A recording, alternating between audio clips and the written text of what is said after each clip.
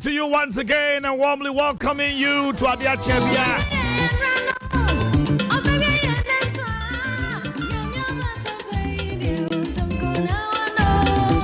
The year of our Lord, we give him praise and we give him glory.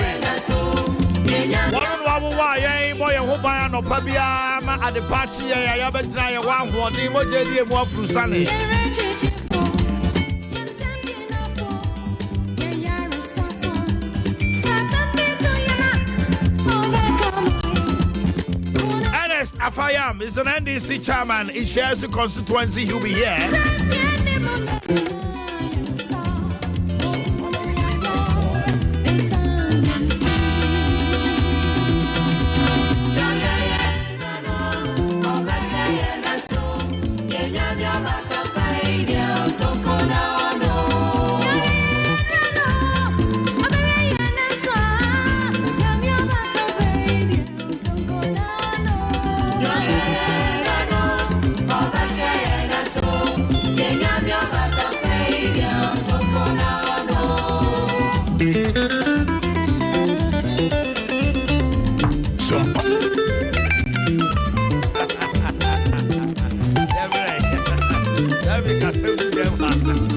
Papai Boakye 2020 Obreki war menenumi no morning shows tamania election or the two or say abana ye koto no ye besie nie MPP for be lusu seats by in parliament omanhwe ya e be neck to neck in parliament onye D4 odi the prophet usibuati na share sankom no man ne bem me papa good morning sir.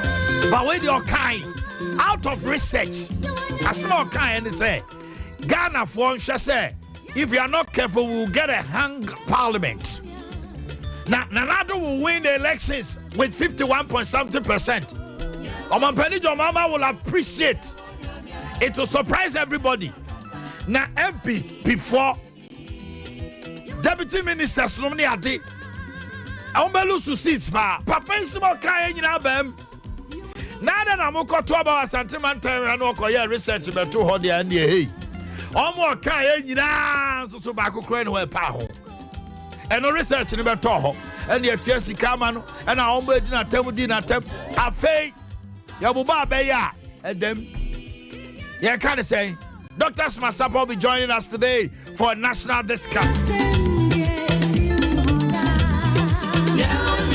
Canada Kumpre Japan was in America.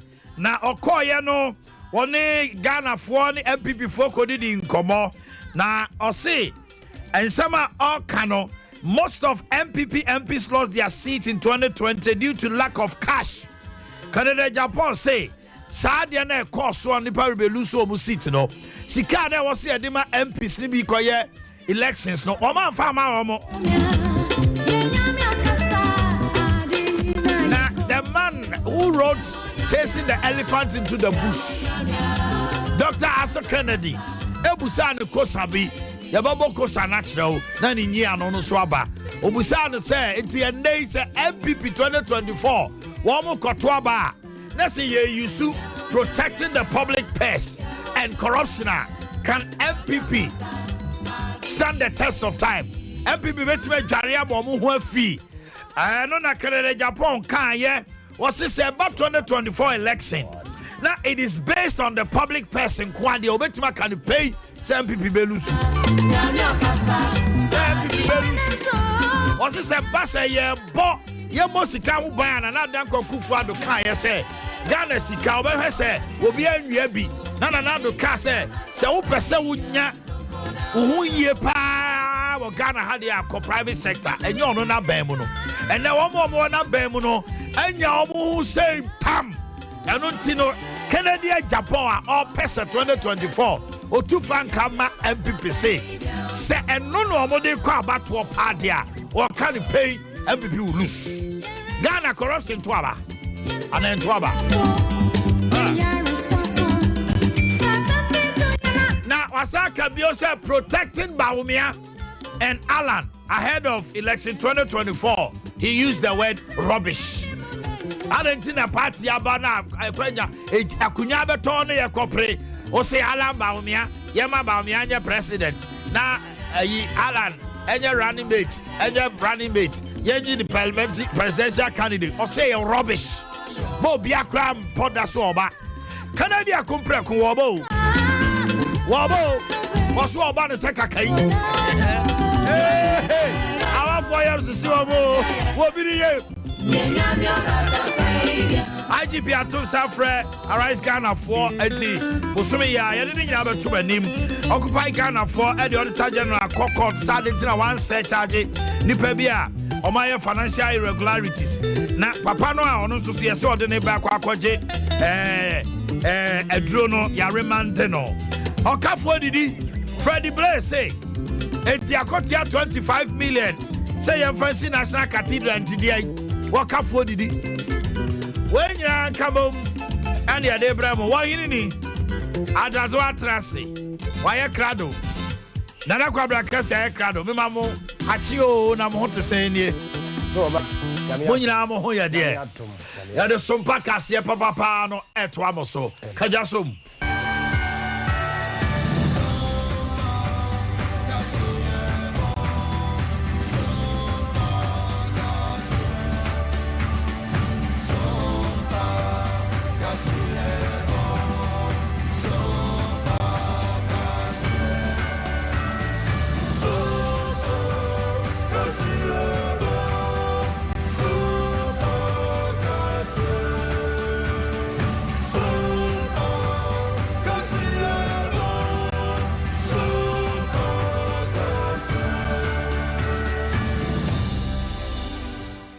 Tunieda when Sano Dross no pay and Adeba and Rada or Mampani and Nado Dankwa a Kufuado up at Madi home to Ma ever Buana Shena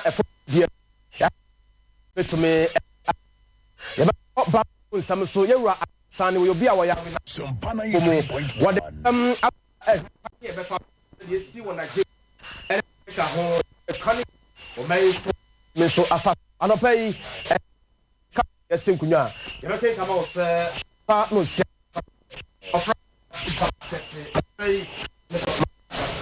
can some no na Yadiamo. I feel some no say. Omanhene na do danko akufo no ada wa padwumadi bi ho ntoma e won kramantamu ne nyina no e dwumadi abeboa na yahwe kwan pa ye de fo magudie no betumi afaso no wato ne din gold catcher e dwumadi a eja awuduru ahodo a ye de ye adwuma mram dwuma mu no e kwan pa e betumi afaso dwumadi no ase no ne samtwofo din komo babire kyerɛkyerɛ mu botaye ani swade hunu ani tirimopo a eta ya wa kyerɛkyerɛ mu sane kurani sade ne ma setie no sa o setimi ba na e be di hina e beboa pa ama enema atimi akoso efise saade no yade a se ye ne yi a ye nyina yenkoso na afenso ihe yomuntra. Government will continue to deploy appropriate measures needed to help protect and safeguard our national environment for posterity. In our efforts to help protect the environment, we've had to take far-reaching measures, such as authorizing the involvement of the military in Operation Halt, as well as decommissioning, demobilizing machines and equipment used for illegal mining in forest reserves and water bodies, which have been designated red zone for mining. Far-reaching and biting as these measures have been, they were necessary to halt and reverse the trend of ever-increasing increasing turbidity of our waters and the continuing degradation of our land, and to safeguard our environment for posterity. But following our heightened drive in recent times to deal with illegal mining activities in red zone, many illegal miners have lost their illegal sources of livelihood. It is to provide legitimate alternative sources of livelihood for such persons that in October last year, I launched the National Alternative Employment and Livelihood Program to mitigate the unavoidable hardships that will be faced by illegal miners. The program is intended to provide good economic livelihood options to illegal mining and its associated activities, and to enable those adversely impacted the opportunity to work and support legitimately themselves and their families. As part of this program, we've rolled out a national reclamation and reforestation project to reclaim degraded lands and transform them into economically viable land, whilst creating job opportunities for the youth, landowners, and communities at large. We've also revamped the community mining scheme to promote responsible, sustainable, small-scale mining, which will support the Bank of Ghana's recent policy to purchase gold domestically to shore up its reserves and to contribute to the retention of value of our mineral resources in our country. This morning, we're witnessing another important milestone in small-scale mining and environmental sustainability: the commissioning of 100 mercury-free gold processing equipment, commonly referred to as gold kacha. As the name suggests, it is equipment that extracts gold from the ore without the use of mercury, which has been the practice for several decades. This equipment, I'm told, also has the capacity to recover over 90% of gold from the ore, and therefore gives small-scale miners much more gold than they would have obtained from the traditional method of using mercury. In addition to our commitments under the Minamata Convention on Mercury, which is to reduce and, where feasible, eliminate the use of mercury in artisanal and small-scale mining, we owe it as a duty to protect and safeguard our environment by reducing and eventually eliminating the use of such harmful chemicals. Omanhene, His Excellency Nana Adea Akye Abia. Yetwa kasiabano eso said ye pay na beboa mensa ne dwuma betun afa ne ntoma pa bi efra wo mani mo afin pinu ni dun sumu Ghana mampanyini na Adea Akye Abia wo so mpompon so musa wie ye pe eno ye na dwen sensa no dwuma nani swade upa nam so menra brankese mampani abedi eche Dr. Laji Mamadou Baumia wode aswabo form ya wo kire mu se ene de wode betintim wode bebre ebeboa ememabunu etumi enye adwuma no bi na wono ma ye mawie sukuu ma enye adwuma anye nsano dwuma wo mu a na chese wotisimu a wo kwa nanimu a ne sa na adwumadie no ase ene wode tudwa wose anu no be ya kwa no bebre amantama wodo ni nyina nso ebenya ne chefa ne ebewie no ye nya akoda bia wo kire eno beboa amobi enya ne sa no adwuma. Skills competitions provide a great opportunity for employers and industry involvement in competitions. It helps instructors, tutors, and trainers to further develop occupational pedagogical expertise. With the realignment of TVET institutions to Ministry of Education, consolidation of the free TVET opportunity, and My TVET campaign, the number of students placed in public pre-tertiary TVET institutions stands at 57,399 out of 64,641 vacancies declared, representing 88.8%, and 44,992 have enrolled as of May 2022, representing a significant increase compared to previous years. Nananum, distinguished ladies and gentlemen, our government's commitment to transforming the TVET landscape is unmatched by any other government. It is unmatched. In addition to the 32 TVET institutions we are about to construct, government has massively invested in TVET over the last 5 years. These investments include the upgrading and modernization of all the SWAL 34 National Vocational and Technical Institutes. We've upgraded all the 34 institutes. We have upgrading and modernization of heads offices together with 10 regional offices. Mampani abedi eche Dr. Laji Mamadu Baumi adwumadi yasia eno oswafo a wo bo adwuma ho masuaso ye onmonyafo edutwum enso de nanu tu mu bia wo sire mu se wo we mampani abedi eche kwan ya wafa so na wo ye ne nnwuma no a ade ba kwa no wo sire onyankrompon kwamba se ya okuta mu nkum no wachie ede ama no se na nisu ade hu bia da wo sire onyankrompon Allah so o mani mremu no oh inshallah Bosomchi will never forget Nana Adodan Kufuado, and Bosomchi will always remember the Vice President of the Republic, Haji Mahamadu Bawumia. Bosomchi Eyre Fi Nana Adodan Kufuado da. Bosomchi Eyre Fi Vice President Mahamadu Bawumia da. A baby a better in the Bedinachi. A baby a better in the Bompayaman. A baby a better in the Bekas and Yame, and Manakuma Mu. Abusadia bia nramo enzia de anim de ona akoma so ono ananim na se nyame man dan nramo enzia de ayendimi hu na akoma hu se bibi wo ha dan akoma so o pese nyame anyama no a osomchifo betie ne mpa bonso ne de nyame ka kire no yayama. So Vice President, when you pray whatever you want from God, God will talk to Bosomchi, and Bosomchi will respond to the call of God, and your vision will come to pass. We just don't know what you are praying about. Only God knows. Bosomchi, great land in our Asante mind. We are seeing transformation, and honored to sit on that platform. Sompa 93.1. On Omanhene Yaw was educhum and walk at Srem Seja Tower Tessibongoma Swo. Dr. Laji Mamadu Baumi so Paibono a drunya meanim. Me boso da na toso aduonu nan e no man bambo atana ye ne de dwumade bi ba ya se uhunu bibia na ja waka se ba ye betimi aboa na yada ye ho so e ka ho bi ama ensam no koso ama Ghana fo gina so gitum sampa sa de no ya de a e betimi aboa ma ye bambo mu ensam no atimi agira ne naso na ne nyina mu onso so no aka ho bi ama wura adip sane we obi a wo yare na de e wo bambo mu ono so ne Sompa kase de nkoma mu akire mu se no kure ni ade a omode ba ne de na ye susu ye pa e ya dwempa ne da ye papa nanso asani ma bi ya ache a wodwene ho wonte ase na asam ene se na obi a ye ka bambo mu nsam na nwumtofo de o be ye de wo mu enwumtofo de ye bo mu din se so be ya ambassador sesan asem ye ka ne aka ne sen ase de ye di agro bi ase de ye pese de kenten ekọ nsuo bi sei enti sa su ni ban no ase pese de da de no ye hwe ne anwunu ho mienu me will how with the way our government yes see something no we enye Ghana Music Awards enye ambassador asem. This is serious business. Collaborating with civil society organizations are well grounded, already dealing with the people on peacekeeping, peace building, hinterlands, you know, because the people know them, they know the people. What's the way ambassador asem? Baby, ambassador asem. This is technical.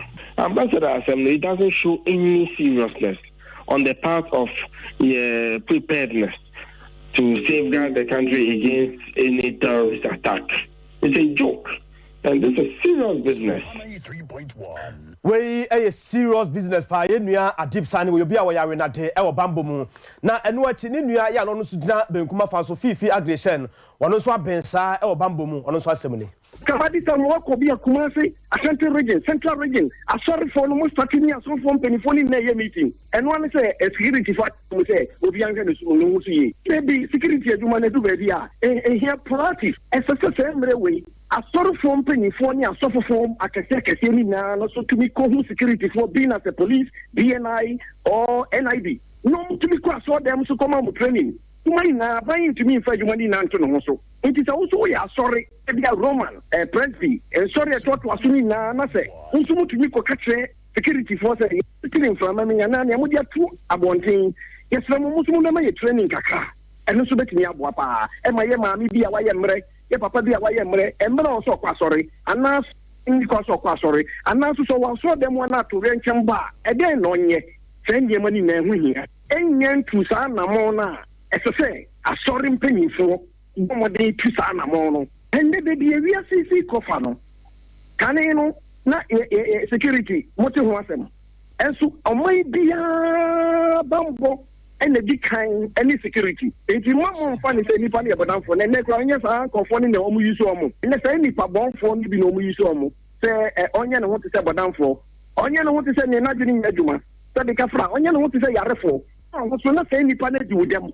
And someone yet the say any party once I will wrestle them. So I suffer for a binum. Yeah, security for a way now, so Mama Engineer, now yes, Mama Engineer, why not see yes, we know? And you prophecy, Biblia, said the from Bompire Power. And so do say, Yankupon, a cat and Omum Rational. I can yes, so yes, you can't say Omum Rational. It's your Jamukamon quite. Bambomu arenade nana agrififi eshanen samua ode ma Sompa kasie no. Arishia mo da so etie Sompa no pa no nsia bremu kasie bo.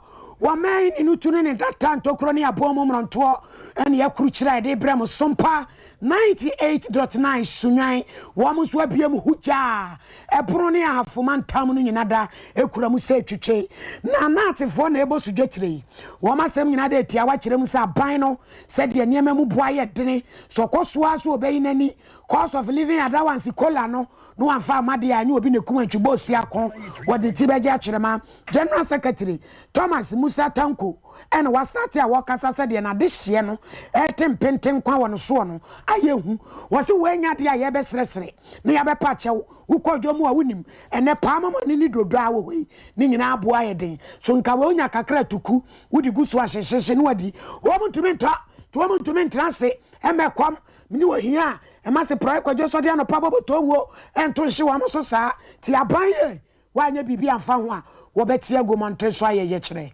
Who react the same way. And this thing gives us become an uneasy calm. And that is why we are saying now, look, we started talking about the issues of COLA and the issue of ensuring that the base pay is concluded as soon as possible to kind of provide some intervention to the current economic difficulties workers have found themselves in. But it looks like we are delaying to the attention that there is an uneasy calm because of the current economic difficulties and challenges that they are going through.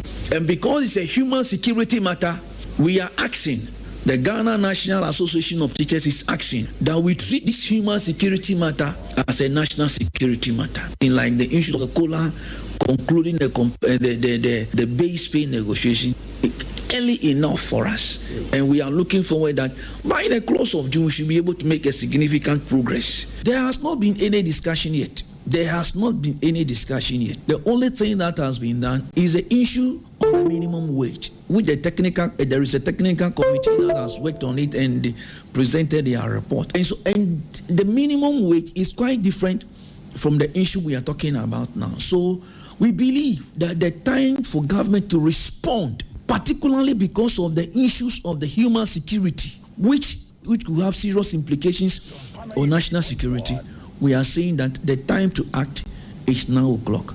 Don't let us take these things and delay it. And I've already indicated there is an easy calm, and you will say we will not respond. It will not help anybody. It will not help. Remember, like I have said, Moses could not go to the promised land because of what? Water. When the devil confronted Jesus, he turned stone to bread. These are basic necessities. Way Musa Tanko, what your for Krata Ediman Nuts. Abusia enakakani ena ofenso mahene ekwa ekura na ehu akohia sade amamere sitie no ade no se bua ne abobi ede yapo mu anoma atu a anoma si na ehu akohia so pe obi a obesi na anamu asem no ekọ eba ma mote ho nsem bebre de obaka tamne radio so tv so ne ade nyina na enu ada asante mawura eto nsafra fa no mienu se omra na afenso o meka na asem na wontie sade asem ne sitie no hu ba bia wode asem no beto eno afa no mienu be piem e wo menhye fikasiem no obi aka na asem ama asante mawura ti asem wie no wa pia asem no so akọ anim kakra a kire o se saa brand a obehu ne a obeye na ne nyina mu so no na se wanya akoya ofenso hima wone santwefo che saa asem ele pe akonya no so no omiye na kuma ku edumochi ne dumochi no nye sacrament ni send the one see akonya so ayi na ba ko pe enu ti mi hwe mu no bo be na efe no kofi kodua sapon na besem dia akonya no ma no na oka bisua no bomu na o hwe fensuma so ma fensuman aye kra be hwe No better when another mamma can do a pa or my so. It's all just say, Sammy. But Yassay, Amania, any of the champagne you know, Amania. I mean, you could feel. Now we are some more, Nanum, a tea, and yes, Amania. I just made me so coy. It is a town say, Natural Kayadia, and the minimum, a fear no buying.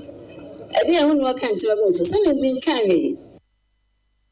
Nana Sewanyako, a officer Obahima. Nana no Mozremi for one more in a so enum, so a Mozremi near. Obey Ramadan, Obeko Hajj, no I zakat, and no ekahopa. Coronavirus kukodru for to share so magana fonya echefenti. En fiebe mi enuni yanko makada. Nanso nyame atoto ne nyina da wi asabre die afie maka no beba so. Ghana for this share nana no Muslim for empemiensa aduosian kron 3069. And I want Echo Hajj. And I'm so Emma, head of operations, Hajj board, Alaji Ibrahim Smiler. One on Eka say one na to ya woman see Canada no 7,000 and I will to ya the account. Now one of them will pay to ya being so 39,000 and will baby to ya. What about you saying in Ada and so at the amount Alaji Smiler operation will put you medical Yentian in some nubi. See the embassy a hard, you know. And see, only a sort of young soil could be in Hunjuma or Saudi Honiaba. And then the Hajj Agents Association for United share a dictator home at the price number bonting. Tanya in the price near me, near Dicani, Wonga, a Staina, or mobile or mobile Hajj, or mobile cheerful frono. Tanya and Nimusono, Unse, Ribiano, Saudi Arabia, or more check Nipana, or more hostum, no Emma Eliasi or Mayina. The last Hajj 2019, Nipa Hajj were not be a bayer or Pepe, that is 3.5 million. And the core had years in now. Now, I feel you almost say almost or Pepe Barco, that is 1 million. And the Ombe Hajj, it's not COVID in it. Now, a Pepe Barco, no, so no, the moon and Pim, aha, a dunum, I 150,000, you know. Ombe Saudi, for free Saudi. I said, yeah, say, free Saudi, and I said, free Mecca Hono. And no man who can my own quiet. Hard, Ejimano. I just say, Wuchia now register and son waiting up. I said, we are to be a chair or call quiet. And the or Pepe Bakuno, no you move 150,000 or more day, at the share was Saudi Arabia. And now, Pim, a how much a Junumuna canon sono. One more time, we are here for Nina, a free Ghana, a could see Japan, El Coca, we are here for Nina. And I'm a Pim, a how much any Junum. 850,000. Then no more share into no. I say, oh, my, or maybe I quota ya or man de biano 45%. Or ha into Chemu, a 9. The Ghana, or ha into Mudan, yes, see a nay, Pimmy and Sa, and the Education Kuno, 3,069, and the Ghana, Yetafa, and this year the call. Now, sir, and Pimmy and said, Education Kuno, if I beg Pimmy, it's your Sikama Hajj board. They infirm me and send your body to our to me uncle. Now, says Cano Mutia, I'll be my hard word. And let's go here, I did had you know, and a few. And also senior, nobody to honor. Omono Ombetria and Piment soon, I have 7,000. Ebeka, Omo 19,500. No, now quite 26,500. Then Obia are saying, I will buy a Pimba Kuna Akana, Omobabetria for 40. Omo Ombetria. And Pim Adea Sankuno, 39,000. And Umbetia, Momoso, Etimbiako High.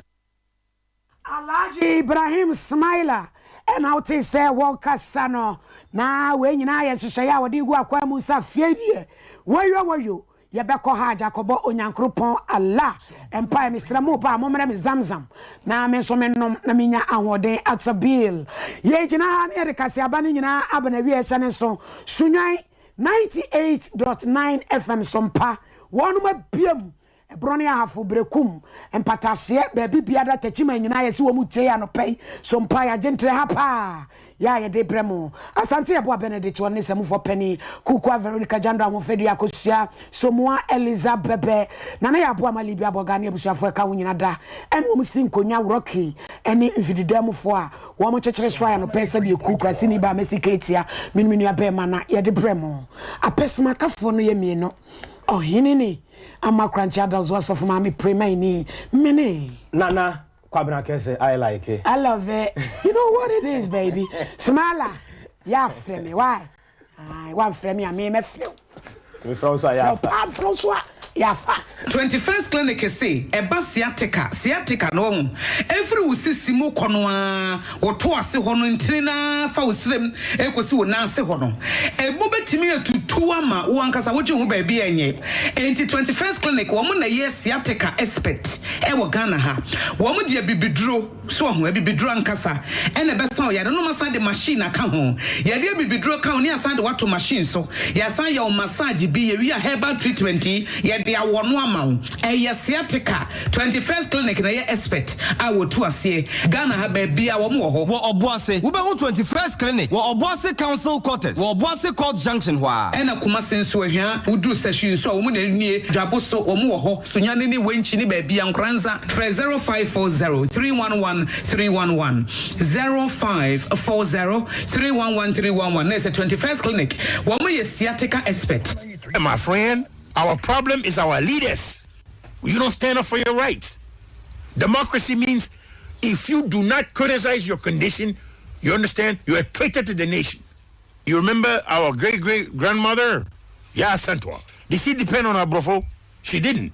Go see the castle. Go and see the people they got there. Dr. Kwame Naminimshi is there. Professor Dr. Mwasam Kwana Mishai is there. Dr. Professor Emeritus Kitwabiana Miredi is there. Nana Kuntumpo the first, he's there. You know, Evangelist, Bishop, Asorisika Kwana Miria, they are there. You know, they don't do nothing for you. We have no water. We have no light. Look, a small road they're building. They can't do it. From Accra to Kumasi should be a 4-lane highway. Stand up for your rights.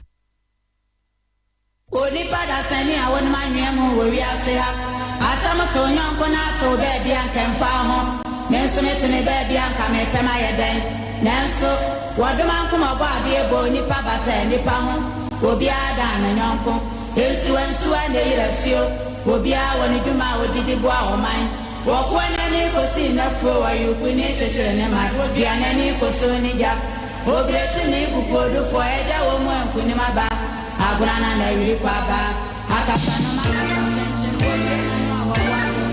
asana na hole dia wale panwa ula I don't know if I'm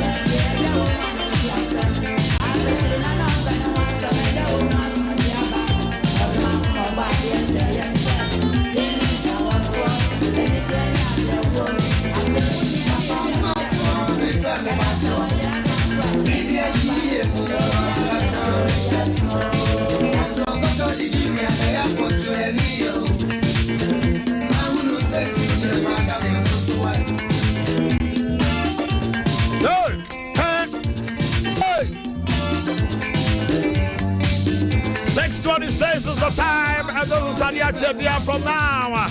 So we get seated, it's Pemuka.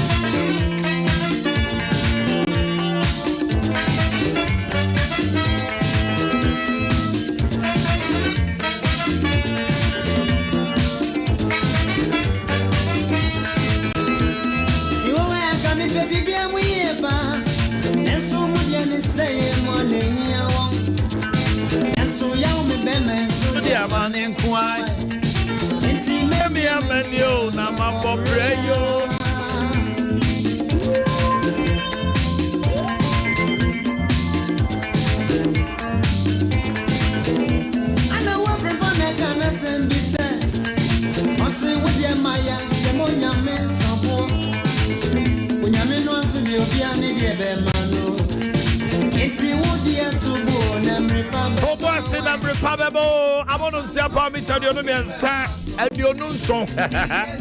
Kwabra kesi atrase kwabra na to say Omanhene Yaw atom bibia boko. Say join us live on Facebook, that is Sompa 93.1, and on YouTube that is Sompa TV. Please subscribe and like it and share.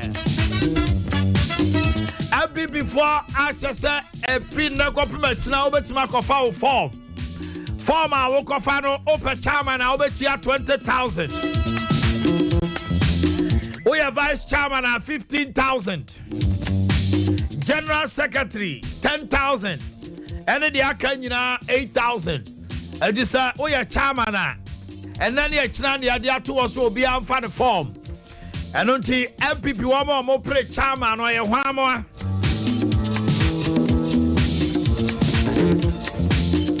As I'm about here unity den asabi. Sounds also and the old wadi Stephen Tim. Or say party no emu or how near money and same you know about resolve it. And the MPP fund to abanya day and mano. And other China, Professor Adea Akye Abia about 7 in the train come on. Hey,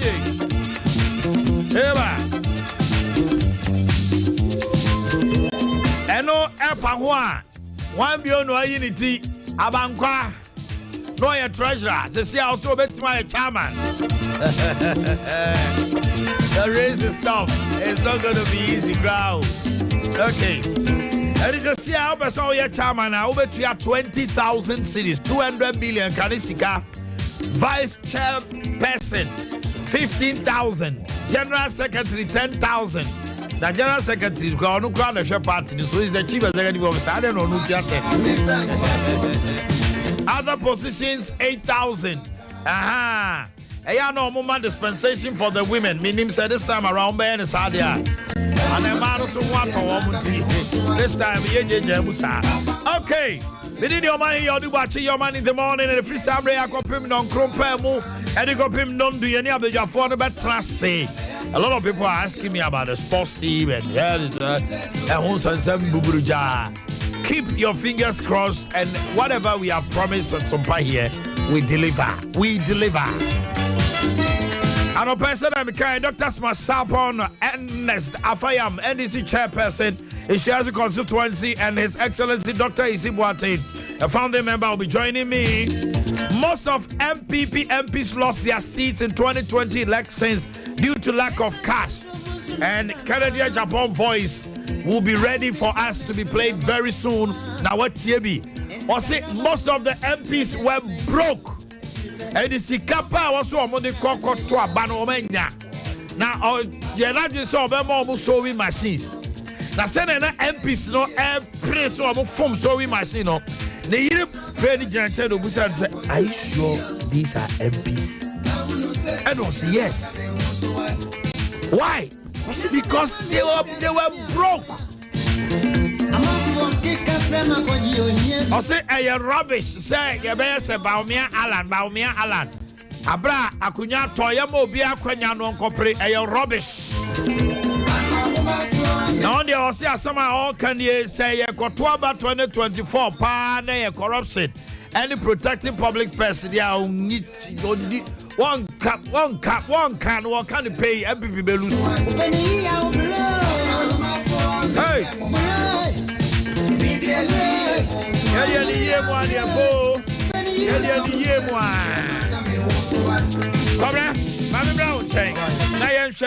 The fees. I think sir, this time around the fee was from par.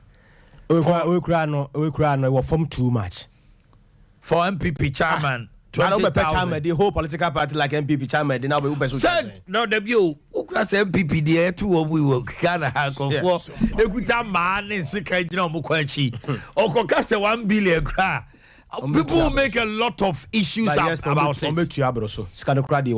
20,000. I was from 200 million. No, sir, they just don't want to make it sound like the highest bidder. Nanso sono. We nyina kra na akoso 200 million we akoso kra se no na opese general secretary wudi awutua no chairman no ya chairman vice 15,000 and a general secretary 10,000 150 100 200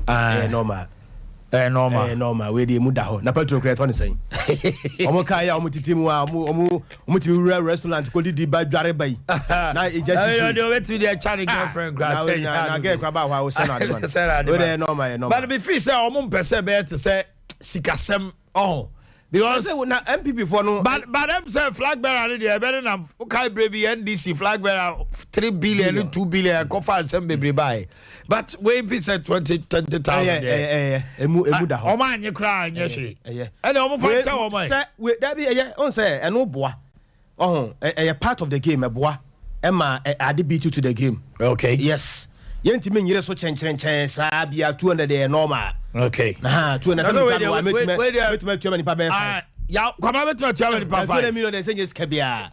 I'm telling you. I'm telling you. Osikari. Me na me come tell. Me me pa be 5. Na 200 million de ska bi. As a Pietro Gosuo. Me ni ka prebra. O che me wa che me kwa.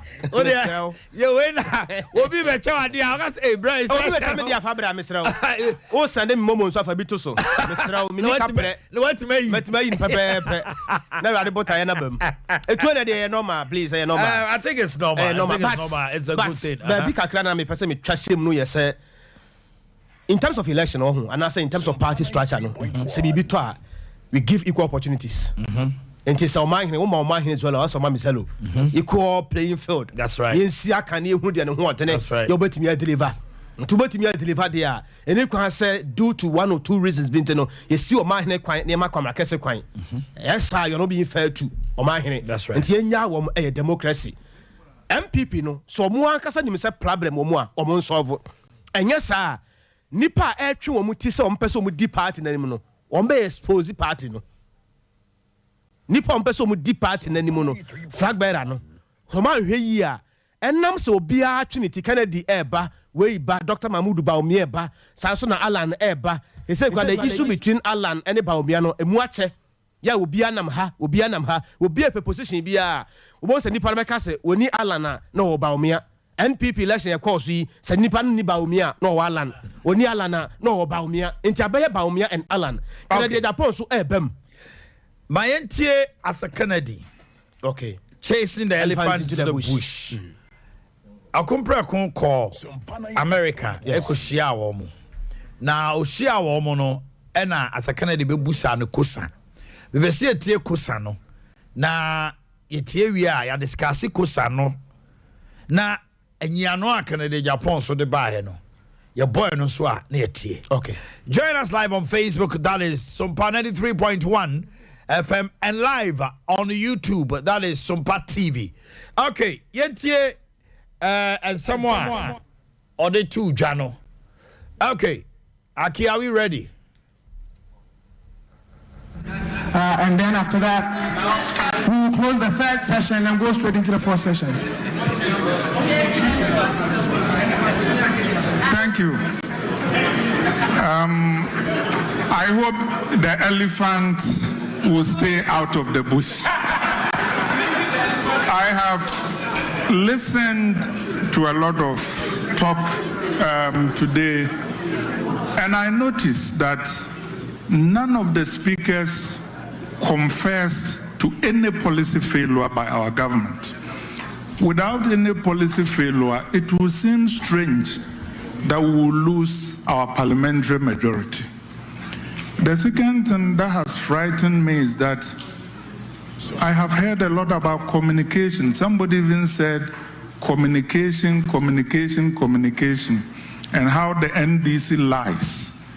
Sometimes our people lie too, and sometimes what the NDC people are saying is true. When what they are saying is not true, it's actually very easy to disprove it. But let me go to my question.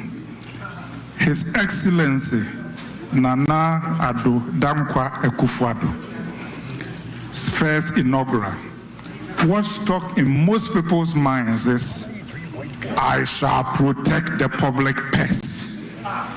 And then he said, those who are coming into government to make money will be sorely disappointed. In 2024, if just like 2016, the election is decided on protecting the public purse or corruption, Honorable Kennedy Japan, Her Excellency Adea Akye Abia, and Deputy Speaker, are we going to do well if the election is decided on protecting the public purse? Thank you. Yes. Wait, Kosa Kennedy after Kennedy Ebusai. Obusa say a basi ekotoaba na and someone another Akufo-Addo can say, are we going to do well? Say basi sin ne yekotoaba on protecting the public purse and on corruption. Can MPP say yes, we have protected the public purse? And only Adea Mubusa. As I said, join us live on Facebook. That is Sompa 93.1. Place your comments there in the course of the program. We're going to read all to your hearing. Cameraman Mintio on that. Omanhene, and no dear NPP for your mutie and no pay. And no TV no Rebecca say no, a big no. It's a big no. Yes. They've not been able to fail it totally. How? In terms of protecting the public purse. How? Because none the public Ghana for be wadwene say Mahama Bokro no. Nipa bebre wadwene say kwani Mahama administration fa so tutu sikasam no nye. Wa masikasam na yese pipe wa apie no. Ensuo no number bia obi fonfa. Obi anum nsuo no bi. Which are any kwasa yes ah. Enti na ye hunu no say na do dan kwa kufu ado at that time be the savior. But Oba want manye. He's always stout and say, well, put to certain laws and certain special prosecutor now we can. Yeah, but they talk about special prosecutor. First one Ofeli. Omanhene. First one Ofeli, second one no gran wo hu so kusi ajami wo hu so saa o. Yese bi aga no ase na wo hu so ma Omanhene wo hu so. Yese bi aga na for yem pese be ka no kore. Protecting public person no enya de keto asa Omanhene. Enya ku keto asa o. Etu hu no say MPP in terms of being able to protect the public person. Me dear sika nyunu. Me say sa asem a me kan enu 10 years ubusa me asem a meka na meka. Ghana corruption say koso. From top to down corruption koso. Obi a aware. NPP communicators they are aware. They will tell you a perception. Perception say saying ya bo am prove you wrong way. Ene wo kan ye no wo say na do dan kwa kufu ado ba no wo say sa wo pese wo nyam ho a enya mema administration ete saying. Ete saying o man yen kan no kwankyere wo mo hwe ye na o mo tie ete saying. MPP government o mo te so na ete saying sika na o mu obi na o mu ni bi ete saying. Let's say the fact ete saying. Wo say wo ba say bia wo pese wo nya ho a enya mema ma mu onum ye mo say o private sector. And the private sector kure su. The private sector is rather crying. Yes. And those in government are enjoying. Yes. Ye boy yan kan tell mo say ye boy say bia ye tra ha ye no ye somo sompa nti de wo ho ye meka de akere mo no kra de ye ka kere mo private sector esu obunwuma egu Omanhene Yaw hwe covid ba ye kwa hwe mo kere wo mo private sector hwe mo kere wo mo up to date obi adwuma nya ne na kra nyina so wha so mo government ni mu no wo mo enjoy nti di boka kra bi enjoy na majority no esu atakara the chasing elephant into the bush nyansa question papa no wabusa no Omanhene to baby a ho so be criticize wa wan kasanka no utimi hu sa sam Omanhene kafa kwabana kase hu mia minni me ho chai de Omanhene ka no enti it's about time I have to set up. Yes. You say be obi on person be ka no kure no kure pa atakara de ka no na Ghana ha say no Omanhene de tiene say empempi no say wo ka no kure na say ye fa wo say we npa bone ni ya na edene say wo ba ne be matia be ma no beta ka no kura kire wo ba no empempi na bibifo yesu ba no asem atakana de kan asem no anu aka no Omanhene atakana de say enti say MPP ye de omo kogira protecting the public purse and ye de kotoba or say can we do well? For you, you think they have failed? No. Omanhene, a big no. A big no. Nana has not been able to protect the public purse. Nana do dan kwa kufu ado na kwa no po hwe ya wo ya we se hono afeli. Na they said there say wa faili they are not just saying there because that was a promise that made Ghanaians believe. Two, with respect to one hour this guy bet you on yes. And you should go Ghana for be even who said double salaries issue. A lot of Ghanaians are still asking certainty MPs now. One more double salary no. Acquire scratch my back, I scratch your back. It's in the edge one more now. Yet chin the pabi one chair bra. You did be jina court. Kwajo Pankruma Beka said 21 people are in court. You bet the others said the gang of 4, NCA 4. Nipa na ye jelly womo na na pencil Abuga Pele ene Basset de omo de ne de na Omanhene John Dramani Mahama started here, but Nanado twice or Mususu Koyena on humanitarian grounds, you're granting on health grounds, you're granting a mercy. But if you look at it now, Kwabena, say I buy that my jaili nipa bear 9 aboma dig or mine sika dia. Say they all protect the public press. O my Ghana nipa 9. MPP aba uko 8 years nipa 9. E dey asa na uka Ghana for to abama. E dey asa na uka Ghana for to abama man. Uka asa uka kire Ghana for say. U penti John Mahama mo bia hunu say papa ne yekromfo. Dr. Mahmoud Bawumia quote two economic figures.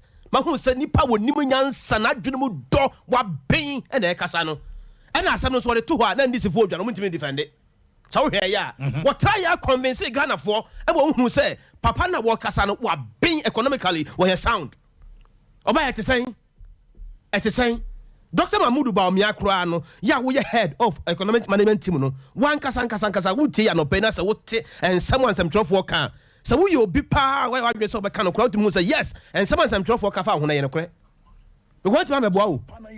Bawumia meboa wo. Wa meboa say. Yes ka sam nko yie. Wo ka kire Ghana for say watch dollar no. Watch cedi no. E why? Lock no way, pa lock no way. E problem na negu. As for dollar politics there. Kwabena, no party will come and bring Ghana's dollar down. Omanhene. It is true, sir. Dr. Mahmoud Bawumia, political talk of say machi dollar na share, but then the dollar as I speak with you is 7.8. Very good. Okay. Yeah. So we ye production no pay. We produce ye production no catch the team for say. What tranya me ya do mo amedo Omanhene na do dan kwaku fuado. Ebeba fi the case so. Na etena wantimi amfa na ma. O listeners o mefa wo sen. Eno there. What you should understand is this. Nanado bibi betima si ni kwan ama wa ama. Nkama mo bibi na si kwan. Meba o. Ebetima ba say ye ka se chama wontumi be wa. Ahomache no frɛ ma ye to say onam kwan so konkran ya to sa frɛ no. Eno no ntumi listeners be ka se me ye papa. Eno there.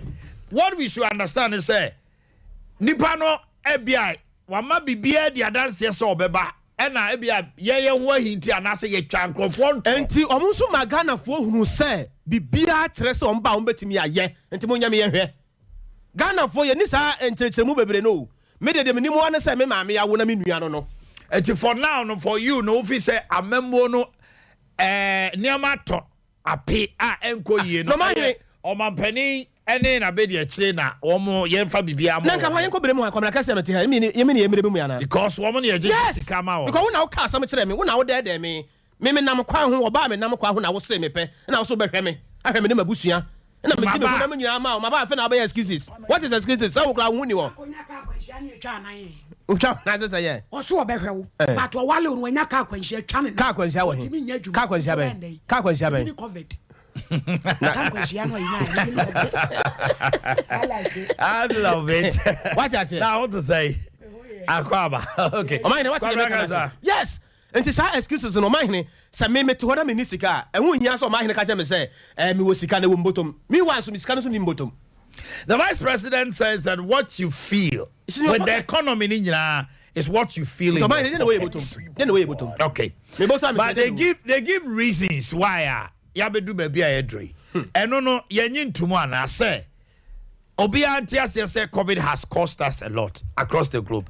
2 Ukraine Russia eno de ananse an buy vice president to say banking sector reforms nanka sa sika ni nyina betimi aboma no bra 25 billion almost I receive the concern that has to do with abino dada no say ya one private producing companies no with respect to energy sector sika omoye take or pay to say anyway assign contract independent power producers IPP for no who produce one produce betuaka no they are using that. The vice president in his political economic statement and saying I'll be making say no sanema nai a major issue. Now they are not relenting. They will bounce back. Don't you believe they can bounce back? Omanhene, Ghana for which wo mu. Brofo ne nchirechiremu no. Enfa bia ne mesi ni pata ebruso. Omanhene brofo no ne sa nchirechiremu no. ɛmma na kofo sika no mo nsa nka wo brofo ne sa nkyerɛkyerɛ mu no ɛmma sika mɛhyɛ kwabra ne botomu. Where is the money? Sika da mo promise Ghana for no sika no wɔ hene. Ɔba hene sɛ me wɔ sika ɛnyɛ wo na bɛtɛm de me fa me sika nyɛ o. Sɛ maburu no wɔ sika ɛnyɛ kwakrafo na spend you. Maburu na spend. And where is the money? Where is the money that you promise us? Where is the money that you promise us? Osei Wusu and San Elvis say, but some change should stop that hypocrisy. Otumfo Adon Hine Bernard. Good morning. Berryman no Wusu. Good morning. That is Berryman no Wusu inside the Dancer Square. Dr. Usofie is the next best to lead as president of Ghana, especially considering competence level of the rest. Josephine Lexus in Cancer. Good morning to you both, and you look good. Hey, Nana Hima says, hey, Kwabra Kasi Wokaso. Abdul Malaika Jibril. NAPCO trainees, we are hungry. And Brad Kwame DJ is asking, you people still exist? Let me ask Kwabra Kasi, please name one person in the government who has stolen money. Tawia Francis, good morning. MPP. No. Eugene Balbudi Gandabi. MPP is totally failure and messed up. We all know them now. The worst president ever is Akufo-Addo. MPP is okay. Max Kwame. Hey, radio presenters, opinions to them are facts. Nanaima is on you today. Kwabra Kasi, do you check or read Bloomberg? Nana Ejeni Boateng say, haha, this woman is well sung. Dr. Kennedy has spoken the truth. In UK, we cannot even pay our bills. Nana and Nkrumah Dasan. If this is what Omanhene is saying, then Mohammed's government also had an accident. Let's stop the bias analysis. Kwabra Kasi, you are the best. Keep it up. I love it this morning. Mamintio, Omanhene, what do you say? Kennedy said, MPP, can you stand tall? Have you protected the public purse? Mamintio. Ebusuafo ya me ho achi anope na edo nyame ase arefo ne etiefo amutie nyina o man MPP fo ntimi nka sasem no ntimi nyia no sanse o mo so baaye yate ade ba ko mienu miensa bia akoso e wo ma ban mu na asem we na ese wo se apro na akire kwe ana wo de success na wo ko remedial classes semo aye kanene no wo se apro na wo kire kwe Kwe master na afia pro and na yefra success na so called remedial classes wisdom so here no ye aban na de e hu ni se o man ade abre MPP beba power no o mu hia o ha obi man pani ku for time o be chi economic crunch we are singing na and on almost one show more energy ye dum so be ka so sa be ka ho bebo mu ma won e na covid nso be ka ho e de ma wo mu na ni nyina no so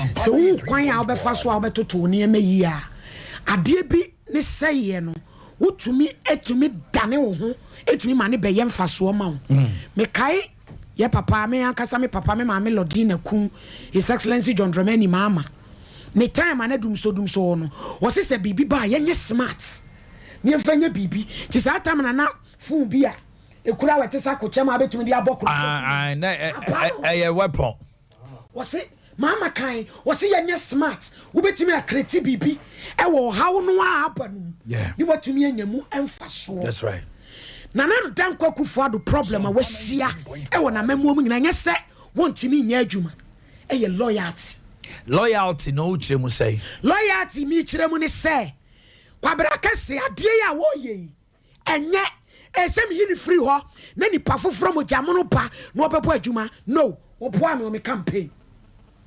Then it doesn't make you a strong leader. Papa Papa Kwakwaje Mamenu. Wa bre. Eye health. Papa no wa ye adwuma. Ka by now no eye se amane tranchen. Kan for yata. Esen ka sa bre no. What tranchen. Adwen no asi. Wa ye bi. Na ka moja foforo be den. Ebe frem. But oda so tiwo because so are your relative. Inti won tra ho no anya adwuma. Eno na ama ensem bi bebre ya kafa na Nadanko Akufo-Addo but ya pese ya kire wiase so say nya Ghana kwa na ho kire yai en America wo mo kran kwada pampers and stand kwada nya bia po na anu ya kan story bibia na me kan ye Africa countries bi mi rafi paano yenya bi nto yeah minye ni sa Ghana obi asole so akoto paano a ti paano aku butter bread ye si kire dia wanya bi nto yenya bi to just ne se de so no ene ne bia ne bo no ene ye afie ha katachi be ma osofo was starting si what bi na de pa na say de akoto ba afuse ibu sa no se ne ma ne bo de watete so tete ne ma no so enso yenya bi ti enti entis enya entisa ba bia ese Ghana 40 ase se nya yan koa ne yan wo kire yen ewiase ni ma nyina ahia UK media UK de matena open ti UK eye me hood me no tokro de 3.1 me ma me akosia se me ma me abrese wa frem o se ma miska and now ko Tesco anwa na nke ton 5 pound ye ton 28 pounds sunflower yes UK o pass a wo betwa na bosome yatum eniam omo na mu no o ma ye chen Ghana Omanhene Yaw says even America, my brother, we are suffering. Wow, na say Ghana no kwanya ye fa so ye toto ye niema te se de mi kan amanyo semunti say bibi enko ye ntimi kan ye tumi ntena kan che se ma ba wo mia wo ye failure no mi timi mi ni sa no kura me beka wa ye bi but the expect no eni ye nuru ho che se wonu so wo mia na ho because wo ba no ye say na ka kire yen that's right wo ka kire say adazoa me no ye beka ofin so ye tu kwai eti so de mi ko duru e kwantimfi baabi na wo jam si ho a e be ha eti ye tumi nkase ba wo mia e failure wo faili baabi a na niema e ya jensema ma wo mu ye ye kan ya bi so for you think it is time another reshuffles? It's long overdue. But that is what also makes you a strong leader. Because Ushobi to say, many comparison there. But Omanhene Kufo, Obi is also Safomafo. When you're easy, when it comes to a stalwart in MPP, Obi to say, Kofi Kredo Apreku. Obi to say Damboche, Satam no general secretary of information. Obi to say Otanko Bechebe Lamte. Or no crown the campaign manager. Okay, Kofuo, J. Kofuo. But the first 4 years as chief of staff, he nearly failed J. And J said, no, come and sit down. Okofa, Kojompe and Ibai. And no modernization of the capital. A friend said, Jeko Tanko Bechibelamte. Unim so Tanko Bechibelamte the blueprint. And I'm a cry, they are crying. Okoye modernization of the capital, no, or ye blueprint to ho. And they say blueprint, no, and no masha swa. A baby about see to say also shankai. And they tear sing cry fe. High rise buildings, no near the airport city in this animal, Utanko Bichilante. But near any chief of staff are not all failure, but Okoye and Jumakasia, I want to see as tourism because no, you're very good. Mustafa, Obiasi will fail information. Exactly. But MPA, Juma. So what is stopping another from doing what he's supposed to do? I'm a free answer. I'm a free energy. Yes, you got it. The year can you say yes, re. Yes, re. I say, Nana second term, we know. Minim. I say, fire home, Marie. Then I'm found who could just simply say, the person may hand over my MPP near senior, they hand over my MPP. Said you walk on. Every leader Pia want to take his people to somewhere. They don't want to go, but they ought to go.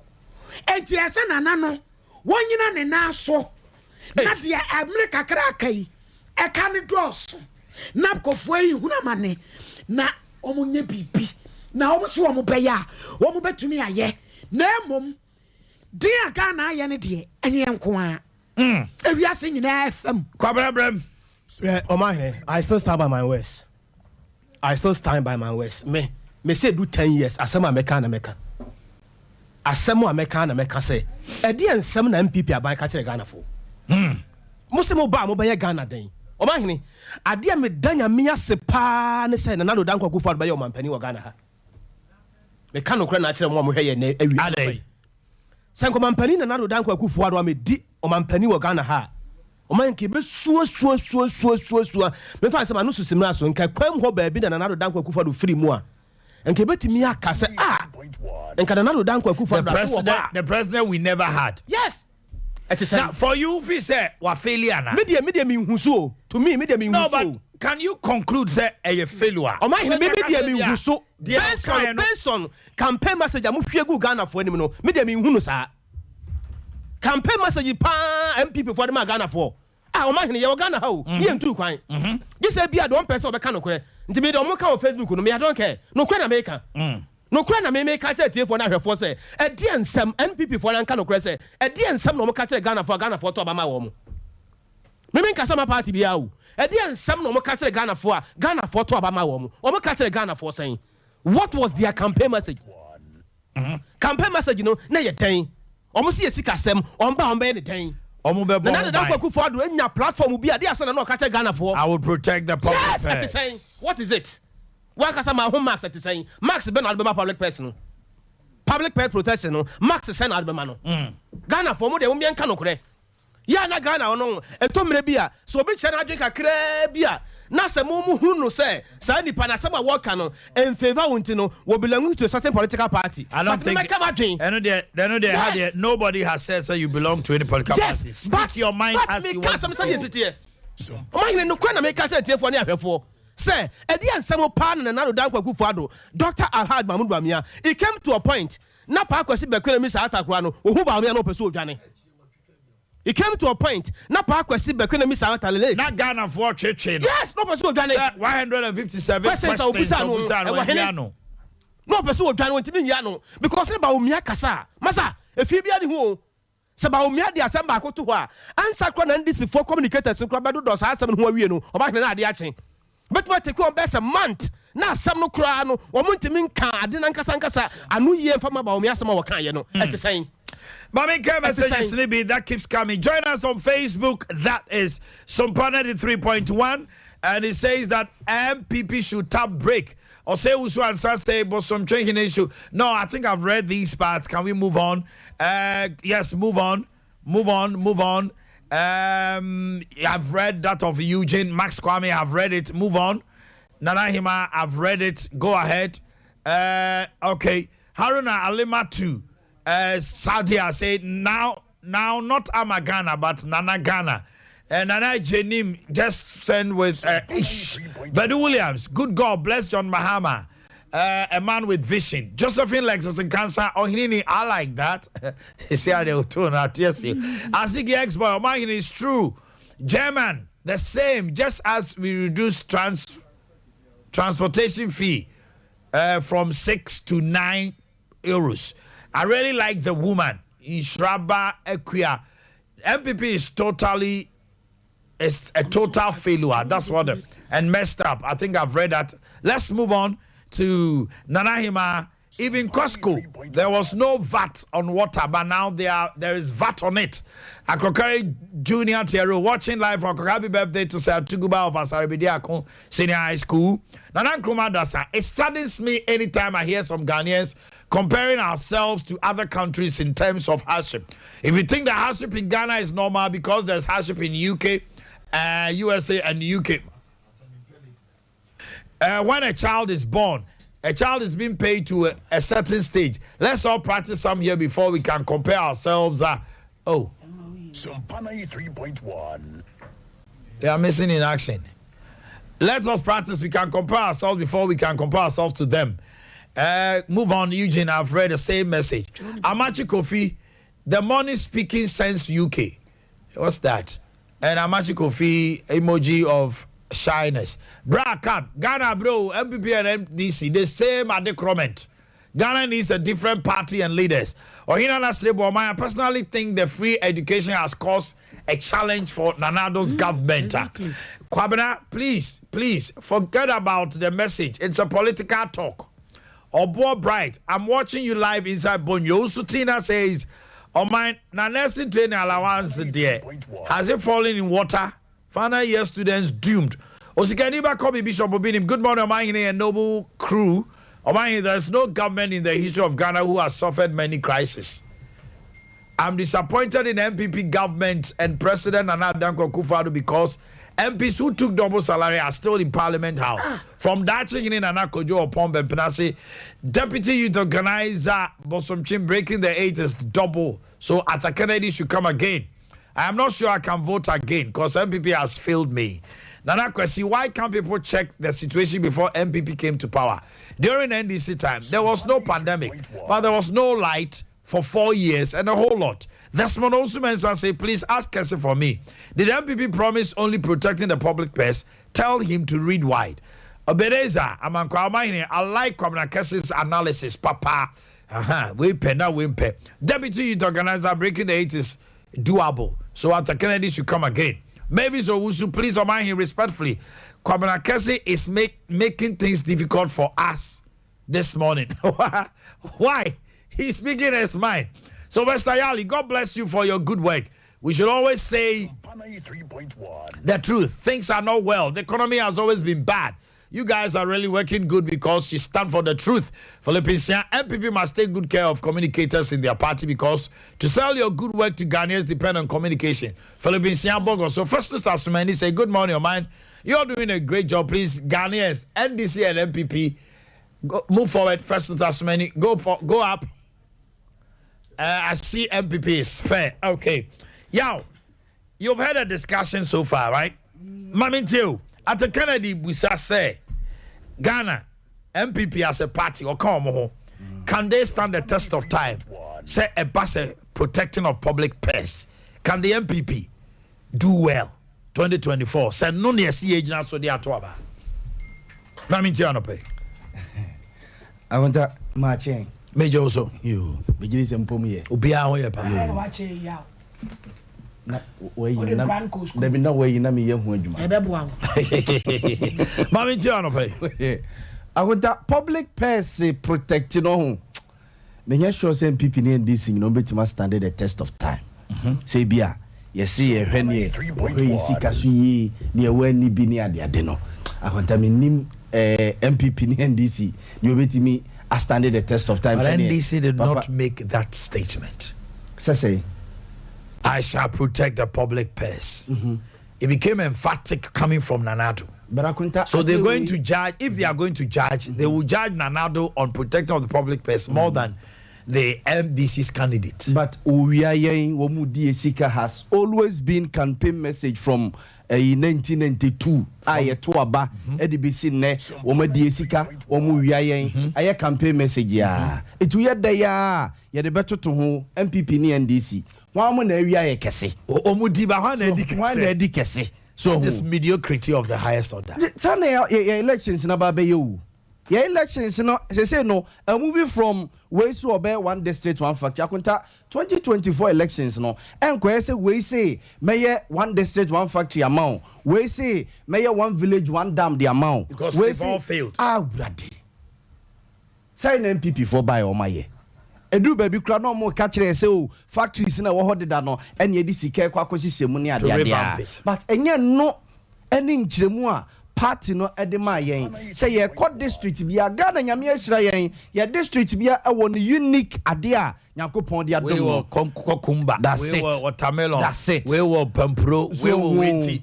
Acquires a cottage industry. It's wrong. And on a man and a Ghana for tears yet. Sani you and almost your manifesto. Yes, I now connect your man kind manifesto now and on beach mana. No, Omo ye can be benu so almost so much to says I not to Ghana for trim. Okay. And an Ghana for expected idea no from Omo. Akotasa idea no was the best. Say Ghana said in Yankupo Shiraye. Say now no metesi Senegal president. Akwaku Putin say Omoma ye bro. Omoma ye a wheat this idea man say Africa rading yame. Ah, yami ye mistake. So the Africa di begu Africa.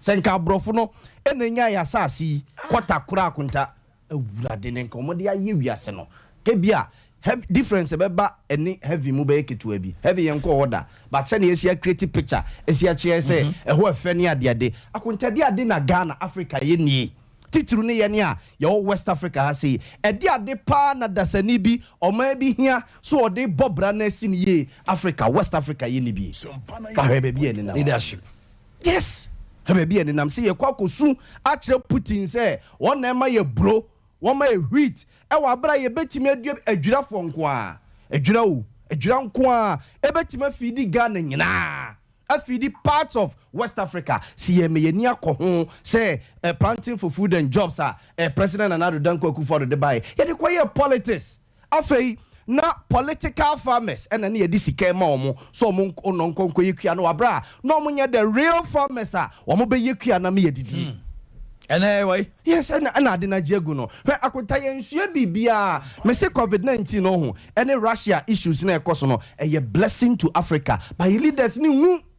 And it didn't teach us any good lesson. COVID-19 no ho. President Nana Danko Akufo-Addo yade carry your money nyina along. And a Ghana for start yade bi. Say yanka si start nya ye niam nketenkete. Hona mrantie no start so mo pam PPEs. Almost start so mo ye nose masks. Almost start so mo ye hand sanitizers. Wa uni aba Benny sanitizers wan. And come on. Edi ade ne call wrong as ye ni afri wono mo a yasa resort to China for no any abrofo no say omo na ma ye PPEs omo na ma ye hand sanitizers omo na ma ye sa gloves ni sa ne ma no wa bra na Ghana ya standard the test of time COVID ni mu ana bi mano na Europe for no fi say ye produce dia ma ye nkrofo Ghana ye mrantie ne ma ba wa no ejina no am ye hu say ye creativity ni ade no wo ye betima ye adene ko ehwe ya sa dani adene kra e de ani kwa ko he baby nyame adom etete kona na Russia and Ukraine for the coffee so another disaster aba now say Ghana ye resort to ye go back to ye olden days no a COVID buy na ye ginger mrantie ne maba wani na say ye bibi kakra duaduane wo garden duaduane wo fichire ho no kakra COVID buy na manfo su aduane o te say Ghana yesu that time no kra na aduane bo be ye fo time na COVID buy ya na lockdown ya ka man for good damn near ade akunta that time that Ghana aduane be ye for me kaipa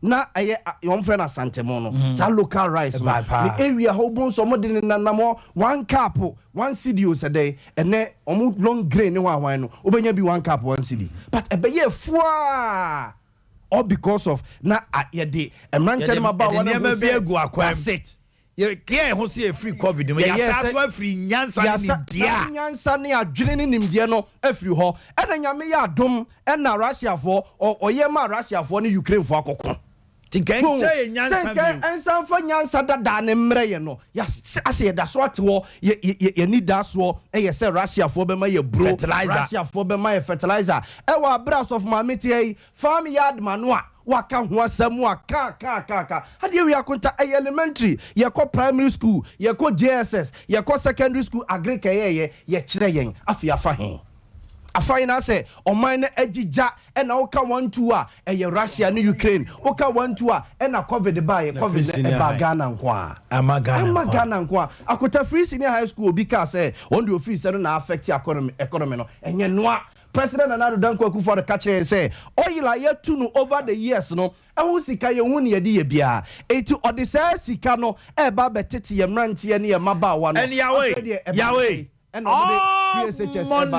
free SHS sika nyina ba ya bo ho bra enu 18 billion eti adenti ne ye de eti me pa Yanti 18 billion in free busia ya bomu.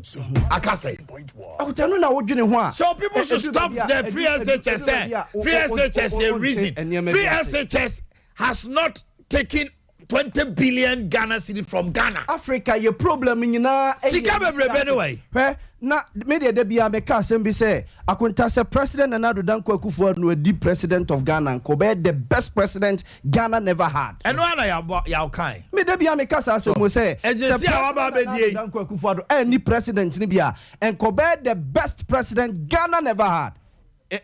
And any hu MPP amanyo ko ntimi omu ni excuse omo slogan we have the men we have the women and the men nasa men nasa na MPP amanyo ko ema emranche ne maba wa hope any da so say Nana Danko Akufo-Addo policies are no bobo so one day state one factory akunta so be a factory e wo ayi adwira ubie factory wa koma dan na tomatoes no a eko waste no anko waste bio na de nkakra we fa nipa mienu we fa nipa miensa ne ehwe baabi a economy no ebekọ akogina adwira buro ya wo modwa wie ya wo magya gu ho no mu a epro ya ye nuanom Burkina Faso ni Cote d'Ivoire fo ede kai ababesia si omo twi ya buro no kọ ye wiase ye sa kọ Cote d'Ivoire ekofa buro no de aba no ne papa mu a si ye bibi ketu bi akonta so we China fo no ne ma na obo say young men me no maka bom anya factory se kuntun e bi adema say no mo ano e bi afidie ba ko mienu bi na buro no say popcorn say ye bi a cornflakes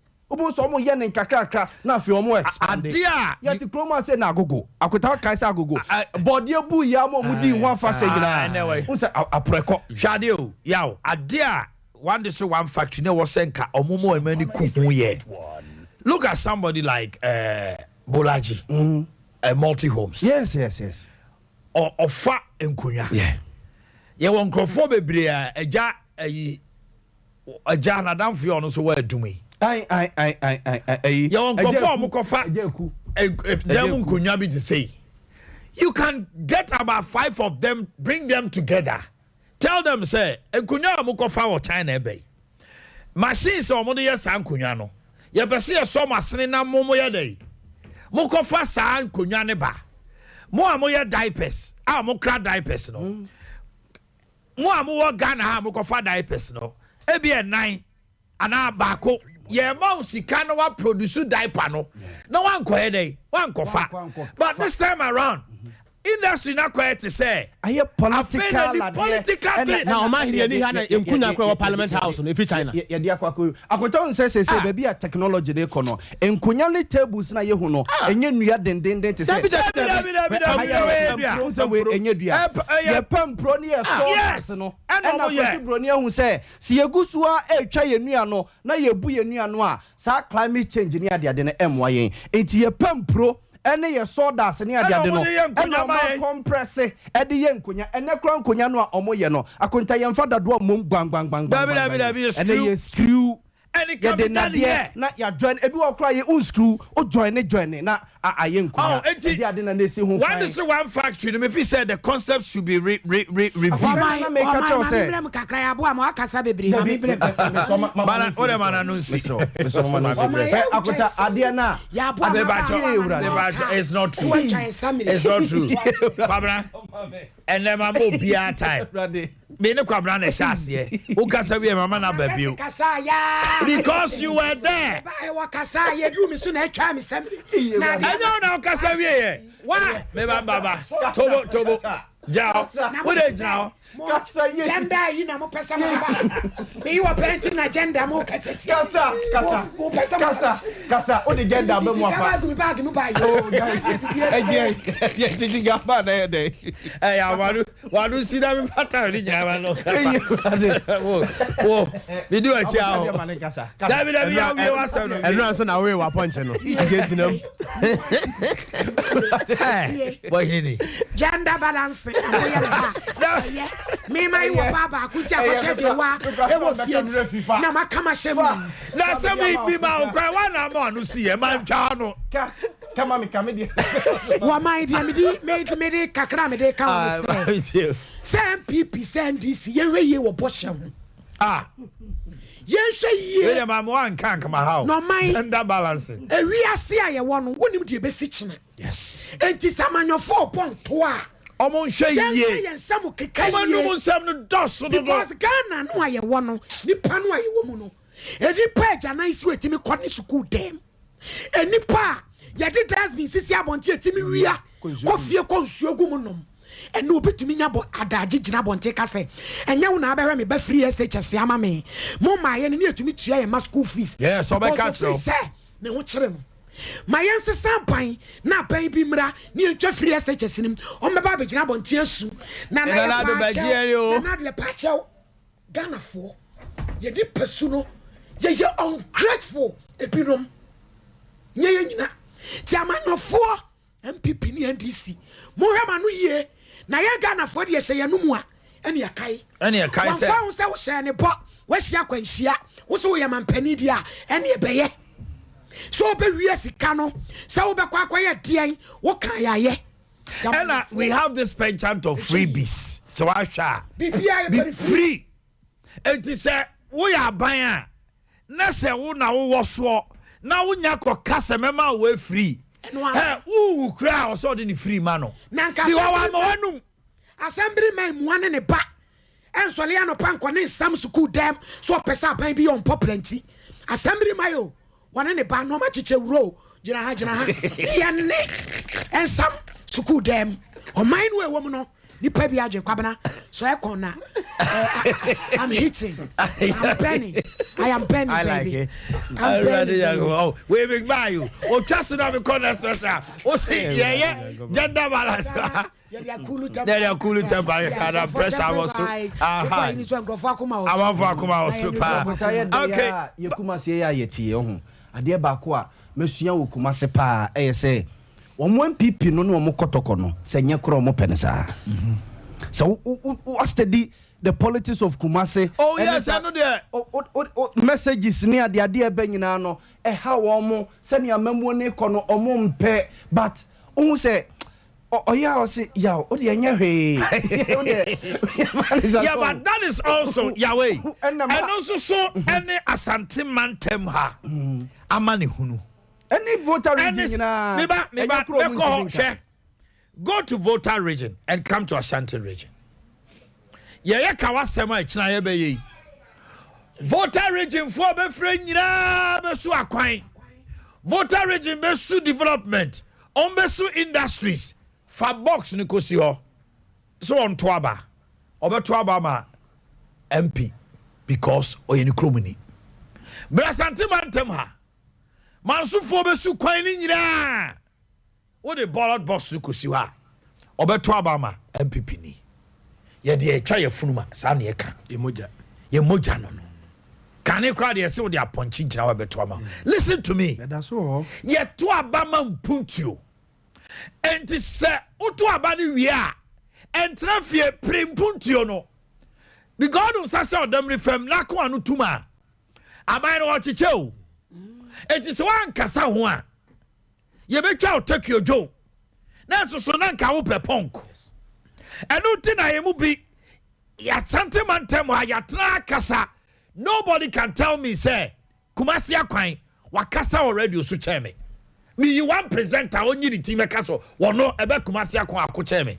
Capitation ye fra sentimental ha. Nobody can say okasa cheme.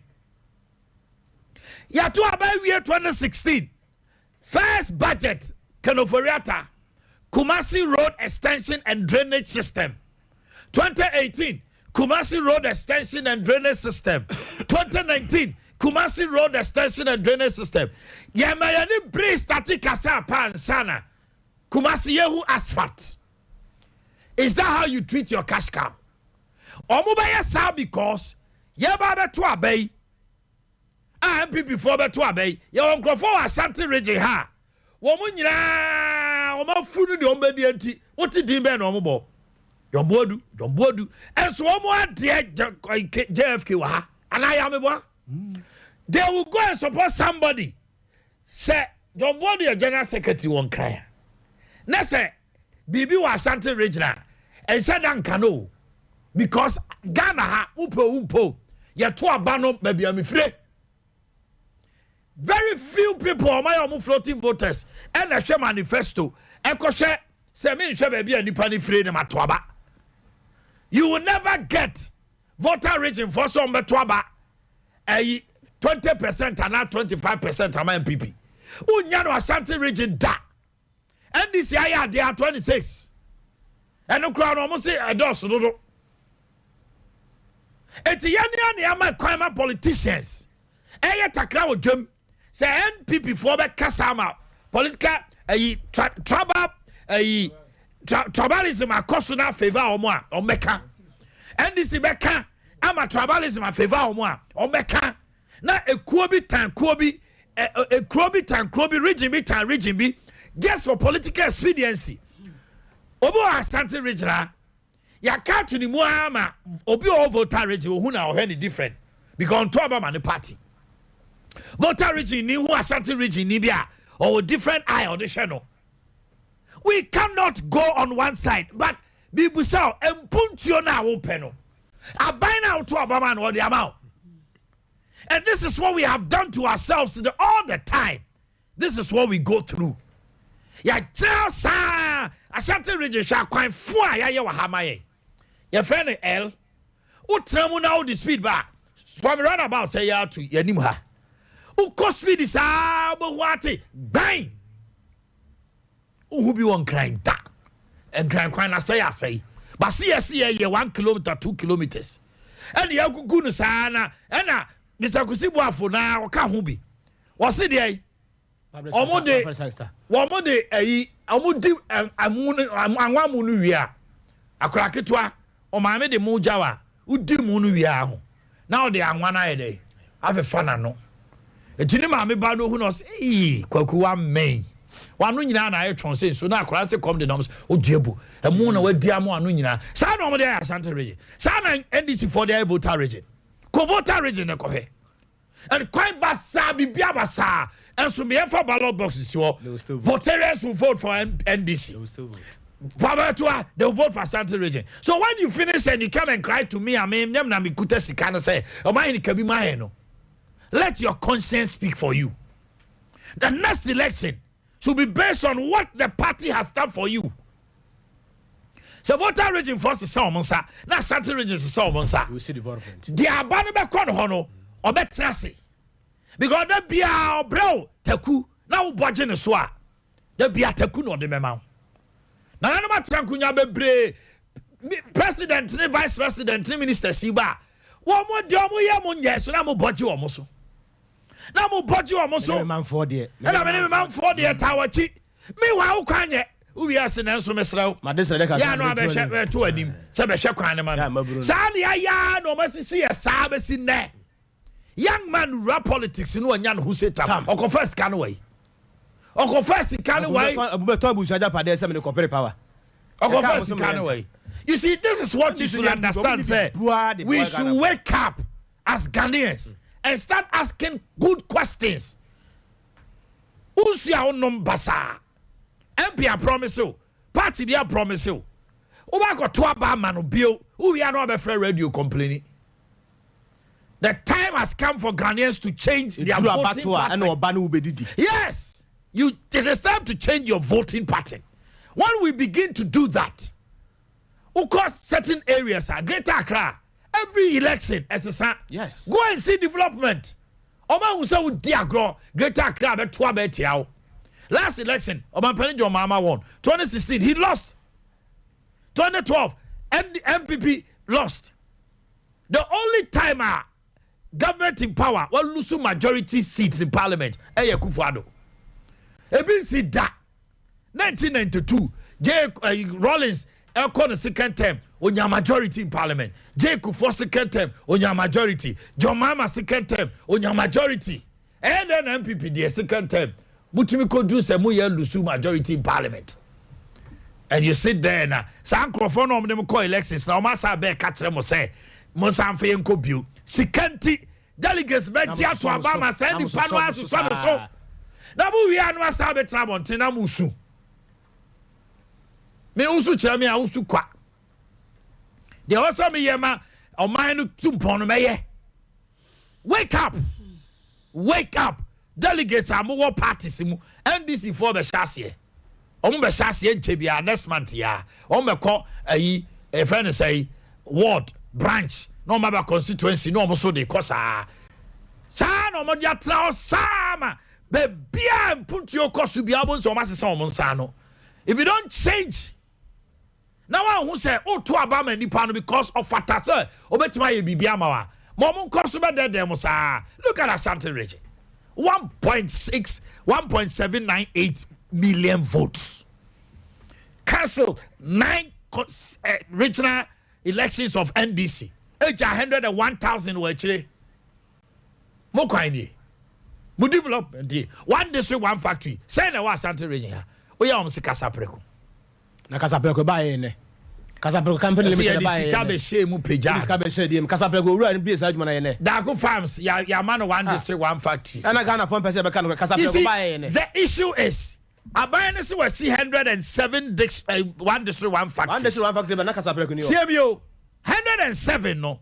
E was say nya impact e wa economy no so. E was say products no timi wa bonten na Ghana for to be. Na ye made in Ghana. Now one district one factory 107. We are confused juice ahuna. Say diapers near produce obi and who diapers no. Say tomato factory near produce who tomato factory no. And I have flooded this Ghana market with all kinds of foreign inferior goods. And the so one district one factory is a major panacea to change Ghana. But it won't say not to say. I just say Ghana for let's wake up. Don't think say NDC power be something extraordinary bia ni ho mo de ba obabeni jo mama 4 years ago bibia ni ho mo de ba Omanhene bibia ni ho mo de ba the first year nyina appointments bibia ni ho mo de ba NDC MPP so what Ghana so adi da so no koda ya hu na memu opanhwia mfiri mu ama extraordinary bia and Ghana forecast on contract. Unless say be a cotton fiaco shall be before be a yenim. Your politics in a your politics in China, and you say you are bringing something new. What in China, who say, Fabre, a bessin there. NDC for my own policy back who say, oh, share an adwa 2014. No, starting cup free. And I repel. So repel, said you. And one, oh my goodness. And one, repel. Your penny for dear, and this is be some who bufu crash bibia. Or na tra wo man so atwa wo mo and so still Ghana for bre. Yet can be about the choir campaigns. Can I compare ko Japan? Ne in Casa Yawa America. Na my Kradwa, can I go ahead? And look, one person in MPP can get a contract of 300 million. Because he has a godfather. When MPs, I suggested that every MP, the non-ministers, should be given 3 million cedis contract for them to get 300 to man their own constituency. They didn't. In Central Region, you are talking of Central Region. Not a single trunk road was constructed in Central Region in the first 4 years. And they did not blame the president. They blamed with the MPs. 3, the arrogance of the MPs themselves. Myself and Alex Markin, we hired a guy to do a survey for us. And it was scary. We knew that all of them were going to lose. And the guy said, I will get 57.6%. Because of Rose. And this hospital, one district, one hospital. The regulation is that once you have Roman Catholic hospital, they are not going to give you, so they didn't give Fosu. That became a challenge. And the guy said, I will get 57.6. I got 57% because of the Rose. I got the 57% because I had money to do projects myself. These other MPs that you're talking about, they didn't have anything. And they have, look, we are on air. We are blaming MPs. My speaker is here. He will tell you. It's no different from anywhere. The MPs are broke. We are still broke. So if they don't resource the MPs and wait till last minute, like NCA said, if you don't start from now and last minute you think you are going to change the people, I'm afraid it will not work. That is why the free SHS helped the president. They didn't have anything against, but the MPs, all the promises they made, they couldn't fulfill it. So that was the problem why we lost most of the seats in. Okay. He was carried upon or Kasa or say Oma more MPs no. The mom Lucy and said they did not resource them enough. Nipa baku to me 30 million Ghana city worth of contract. Na MPs in Nyebi. Edidi Jano, a can't who be no Lucy. these and many more this morning right here. Yaw, a quick one on Kennedy Japan. Say omoje contract no bianse yeti ayeke kumasi asemi ne asantene voter region asemi omoje contract ne so omoye ya Kenya ne say 137 omote won parliament no omosi amount bi gra. Yes, we are kwan a omode ma contract e wa asante region a akonto virtually akwan bi e wo kumasi ene asante mantama say no ye de ama contractors ne ye contractors ne be ka kire wo say ye ntua ne ka ene ye de ne ka. Meanwhile, yes, adwuma na wo ye no say additional cost uinka additional cost any ye the bankers can say anema no ni nyina government etua ho ka into problem ni say before say president any government the contract be ma mo contractors no ofra mo ka kire mo say ya no ma minisika na mo contractor na wo say memfa contract no ma o eprehima kwa na say memfa ma no wo sika wo de beye wo je so pe sa wo beye afọ de ade ne ma wa ugina baabi na woto ayampi asem say ene yentua meka meanwhile so no government ni di ka busa o so wo sika na agitum say ane ene ye de ma wo so wo ka say da bia not the likes of other contractors agina kira available on be akwan no ade na say virtually kromasi akwan nyina akodi nipa ba akofo ho Kofijo ene wo kuan pipi Kofijo Ghana kwanyina kodi nipa ba akofo ho eno kuan pipi sa na busa wo say identity so no muntumi nka because empanimfo bi so ene ne kona krana empanimfo ne kona krana ne ye de adwuma na ma akonta empanimfo ne bi ne to sadidi oni wato nsadidi o sha o mafuru muntu o muntumi nkasa no o se minua no maje contract ne de ama o kona koye o ma fa de ma na fe na otiti baby to ayampi asem meanwhile ye wa other contractors enye nko ne contractor ye wa other contractors who see yentua oka no omunye sika we omode ye adwuma no the issue is yawe amanfo bra boss enema contractor no be present e de amount say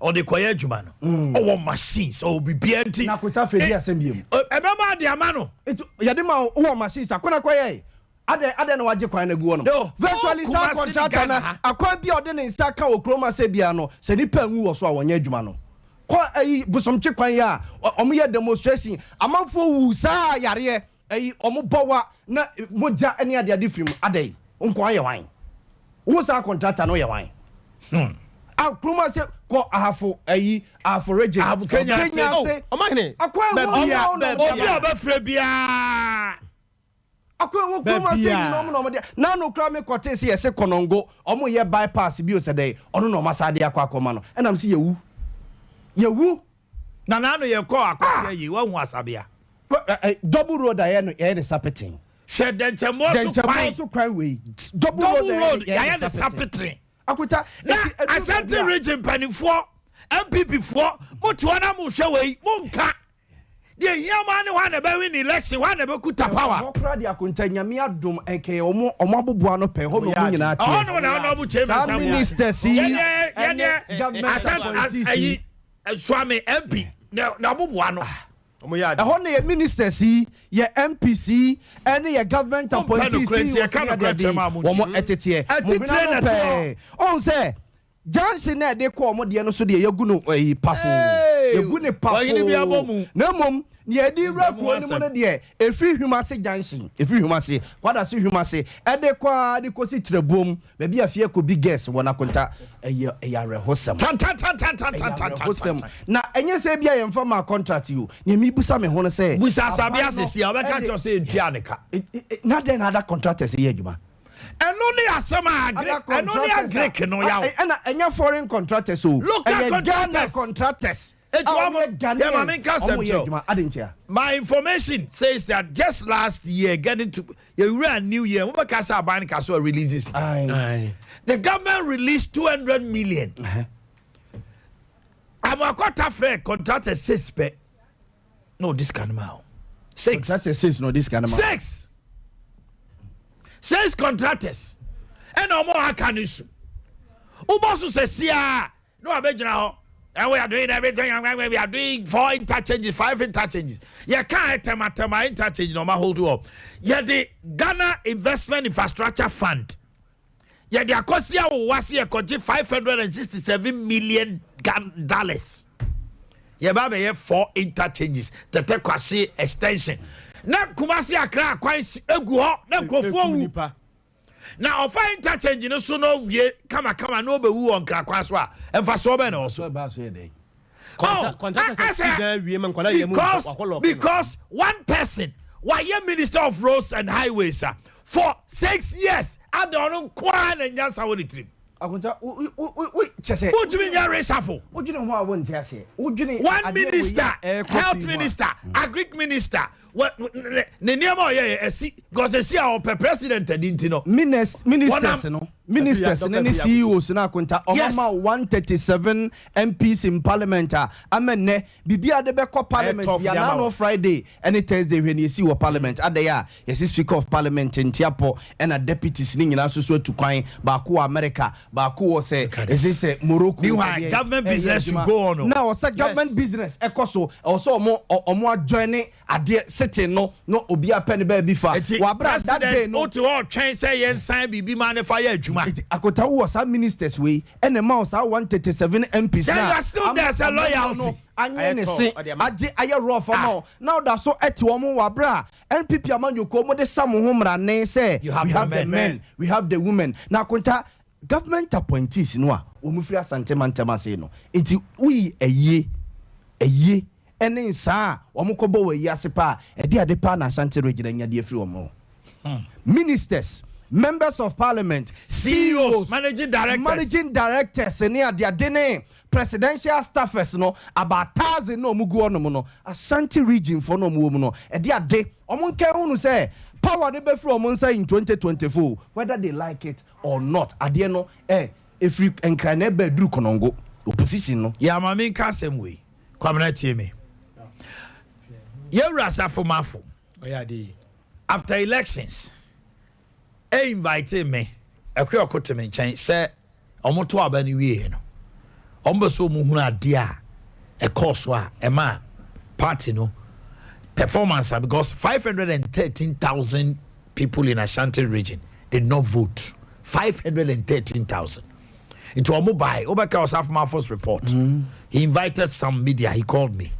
Or friend me beside me said, "Dintra." And I'm catching say, "Papa, if you want the truth, Adea Akye Ghana for bebre bufu ye japa the way we yes amode japa obufu they toss me papa won so and also no de wa dey and I'm say e kodru ma bi yes wo ma age Ghana fa japa wo ba na consultant you call senator wo ba na wa ha wo ba na ekoda we ano wo ba nti edru ma bi no and wa also so usika crow $1 million crow no and also so any kwan fa so Papa na your friend no attorney general auditor general Domlevo e kwa oni nya banta ofri no and also costo party no but sa and obisa am say na de e ba am say last time na do akogye ska na am say Ashanti region akro mo nkai wo be kai ayi bi e be to dwa say na do akogye bribe bi a be ye video no na am say obi akwa ni obo so ti e no nya issue a one nipa say na ehun ye ro safma fo asem kan ni say Omanhene wunyi ni say omampani so onya asantema abro and am say kwan be so tie on list 2020 CEOs ministers deputy ministers any omo a igba say na do ma si wo say omo nso so enko ho no omo nko hwesa dodo de kakra ho mfa mebo Asante region GMPC ni Asante Ghana Yara keke sapa o play dwawo Kofi Korea wo ye GMPC ni handwriting wa Asante region we say GMPC okotena won CEOs ahodo nyina me se bibu so omo say omo handwriting alankojo cherematin trade minister one district one factory one district one factory send why you Ashanti Yara napo energy no education minister from education to energy me back to energy the handwriting way oyi America bakum honorable chairman Sabonsu cabinet minister government business majority leader the handwriting way majority leader me see me busa say CEOs Maslock Stekakobi that time NEIP metima ka say uyi John JFK John Kuma uyi Kodua uyi Bantuma MP you could see their handwriting in their constituencies. Now, chief of staff for Crefri Asante. Thank you. Chief of staff. Asante region. The handwriting was Asante region. Why? You are saying what 50,000 CM from Kobonsan will be a year. So Abra Ukrom Hospital. Oh, so when we are talking about it, don't say, sir. I don't blame Nanado too much. I don't blame Nanado too much. Deputies and be quiet. Someone in free. And then I'm going to kawa bemu amuntumi kanyi bibi. Agric minister, cabinet minister, Alan Chamati, education minister, cabinet minister, energy cabinet, Napoya cabinet, chief of staff we cabinet, Alan Chamati, majority leader we cabinet, cabinet near 19. Asante region kwa makuma kun son tun kro. And never beyond be a CEOs ni bi mo yesemo mo to cabinet meetings ma mo be address. What are you talking about?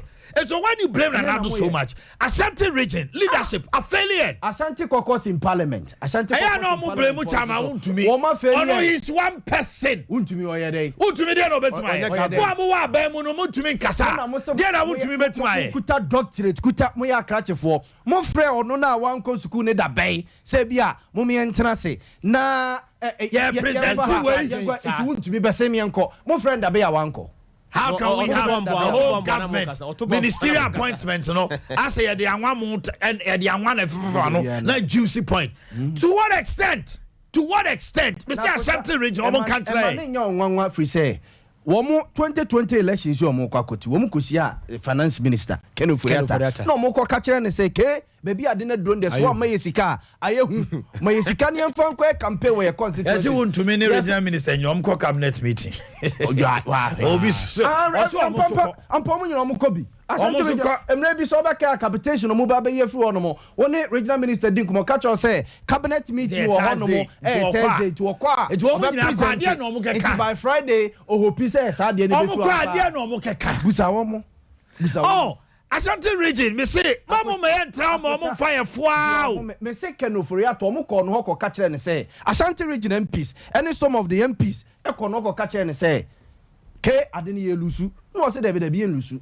Na free SHS nkwano should be able say NPP about 2 million votes. 2020 elections assembly yake 2020 elections 2 million votes. 169 MPs no ko finance minister so omo musika o ka kire omo say woni sika bia de mo ya na kene Japan kan se free SHS nkwantimi amo manwini elections so a na ne ohun ne omo nyema Ghana fo bio eno ne 137 no a omo ete na free seniors no ani Messiah and the same person you know aneto na se ade no amoye no se eyeyi a free SHS no memetie me ba bia nko bi enti so office free SHS nti wodi sika bia hye Ghana fo botomu a nye Ghana fo nyina na ado sika so botomu. Yes, every region there mami musa yaw 5 northern regions so betu aka free SHS me wotsram me kotisi go to make the only thing I want to be account of is same and say one village one down na abain MPP NDC omo to 6 months. Na konta no omo to 6 months na school kwa emi because of feeding ni ade eti abain no the free SHS buy no obeyi sa ade ni free ho eti enough info betima he no so aka say e bia kane ne duma bia yetimi tena fie over how about this say schools in the north no because of free SHS kwalano bebre kwa fom kwalano school no obi 3 months ni omonko na chance for issue statement ni ade eto betwai but ye obi ho no ma free SHS no onya impact bia o e won say the wo fase bi wo fie but ono a the o Philippa no and I say young man bi o nware ye no onwo na oni enua obeko free SHS no ka free SHS a kire no a who say campaign message be na dey man. Yes. Be man na one ni nua ba ne wo akwada no we. Ene kwa me wo fa se mo a. On dey make sure no. Oh, abai na ye niema bebre. Wonya odi bi ko. Ke one this one factory 107 no. Omuma hu susu aso ne mra man. Omanhene said na no me busa asase me wa ha. On dey make sure no. That's the same question. Because districts no e wo ho. Say abai na but all my products no production in your day. MPA because ya political factories entina product am no. Akutana we on political factories say na political factories na nke e say ya bia kumfi juice factory ye adwuma agisi ekubun kotodwe ko pacha o ase na nya product ni bi ato calipo ne ho awon nya ne enam ye hwena no da bi Commander, sugar factory. Boni e wom ne say wo bie ayi akumfi juice factory Naka surprise. Primary schools. Yes. Commander sugar factory. Na ko munya nuane calipo. Musa ayi meba ayi aboaje.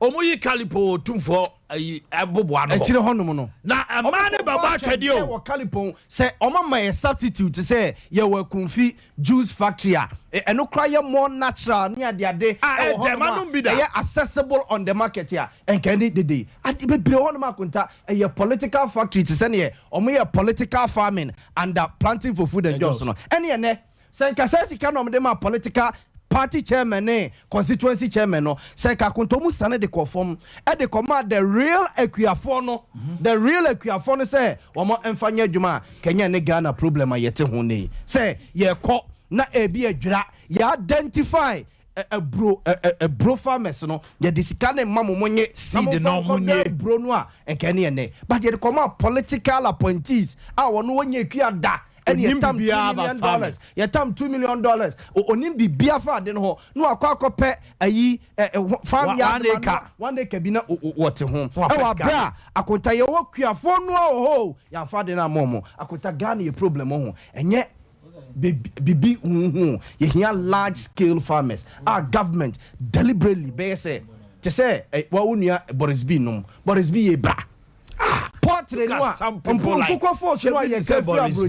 ye twa so ready and willing wonu nua no montra se monye na monfa mie portrait fa na maye no a mo de mo expand na monye ebia ekukọ no ye ne thousands aye ne millions akonta saa nkuko force ne broni wa nkuko no ye nwi bio na feed is yes kodom akọhwe ope ba bia enya nkuko na want to say doma for company say omo portrait story me one are reading already minister there no yo ni gina anya so mo nti yo wonu matepa but akwakoye political farmers any political your friends a businessmen and no ma create wo mo munko bie one desert one factory no munko bie planting for food and jobs go so fi say so they dey ma the real farmers your problem be mu a won be ka Ghana for ate but ye dey command your political and crofo no problem ba ye be ka se ye ho enye bi ne school feeding school feeding women organizers the amount people women organizers omo ye party communicators yes to say oka cross ya mesre we momi din anyesa ye be ka party communicators school feeding for so wọ́n bá fẹ́ mẹ́ sun oguma suma maame fa nkọ́ yìí misiri wu. o de me call the organizer wa ha na o de me call ha bẹ nya sẹ. organizer yi say na akotanya no bi ne school ntade yi omo pam man kwada yi ye de free SHS ya ba eye good idea eye good international na ye see pam school ntade man kwada no. Yeah, the contract ama obi no de ko China ko contract na ko go China school uniform. Hey, now no yere so na books no o masa dia bre Ghana for no mo print 5 companies are mo print any mo Ghana ni beji adwuma no wonye wo maye wo ma tanka siri tumi man kwala to fe se monye na mo ne na me sama mo wo di adwuma no be man wonye na ne anwum enkwala no so beji to fe na ye na nwumle wa be sama mo maame ne kan kwala ne se maame die nie wa man ne wo no ya attitude me no ya adwene because all the time be man no pamade ma me wo be kono no otedam ase ompam ohu wa no akofa paso down what ifra ko skasa na utua eti yen no ye watamfo by China ni beche no aye twuma no ene ba bi echire jam pebre what they want to Ghana ni so ansha na Ghana ni na di ni so Bugatti ye pekase akese ye we mayiwe ye nya dwuma nya ne ahyehye mo were ti se ba ifo okotu obi ba wo de so ko betimi anwa anwam na wa brande young girl no wa package onye office to office but ope so odanya ne ye obi nto hama emfa meche no minister bi fra no na nyame mo ne hompem na sabi ofenko wo mu baako no otoka ama no wa ama na wo blackmail you wo man no wo mu no yes say attitude ye nyina hia attitude na change yes I do man gori atekura be ba man nya yi makasa makasa pa yeah that's my girl Mr. keep watching My name is Omanhene Yaw so for my premier. What say ya boy man sonka. The same munye. But making kind messages kakra. Or say Wusu Levis. Louis. Or say Wusu Louis. Okay, Honorable Razakito, America is facing the same challenges, but if chance given for those who are comparing Ghana to America, will not wait for, will not wait for a second to think about it. Inflation after COVID is 7%, but 45, Ghana's inflation is 23.5, please, it's not 45%. BT Kumsin, Kwabra, remember where you are coming from under NDC before you say something. I'll say NDC Breno Kai and Zanwaka Bibia. All right, here Kwesi Champion. Good morning, dear host. I'm Dominic Omanhene Yaw, Kuma North Constituency. Kindly extend my greetings to incoming national organizer Nana Kojakwa. Okay, let's move on. We currently talking about MPP. MPP is currently in power. I will say they need Jagu Apaso Nieka. Atta is always having a hatred in his heart, so you can't tell me to believe Atta Kennedy. What do you mean by that? So he shouldn't speak his mind. Why do you people like partisan politics? Okay, move on. Good morning, Omanhene. I'm watching you live from Techiman. Kudos to Adazwa for her good work and her submissions. They are feeling you there. Philippe Champon, Kalguchi Electrical Tozo Station. I tell you that President Kufuor's government has done well. A lot of negative things happen in the era of this government, like COVID-19 pandemic, Russia, Ukraine. Let's admit that. Ghanaians, be patient. Regards to lawyer Justin Kodia and Dr. Mahmoud Baumia. Kofi Siama is watching us live in Accra. I think I've read that one. Let's move on. Rhoda Sewa, MPP government is a big failure to Ghanaians and I will not vote again. BT Kumsin, if MPP is a failure, go and vote them out. Hey, I wish I'm going for before. Cobra Cases, remember where we're coming from and now where we are under Mahamat Dumso time. I didn't hear him talking. If MPP is a failure, go and vote them out of power, period. Never again, NDC, Kumsin. Mahama fixed the Dumso. Oh, go back. Ghanaians, don't make any mistake to bring Mahama Dumso. You will sell your children. I'm telling you, Ghanaians, never again. Why can't people do analysis without adding NDC? Listen, Eugene, NDC is a government in waiting. MPP, when they are in opposition, they are a government in waiting. We should assess and see if they can do something different from what we are facing. So we cannot have a discussion and leave NDC out. When MPP was in opposition, when we were talking about NDC, we also discussed their policies. So when people say NDC,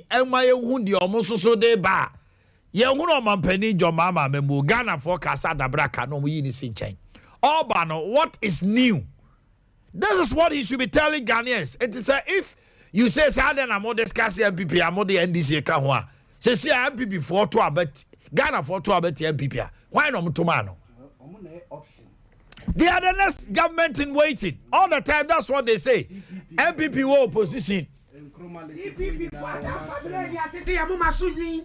Ena tuagu ni asa nkonoma ese ye hwa ne afa bredi ne yare ya muma sunwi ye fa ne ahwe bredi ya tete ya muma sunwi enkonoma ese ye beto aba hwiala omunya 1% hwiala no mo so he adwen ya omunya wo so mo kiko mo ne amasi ne no mo cho mo ku awa today e do any day all people congress ye kakra ne ate ele APC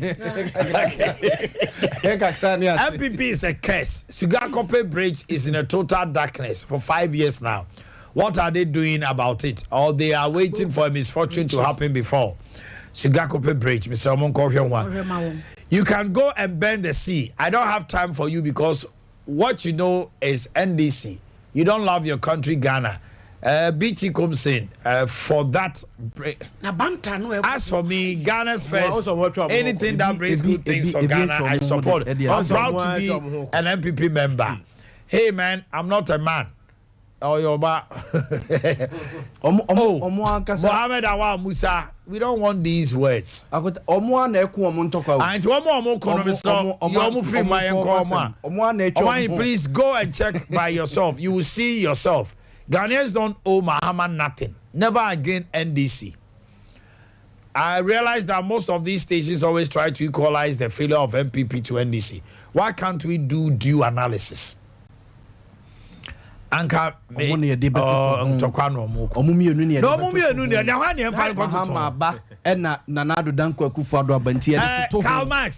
Karl Marx, we are not cowards here. Yeah, boss, Kofi Job ni aji contract bibliation in South one year. No, man, who say Kofi Job? Let me tell him something. Kofi Job, na ye de go so have for kwana man no. Me na me wo ha me cover our program. Tell them to who nim Kofi Job nche me. We metra ha obi am me pasa me kasa. We metra ha me kasa bobia. Me kasa magana fo. Power will never out of MPP hands, trust me. You can go and vote what you ever want. We will still vote for MPP. It's not true. Don't say that. Okay. I think there's a lot of banter. One more call honomo. Neade. Abono ngochi. Na ngochi bo say ya. Na ebnade do say ya. A sciatica moment. A 21st clinic. The man himself. What trans coffee to say? Toffeelistic toffee. But also I did now enjoy. Oh my dear. Now me too am dream when they say anope na me hwa de bi wo Jeremiah. Chapter 9. What do you do Jeremiah nyina? Chapter 9. And you me we say na ni yesubra. Ko be so amane mai. Okay. Oh my me baby am ti no. O say adwuma de to da e kire baby ete. Aha. Asoba na chef no. Any odisu. Just mabusuafo dodo no ano Kwabri East no mo. Na mon gancha mon friend Murphy mami wa na ye Kwabri East. Because me mami ho na me mami wo. Na omo so kakra. Kwabri akwan. Omanhene Yaw ha dwene na ye besere eno kwasempa ne se Ghana fo nka ye nsam hye nya di no ye mpa no omanhene ni hia ma men kan de o kan you know oh cemetery ye nsua na mani ye nsua buru a ka me so ama me man baba wo no awia ni anadwo ka me so ama me man oman the person yeka e kire omo ni se yesre omo ho so kakra na omo moa yen na yensam hye kitua bi moye yakwan ma yen yenya nsuo yenya kane edemu a odiska na aka no demu mfa na munni nya hwe oman anopai ni niema ekoso nti 21st clinic mo akwa babiem edi badwumadi a said Omanhene ekan we sciatica hour na simaka krabia eda yanimu no 21st clinic Dr. Blessed Foster ono ene kanifo a odi yanimu na sahene kase a oboa said be ya titru ayaresa ebekọ fom ewo oman mu medikan aka cho say ye won krabata be se edu nwotwe ewo oman mu awoso no so de agia na Dr. Ag the whole Africa no yabona baso in terms of say sciatica nko ade a mepacho awoso no ono na akwaje enu nti na yabie bi ewo East Legon uba East Legon ame no kasa no research center kase ewo East Legon. That's right. Me no kasa no enkran ye wo ho Kumasi Sunwan Brekum Enkranza Goso Wanchi ye wo Kasoa Kofodua ye wo ho Tachiman Debiso Dwaboso Takrade Tema eho nyina no Wanchi Goso eho nyina no yato apeti se krade Oboase Court Junction ebi ewo ho sanso na wode wani ekire takwa yahwe no ye ni Roman stores na edi enhwani mu abusuafo ene afutu a doctor say memfa emayen pa eye yaudie bitterness yey oman eno kwasam ni say se onipa enim se udi yaw bebreba e de yade brew na eno na eprayen yemu bebre wo hwa yeso obi adwena onyare o yeso wabu ahwe wawu se onipa di yawa di yaw bebrebe wo nipadua ni mu a ese wo niema bebre fi se nipadua no Nyankopon wo niema odi wo se obi a ota di yaw bebrebe no ni nipadua no kra no twentwom se o mind me kan what study sa de no a wanim kusa yes ubon say woni padua no kura no enye fresh na ye no hu bibi na ye ma hyew yes every say de woni padua nim ni niema e wo say eye no wodi yawdie no kasa de ne hye eti no kwasam ne se utie a etoda anya siate kanko na ye hu adwuma ye tufo nso kire wo niema a wobetimi abɔ ho ban ade afiri yade ho enu nti na me kanfo kire obi ase so wo problem bia e wo yade mu a onfa na ni nkire ba bia onko 21st clinic aso ye bia ye number no aye 0540 311 311 0540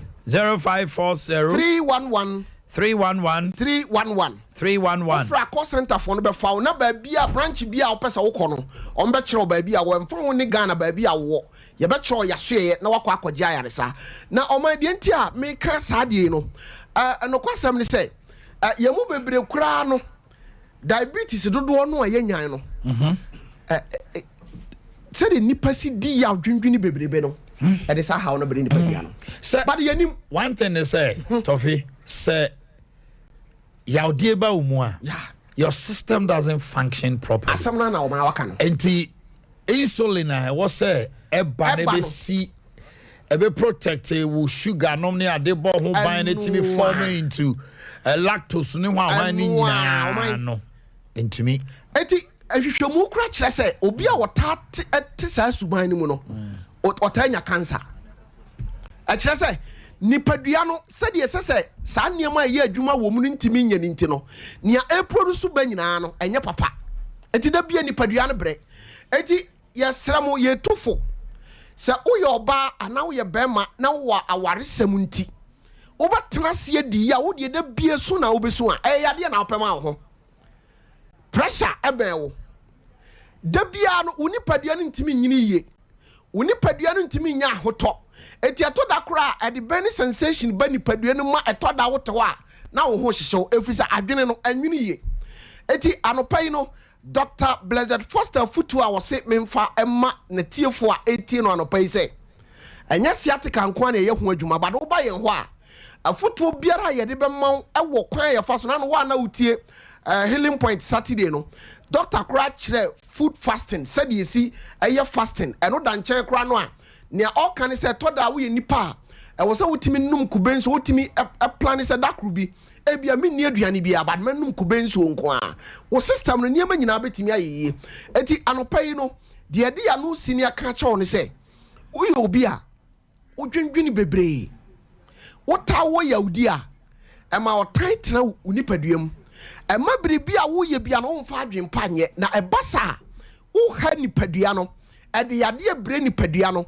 enti anya wo nko na de ahia wo suso dwendwene anya wo nko ana wawade agu suso dwendwene anya wo nko na wo kunu di wani ana wo yiri di wani suso dwendwene se wanhwe saa niema ni yie na wo toa so a ha unipadua no anya nsunsanso e wo nipadua no so eno ti ne toda wankasa wo te ho wo ho awosimitie me ya adentia efi se eniema a wo dwene no ekoye wo se nipadua no fa so ayi adwuma no anya adwuma yie enti wo te wa wo betitim na obi amina to yese no wanyare o yese na o se ne ho ne am ye de basa kakra oman obi adwena ma ene wanya stroke sa adwene no nti wa na nti na te pa yes na ahwehwemu kire se obi a odi ya wo bebrebe no na koma na dwene ni bibia no oman eboko benkum na moment asa niema no so ebesi wo nipadua mu se wakoma wadwene ubibia eko benkum no na che se wankasa no uto uo e de ama wo ho eti enokwasam ni afutu a anopai 21st clinic Dr. Blessed Foster eni na dwumayefo yese ye de ema wo no se susudi ya wo nipadua num susudwendwene obi kura wo ho a yade na eda no so na yade a wanya no adwendwene nti sabe yade no kwa na ekosoro eti sa wo ba yaso ya kura ne ma aduro se kokono ma afutu a yade ema wo no se ade a wo ya emwa wo manipadua no wontimi enko wani mu no emfa wo ne aduro a wo benom ayaresa no entumi ma eti ebesre metewase yadeɛ na tete wache yadeɛ no ha wache ebi kura ya ju sika o baabi bebre nti afede kura da why fed up se me nko baabi abiem me kan for 21st clinic aso ye de ama wo ye de ye se sabi oba bia government eye na de papa no yanso obi a oba ya so ye bia sa obepa yaresa no wote se government mai ye ni ko ho ye na yetimi nya bre akurati mi fra wo se aduro no ye de ma wo no wanom na wonom ye no wow ye nya bre feedback da bia me kan me say asem we Mama Elizabeth people's mother onu ase siatikam de konante US medical baby bebre but me ba ye no 21st clinic and atimi aboa me eti abusuafo se otie mi anopa ibrahim anu sie no oto ase twetwon efise nipadua no sciatic nerves na ho abasem ugina ho a ugina so wote ho a wote so enti se ho atechema wo ba hya experience se pain bi e wo free usisi achi wono akọ na mrom ho no se atwetwon eya wo ya wotena se untimi nsore wo sore a untimi ntena se a ni nyina no na ebo nka ye se sciatic nerves no e ho abasem bomodin na ba bia 21st clinic aso ye wo bia no bomodin se wo de wani e be kire ho fra yen e wo 0540 311 311 0540 311 311 yawo tama yawo kasoa yawo takwa yawo kumasi yawo boase yawo sunwan yawo goso yawo wanchi yawo brekum yawo tachima yawo takrade yawo islegon yawo nkranza yawo kofodua yawo dome yasan so ewo debi so yawo dwabo so kyese enkrabatare de bia na yebie botai ni se ye pesa ayaresa eben ye man na yenso ba yaso ye a oman eya bibidro nko a ene de ye adwuma. That's right. Na doctor so nya bre ye research ankasa enwoma ne de esua na osua ope nimde foforo fi se ono ena etimi boa ya ene no oba sciatica president the whole Africa ya bono abaso me the number no to dwabiem na me twato 0540 0540 311 311 311 311 0540 0540 311 311 311 311 now ma ohwe se de ye niema ne system city a se ebia opese utwa scan bia oba ya so ye bia ye betwa ma wo eno da nchen a ade bia ye mfidie se massage no ne sa niema ne nyina no oba ya so ye a ebi ewo ho. That's right. And you just ne say ohwe se de ye system no tie ene ye sika semo a toda na mbisa mo se na le dog adan wo se da bi se memma sikanti yade aka obi ama na wudie nipa kromra na mo bia me so metimi de aboa no bi se enipa onyankwa eye sense obewu na wakobon san nti oman aha na doctor se me fancy na mom afutuo ni se susudwini bebre na be ha oni padua susudwini bebre na be ha oni pa bono ngotwa pa ho me to do na abejafo atna se na ma me hwe obi birthday. Happy birthday to the general manager of Otea Second Rural Bank, Mr. John DeGraft Owusu. Mr. John DeGraft Owusu, Otea Second Rural Bank. Today happens to be your birthday, and this is coming from Yabuama Sompa News. And then happy birthday to my lovely sister Mary Boatme Jan, a senior matron of Barikesi SHS. This is coming from your brother Emmanuel Mafo. Today happens to be your birthday. And to my lovely big sister Grace Frimpong. Your sister Harriet of Enterprise Life Insurance sends that to you. And happy birthday to Sikatio of Sika FM from Rocky. Rocky says, Sikatio, today is your birthday. Sika FM, Sikatio. Rocky says, happy birthday to you.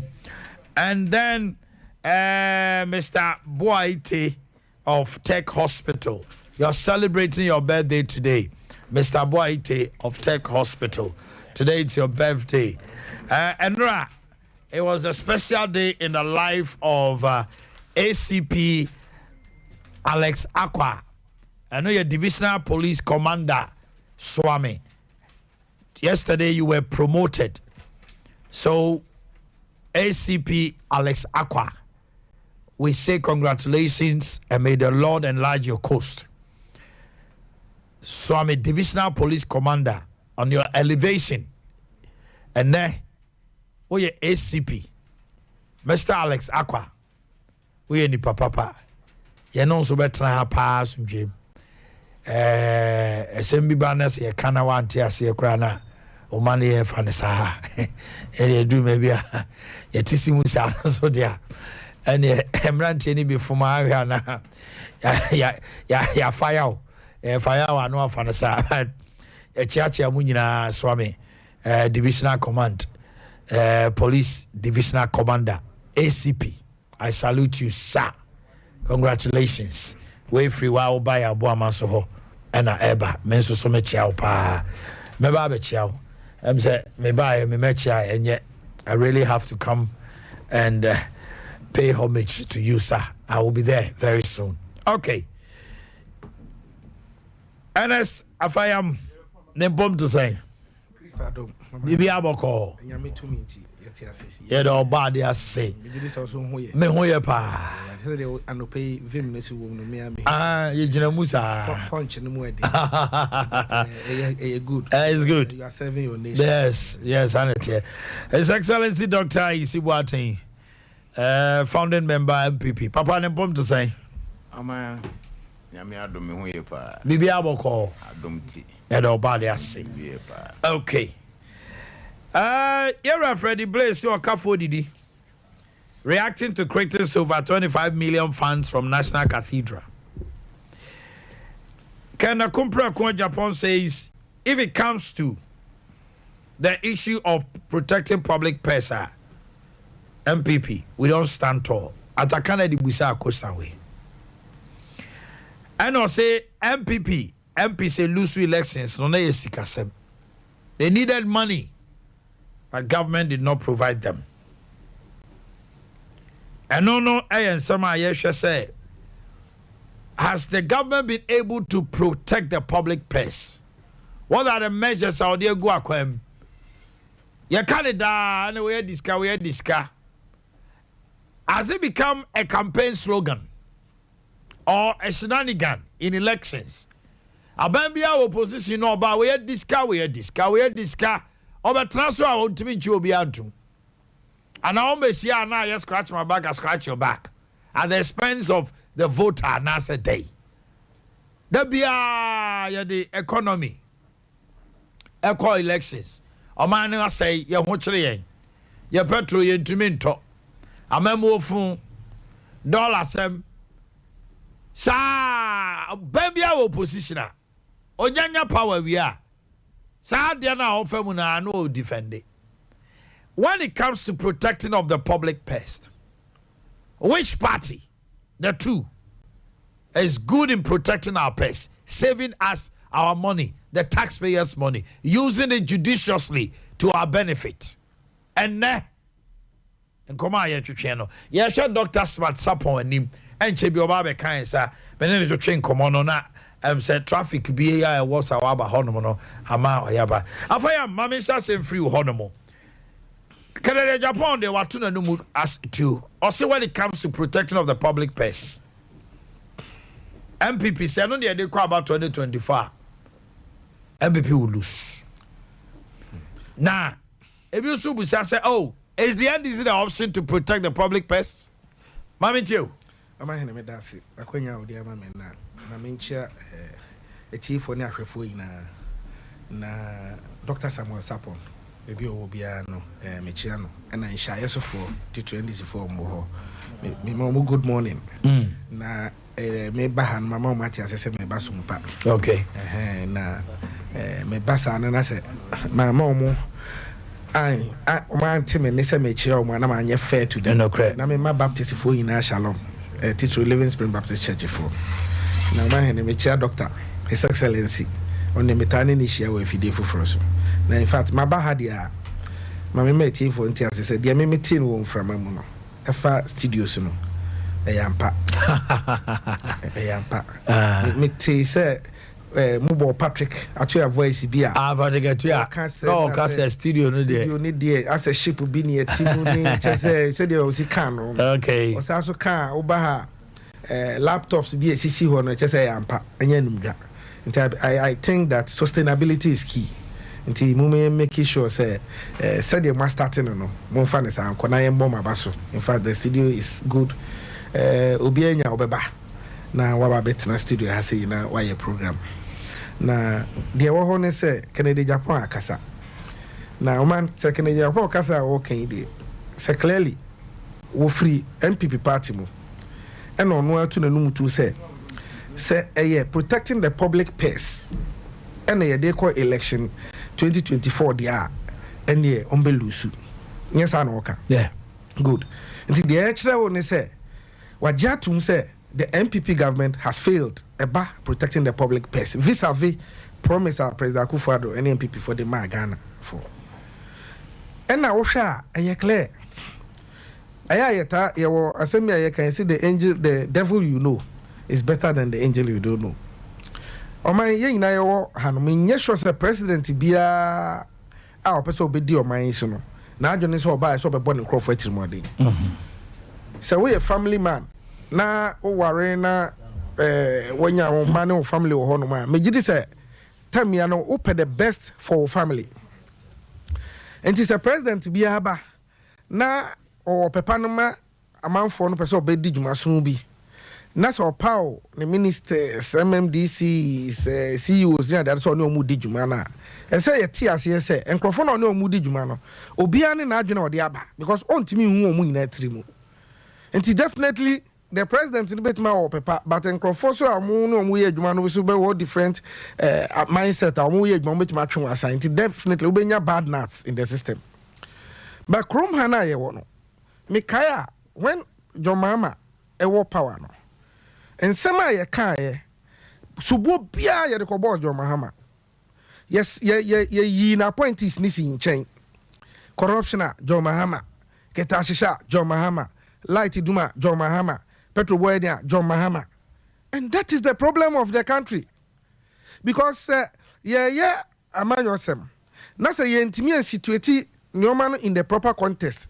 Now yes, to me kekeye pentiness ye tagging the paba kubi. Na yedi nyoma bona. O psyching crofone mind. Ema munya sajidie no wo muna oba na nyoma anko ya. Then it means that we no the way total failure. And she's a president. A share boss oba as part of protecting the public purse in Tina or forming the office of the special prosecutor. Now first special prosecutor president epa no Martin Amidu. Jidia wonya wonimu all power ni ministers ni na no don begina ho akoto free no abone credentials oba be bo adwuma sa na oye obi na odudu matena me so no kan say this time around papa yi ba be ye adwuma so ama ye sika na ye liki no yetimi aploge no eni aye kese yi keta hyehyɛ ne proye kankan adokru this abai enka wo de waba no asese ehu improvement over de na wo hodada but you buy no waba be ya amanioma enkoyie no aye more than de na wo hodada o ka sekretary ne proye adokro a de na wo di gina so susu de abe na wo de ka good so wo call public procurement authority omo pen ya friend ABA AJ ye de na beto wo so no mra na ombesisi no bi contract on kwan a said the nipa bi entimi mfa kwati kwan so embu o man no ono a so obedi sa adwuma no e ba beje contract man ho Omanhene de ye wo mu ni se papa yi ba ban mu no na bank account ba ko o ye hwehwe mu no ye se na sika mu na 200 Ghana cedis but ye gigi contract ta hye ne pro ye fan nsanse a shrat eto nsa frɛ no ekoye obaye ebe wie se sika pudu a ba beto papa na account mu no over 41 million Ghana cedis. Good, which is 410 billion titisika. Yeah. Na sasika na efrihin obi a say oba no be plug the public purse. So we call bust. Okay, bust. Yeah. Yes. You di petrol kofra diesel. 5 million liters of fuel. You say contaminated fuel. You toma company be a friend moving pina. So company no na enye registered under MPA. Ebe wi echire no ekosi sen. Omanhene. Yeba PDS meti say wo bubo ayi bia wo say ye rosafoma for frɛ now also opperson hu ne kra you told him in his face yeah eboa ubo PDS din you con national Kroll, I mentioned Kroll. No boy Japa. Nina ya nyoma amwa omaino. Ena sankrofo we na na dia na to mo National Youth Authority. You see e ko kire nkrofo bi say the social street lights near the oman. Ebe wie kire no sikap doso poa e ko fa ho. Oko Ghana Export Promotion Authority. Baby na Madam Gift Klein am CEO. Okay. You did 93,000 cities, 930 million old cities. You see a clothing allowance. Nina ekosi saying. Okay, almighty Australia versus Canada. Yeah. You see a Commonwealth game of Australia. Na nkrofo fa kwan bi so cheche agi nkrofo sika dem ko pie ho. Na eko wie no say Omanhene na ofri Sompa 93.1. You say Central you busa say how ofri hin o say Sompa 93. Sompa you say o you know that na say was say 510. Just so wonim na just say capital for ya gigi nkrofo sika. Ema de eningwase ma internationally. Omanhene. Ye be wie chire you say a certain committee so mo hwem committee ni wie no. Deputy Minister Emmanuel Tenanche aye pious ye wie ne sa de ni bi ma no ye say onye culpable Omanhene be sin ne enkrofo mu di sa adwiri mu no ye hu wo mu omo ye nsamanfo ana. Some were sacked from the National Sports Authority. Omanhene omo say National Sports Authority they account to the minister ne deputy. That's right. The minister then ye Resiama onukra indicting the deputy minister. That's okay. Right. And today na ba yan set a good example. So yeah, through the investigation it was revealed say the deputy minister was not complicit. Into Abasadia, the public say sana no anything almost set a committee. Anna. Oh yes. But Omanhene clearly ye need to ye nim de kosi. Adene de say ye nyina ye de case ko court na e bia 7090 ni ade. Say ye nyina yeso ye opinions. Say what you say.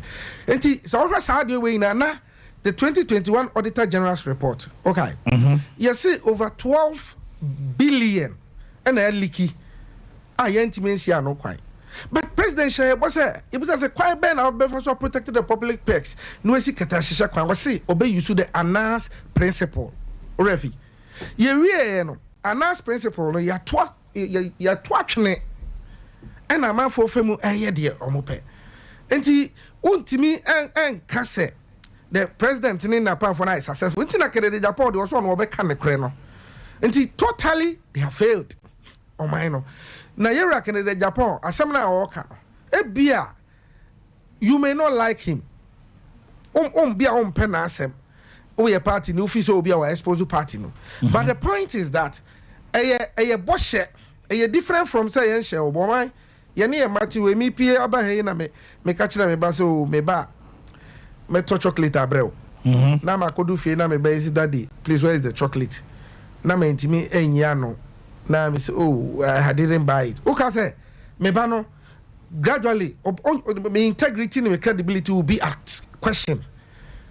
Enti dia ba be sini de say ye pese ye compare say abaya etwem ene sa aban we why na ye better say ye protected the public pesa wo de hweketa hyehyɛ no ma mabobo no bi o ma ite japa kra de amana a married deal okay a married deal na a married deal omo ka kire Ghana fo yina say President Mahama ne na pamfo aye dream kata hyehyɛ akofa married deal no be $510 million dollars. Na too much. Omo ba ombe review na enya good deal, na enya value for money. Omo ba ye no. You see, omo the plane. Francophone omo ko United Arab Emirates. Ko ye hu meeting. The ombe ye bi omba omo ba ye no. Ebe we say deal, you see ayen sachra now. A movie from 510 million to 1.2 billion. Omanhene. And no ebe we chire de ya wo mu ni say no medical Ghana for ina ti ase say the then administration no for no kwada o ma bon o mo nkenkan o mo nim ade but ye we chire it took the minority our more parliament said there be deal ya say my value for money na move from 510 to 1.2 billion there be bibi atochima ye ba ye no president assign sa deal no ebe we chire no ye ba bonti say oh president say he was misled. Na misled president ankin kind of sign Adea na and nam so you make obet mark say bia anya no nti ama Boakye Jakon no ye energy minister then ene na dwuma ebon enti clearly ye nyina obi anye sent there but opasa o just oppose now compare the two now share the MPP for car led by President Akufo-Addo and Dr. Mahmoud Bawumia. Now they compare the previous government now. Say a akronfo na yesi etu dinya na say NDC for ya akronfo de any NPP for ya akronfo techi amoafo. So what you say? Enti omai ne kure wo mu ni say ye nyina no as human beings no. Say wa anya careful. Ye di bia bi ma. Na o pese o ye ne o ma bi yi. Enkrofo bi wo ho no mo a omo no a o sabotage. So what you say because in your biana or paper no man because I'm for the deal. But say obenya the courage. Say any say near by there and you may trim home. And no lucky because say me you do by a KM boss me you do Omanhene o sick Omanhene the KM show sa. Or Omanhene o buy and one who said me co finance department no man koyi environmental no man koyi revenue no man koyi into opportunity no man. Okay. The people will start to fight you.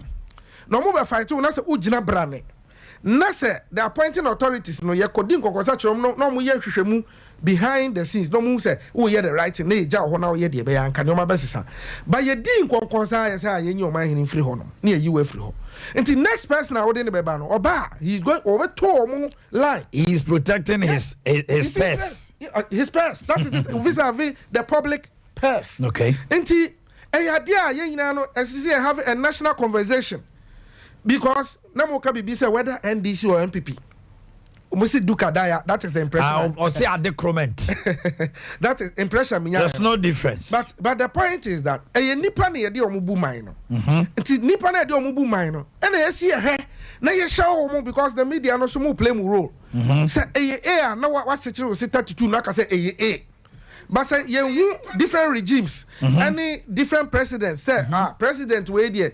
Then me don pa baba could be there na me no na ntina sam me hama say there ne Professor Mate Busane say o kasa o so the text message na e kasa na or the text message na ye adwuma sese a emwa text message no why na hu ye wo kroma o se nyansafo emu o nyansafo ni manim ene text message no me ne Dr. His Excellency Isibuati ye hu text message no na wo ye sa na o mo o man no because your man ya chichiri ama echiri mafo so what I say echira bi mimi ni ho me man what are we doing here to kwa amanone a na ye de ho compare wo mo yes ko Europe ko he ko America ko Canada ko he but the systems ni ye adwuma u ba na ba ye ni o man say fata ye be you what about ministers or matremu over how many years? 6 years ento mo kwa na nyansa wo mutim unim say nipa say what na fa kocha you become stagnated.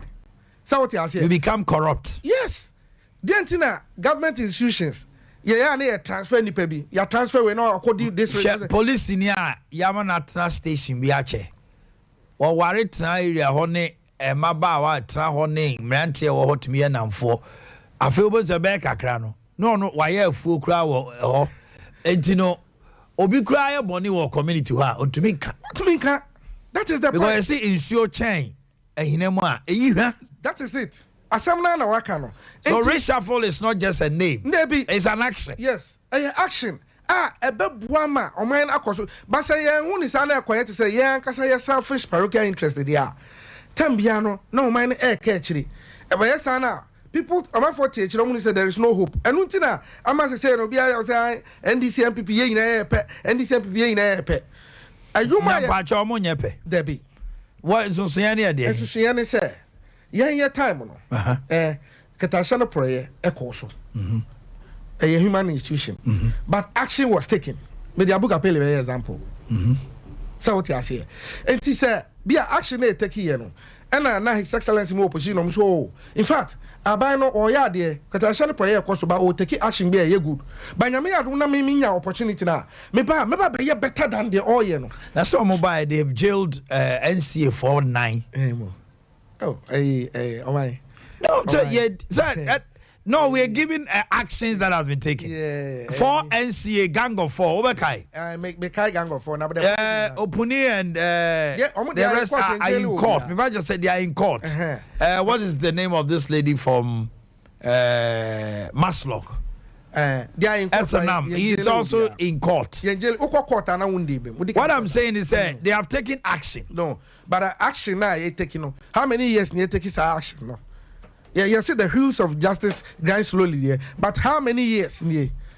So clearly, the Americans say, compare. You have corruption cases in the compare. Uber say, "Bidiano, it is a mountain." Yes, a BDN it is a mountain, which is the MPP and a BDN for. But maybe per se, ye timinya a conversation bia, and yet the usual politics de biano, because ye is hard ya. Oh my, ye more mine. So I say because maybe per political advantage in Tiania me ba. Men listed the MPP for na yenina. Na MPP so listed me the yenina. Me so can yan compare. But the point is that you will have to equalize it. And I say, yes, okay, I'm part my job to my ha. I add. My no may improve over it. That is the point I hear. Because yenina no mine etimo. Yeni baby ako. And then yeka Ukraine and Russia kiki. Since how the any be baby si wa. Ahini ebefa. San no money be sia.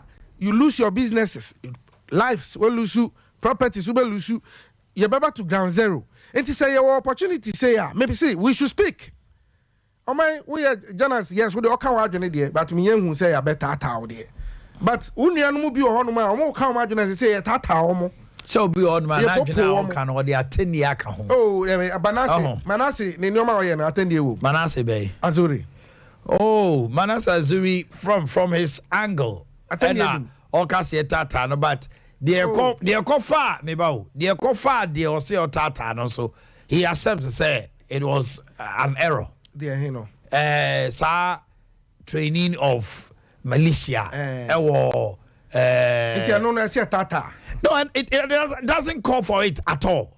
I will never succumb to any issue say Centroni Kanasem or from Kra and no warrant does not warrant attack. Why am from so? Fanefa and a National Media Commission, the international. But you don't have the right to take his life and attack the person, threatening messages and all that. No.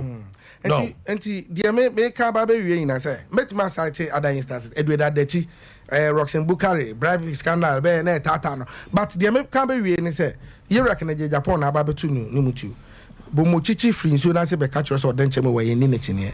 You can say, the promise of protecting the public person, they have failed. Now, thank you very much. His Excellency Dr. Isibuati Maminti Wanope. Guswaya Shenimu, Dr. Smart will join us very soon. Maminti. Nah, my mama basso. I was Sompa. I say, Aberdeen, bro. Sompa more small man Ghana, and that's anti-man there. My mama basso. Ebana me timo or can shuffle nene man in I was listening to you carefully, and especially Yaquine Nipa Bakupa or no one friends Moses contractor. I will describe a Moses contractor obetwin Aquine in our Ghana. Na Aquine to you who my idea, Mokoso Mosa. Name of mine. Name free, baby. When you come out, can say NDC and MPP. Go for say Adokrono, and you know credit. And you know credit. There's a great distinction between. But sir, you think you are even far better? Oh, far. Gaponoson. Between you and NDC. Gaponosopa. Dear Ben, ya call here. Pay, use or pay. Take or pay deal. IPP. Ben and the MPP. You had the sumu 5 years near Tokania, you two Kania. Has it happened under any NPP government before? No. Did it happen under any MPP leader, our president or Omanhene Yaw before? No. You work for Bay Juma, you know. And not your pet, Nanya was saying your pet because a woman cry and a 4 cries will be an issue mine. And I'm a boy, and no Sintina Benufosa, and someone eating it to Aberdeen. So, NDC, there will be saying a very intelligent question. But what I would ask, say, NDC for saying the court. As all the court and now name him. And party can court now name him. But we are not in a revolutionary era. Ya Chiwana, ya Jelu Street. You wasn't putting a Jelu. Ya Hubida. Yeah, we are born out of democratic principles and tenets. Inti anu ni follow the rule of law and you follow. Minimum 14 NDC appointees what does work out. Minimum 14. But then equalization. They important and say nema hote na Ghana for who the difference between us. Period. Me I don't know. Say prove Ghana for say yes yo. So ni edi ehuni ni edomano ene amanfo ewomu. That is my point. It say equalization there me feel say hu hia kura this time. Because Ghana nipe so bedi ni ye.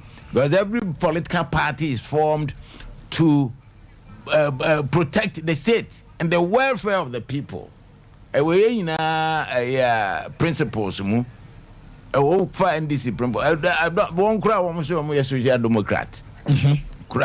We are more pro-poor than them. How? We are more pro-poor than them. How? Look at the interventions. From Kufuor. Kufuor. Most of them are Abnapa. Ye Kufuor. Penso abepemende. Edin pa na yenye ubisa send this is on fa.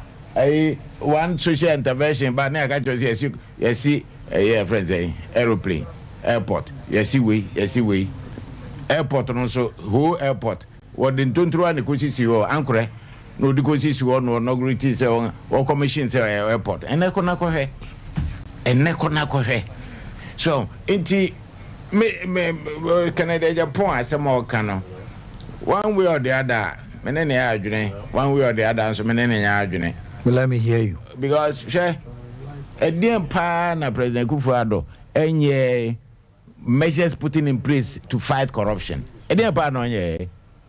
No, tell me. Adea pa no nye. Why any obey to me? But ye ni plenty.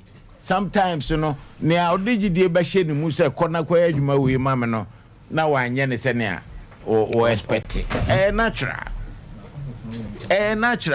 Oba kura sometimes osuma oba say koto ade we brem okwa na akoto ade foforo kwaya ade we mama okwa na akwaya ade foforo natural name it takes a courageous leader to deal with that situation. And you think the president is dealing with the situation? He's dealing with the situation. And then be a Canada Japan ehunu say no expectation ko.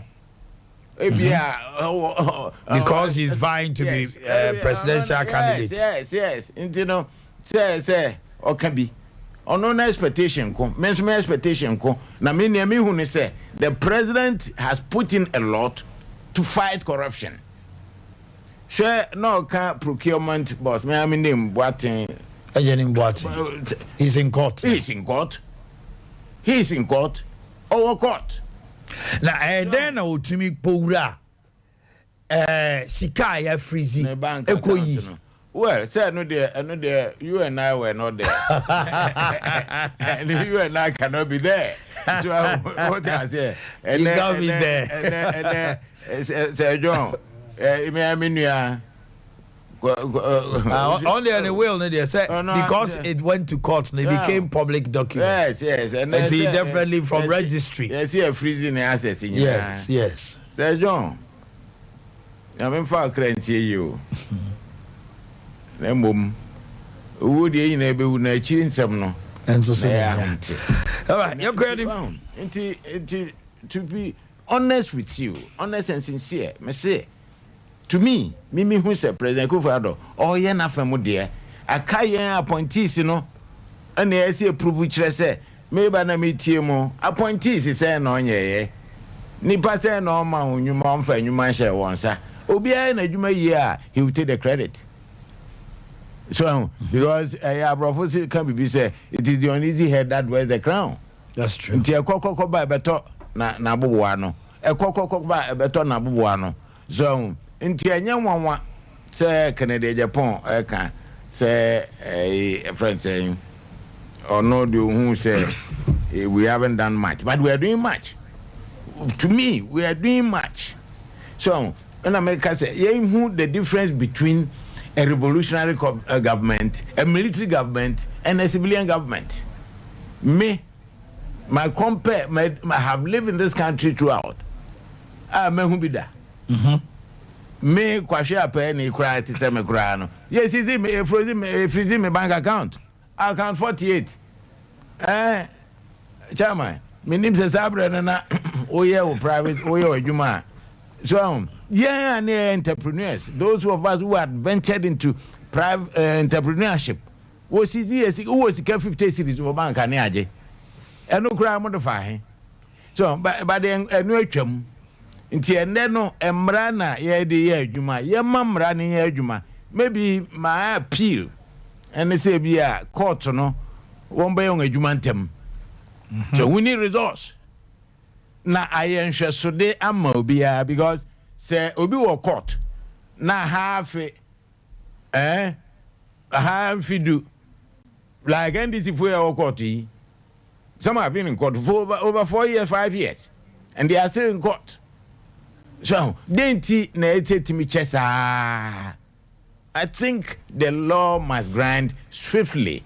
Na emwa na yenhwe so maye nyina because say agenia ono ni din hu hia no na say na busuafo wondin won nim die hia won integrity so hu hia won na say busuani bi ko ebribia no ofufura asa ko the same thing no in our culture cry and in obi value na busua edin abusua no kura say me to where me fi nana mo si fi akropa agwapam me yendin da ho dimpa da ho ntimi nya bribia be tenti that name so that unique name wo ho no me nya bribi ebe for na didimbone amaye enti mesre lawyers no ne judges ne ade no and they should speed up some of these court proceedings no na nyenhwe so manipa because say ya no because e huru abajo eya na say enye susudi mobia o obi amfe ntu no hofo so I said I court to cry huru abajo. I think there should be swiftness in some of these political, let him take it as political cases, like corruption.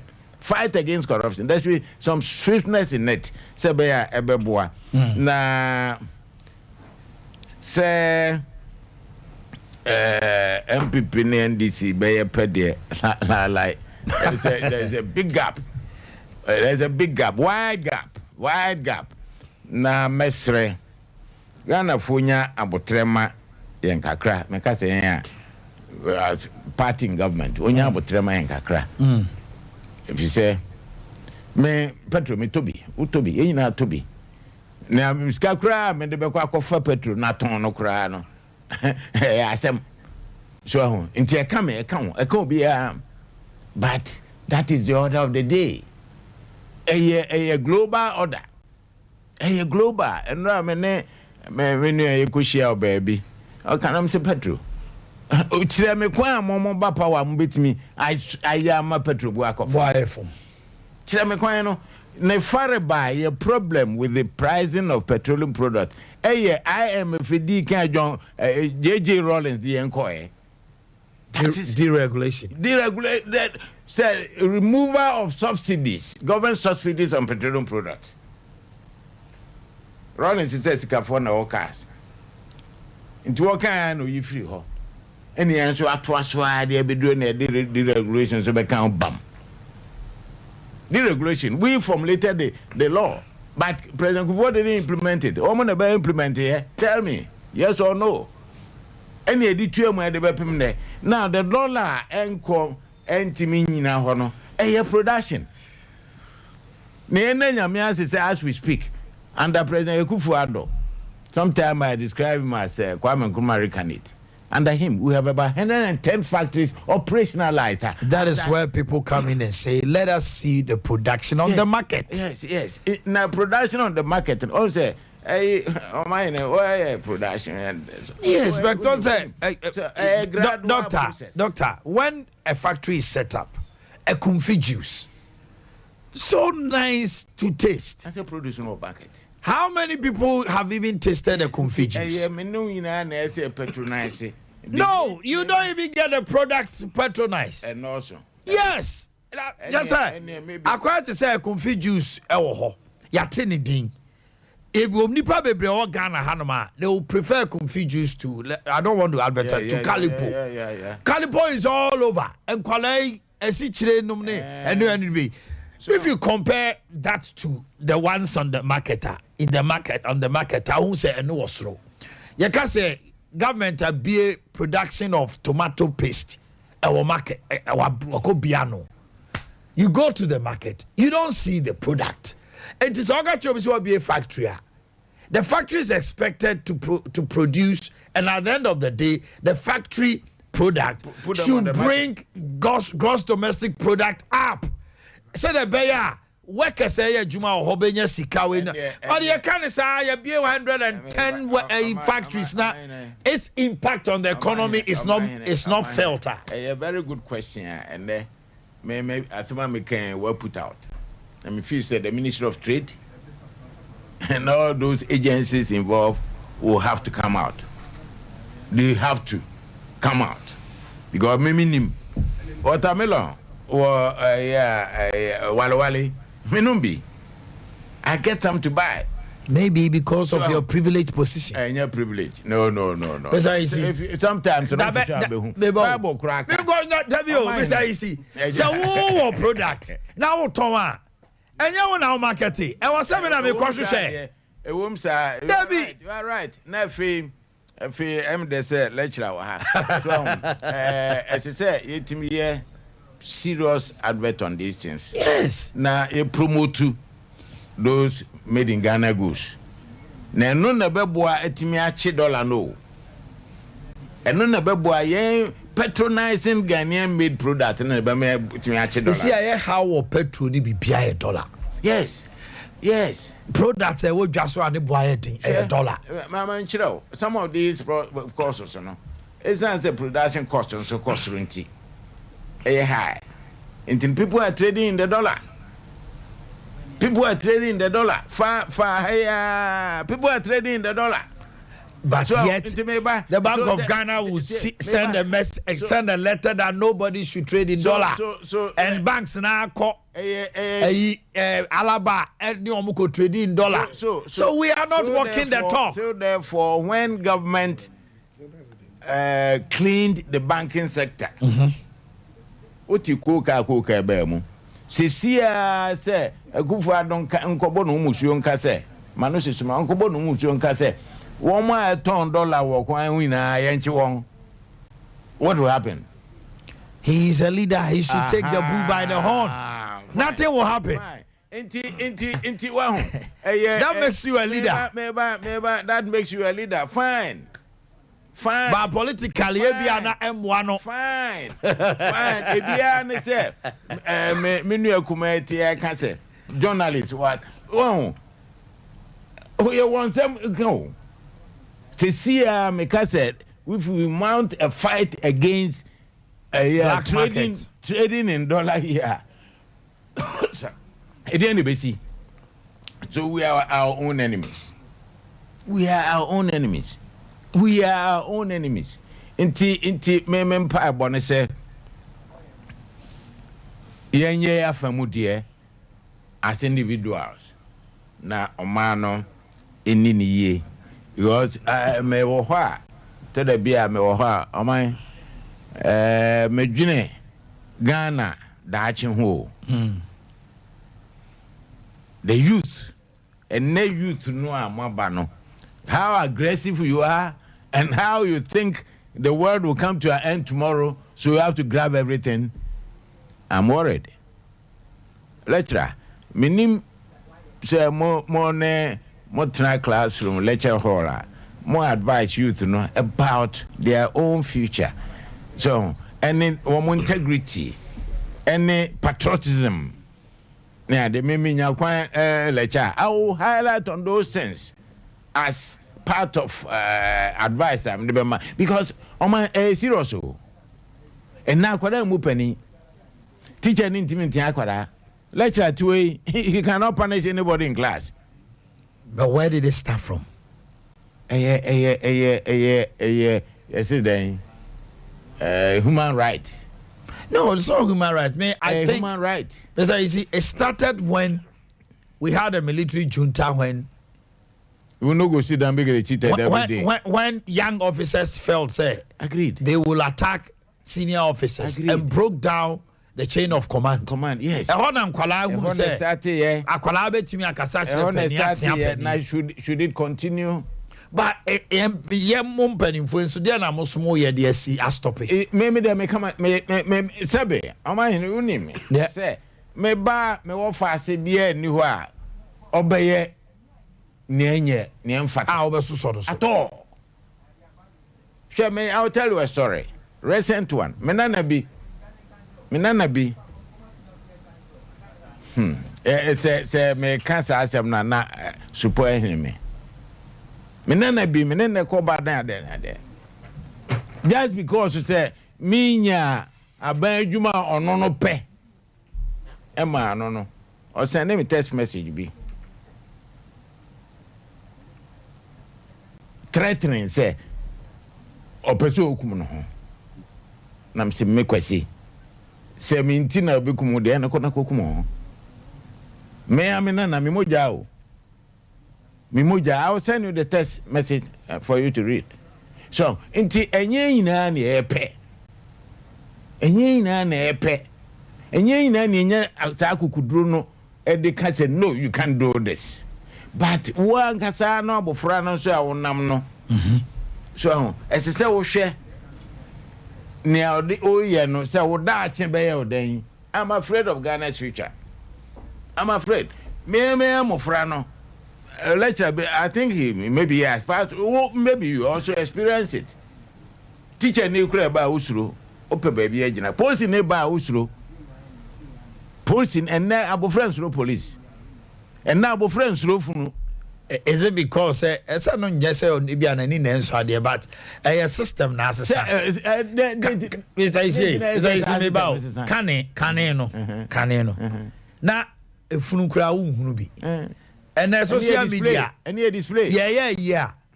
Did that fruna, it's all over. It's akwala who TV so no police ni yachi police for armed robbers and the akabanka gunisa. Yachi police. No, what I mean is the member the integrity no no. Ama nipa na hunu say nipa we kra no. Ono cry so say what say not here. Eti society no institutions no has gotten rotten. Nanka Omanhene anka wa hu suppose ni no kura no. Wa kwa bone e dia banka wa gu nsa no kura. That should teach you a lesson. Say ono cry na dey say here no na me. But on the surface Ghana for na gas epaya ye tumirika ko. Ananye ya. Say the quest for money. Petro Shegu a Yen Tumika request accident is they will rather video me. Request for money. They will rather video me and put it on their YouTube to get money from YouTube. Request for money. Request for money. So you don't blame the youth and the generation now. It is the youth. It is the generation that we are building now.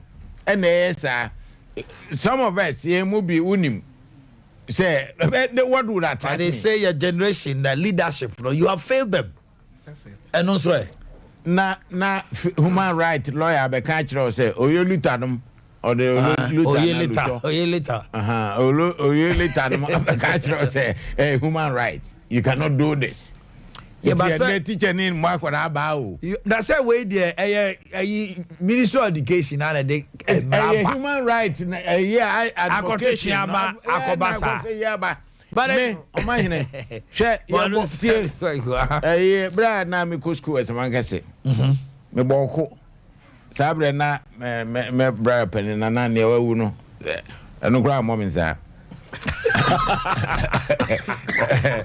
me boko na anapa bia me kosua ya unim me kosua ma me tro unim tro 2.5 pesos then na tro no na me ko esamanka zongo na ma ko han bicycle ni etwi me twi ama tro na sen me mfa bi kra nto aduane ni no bi ko ka kire obi hu me no ko ka kire nana anapa bi joana na po ma je me tro me ko school sana wa set spice o me ho ni yire me na de me ko esamanka se meta school Master Ampa obo me 24 lashes man to school me build that and that has made you who I am nene sa why no mother lecturer why now bet me abon obi ba o school human rights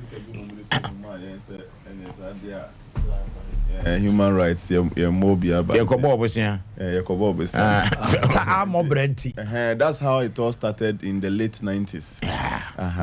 Loan and out of the loan almost say capital punishment or whatever in schools, I was say easy. Say remember loan dear. I had to say a koji loan you be runabout. Ye here runabout. No way for my loan. Omutimi designing runabout my am I bre. Oh, one more brass out. One more brass out. It boss up to your penny for papa. Leadership. Mekano. Doctor they told me they no so say petrol bo na akosoro no efi IMF because one more bra. Yes. At the bottom line is ya more bra. Inti say no you be twa ani ahwe achi na ahwe na ne atetefo ye no ne wonyina ahwehwe no ye ko hwe bi me da say ma me call Dr. Smart Sapon na abo akamiti me no abo no kron Frank Apia say National Health Students Association of Ghana NASAC to hold press conference tomorrow. News conference or to discuss National Health Intense Allowance, which hasn't been paid for the start. It has not been paid for the start of their service till now. Kingsley Sapon say inauguration of Ghana TVET service headquarters and distribution of buses and pickups to TVET institutions nationwide is happening today. Yes. Siama Kofi Boas, please, sometimes you have to understand the system of the Presbyterian Church of Ghana. The moderator is the spokesperson for the church, and he was speaking in that capacity. He is no more, so he can't speak. Okay, agreed. Joe Amachi, good morning, host. Brain Adams from Asinfo Su. Congratulations on the newly elected. You are doing good. Corruption under this government is unprecedented. Okay. Dr. Smasapon, my memory won't change. Great. Now, Eddie Kano, menu din komo wa ha. My chief one my chef for bebre. 2 weeks ago, you din komo, and I would research tuja. Yeah. We will come to discuss today, but I need you to speak on it because people said, say, after the elections, they wanted to hear from you. Oh, okay. Okay, say, want to me will win. Our 57%. 0.8%. Yeah. I didn't go quite 37. Yeah. The rest, no chairman, they are kind of my home. Yeah. Now, say, Asante Mantem Hakrano, national. Elections. Oshe Omo no Moody kind with respect to Asamoah Boateng against Stephen Team, Justin Kodias against John Boadu, Nana B about 73. Now say Justin Kodias were Jumaye because as Ashanti region has still ano you nipa ni bia anche bia na chama untumi ko jina nkan so on the oni Ashanti region nyina o support kwa akoma o ne ade. People have vilified you. You have been bastardized. And today, by the okay in Abemuno, what can I say? Good. Omanhene Yaw do watch better as the mama watch. When we see for no chef phone pimping across the country. Na me de nchia kese nso ama me wofa ma de nyina onipenua ene menua chairman afayam me mamu nyina so achi Omanhene be ya say amanfo antimase what I intended to do. Me a public interest researcher, me a social scientist. Science ni nyina ye a body of knowledge bia nimdie bia ye far scientific approaches when ye dinya. That is science. We are integrated science, agric science. Then our science no means a body of knowledge obtained using scientific methods. Sabe ye nimsenia science aboyen. We understand some of the petty things because of our body of knowledge and conform nam scientific methods so apamaye. And me natural scientist, I don't deal in anatomy, sand, and then so beto and so and said I'm from a natural scientist, be a social scientist. Social science for now near share public interest activities, human groups, economies, socio-economic issues, social protection, gender, blah blah, the things that concerns human groups.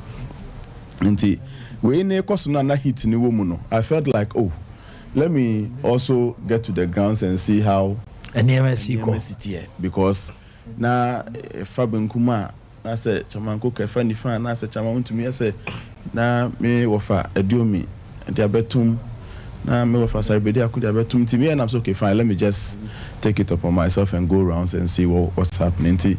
I engaged executives no omba beto abano. In fact, Mojuma ya enimu ye asabe moma ya kwa TV so radio so nti they know us. Me kwa omuje me feso ni adinti nkomo bomu no na me dey elicit me information.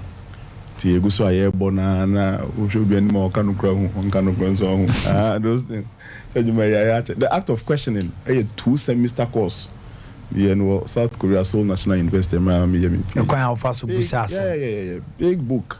Questioning 2 semester you have. Yeah, be another half the following semester.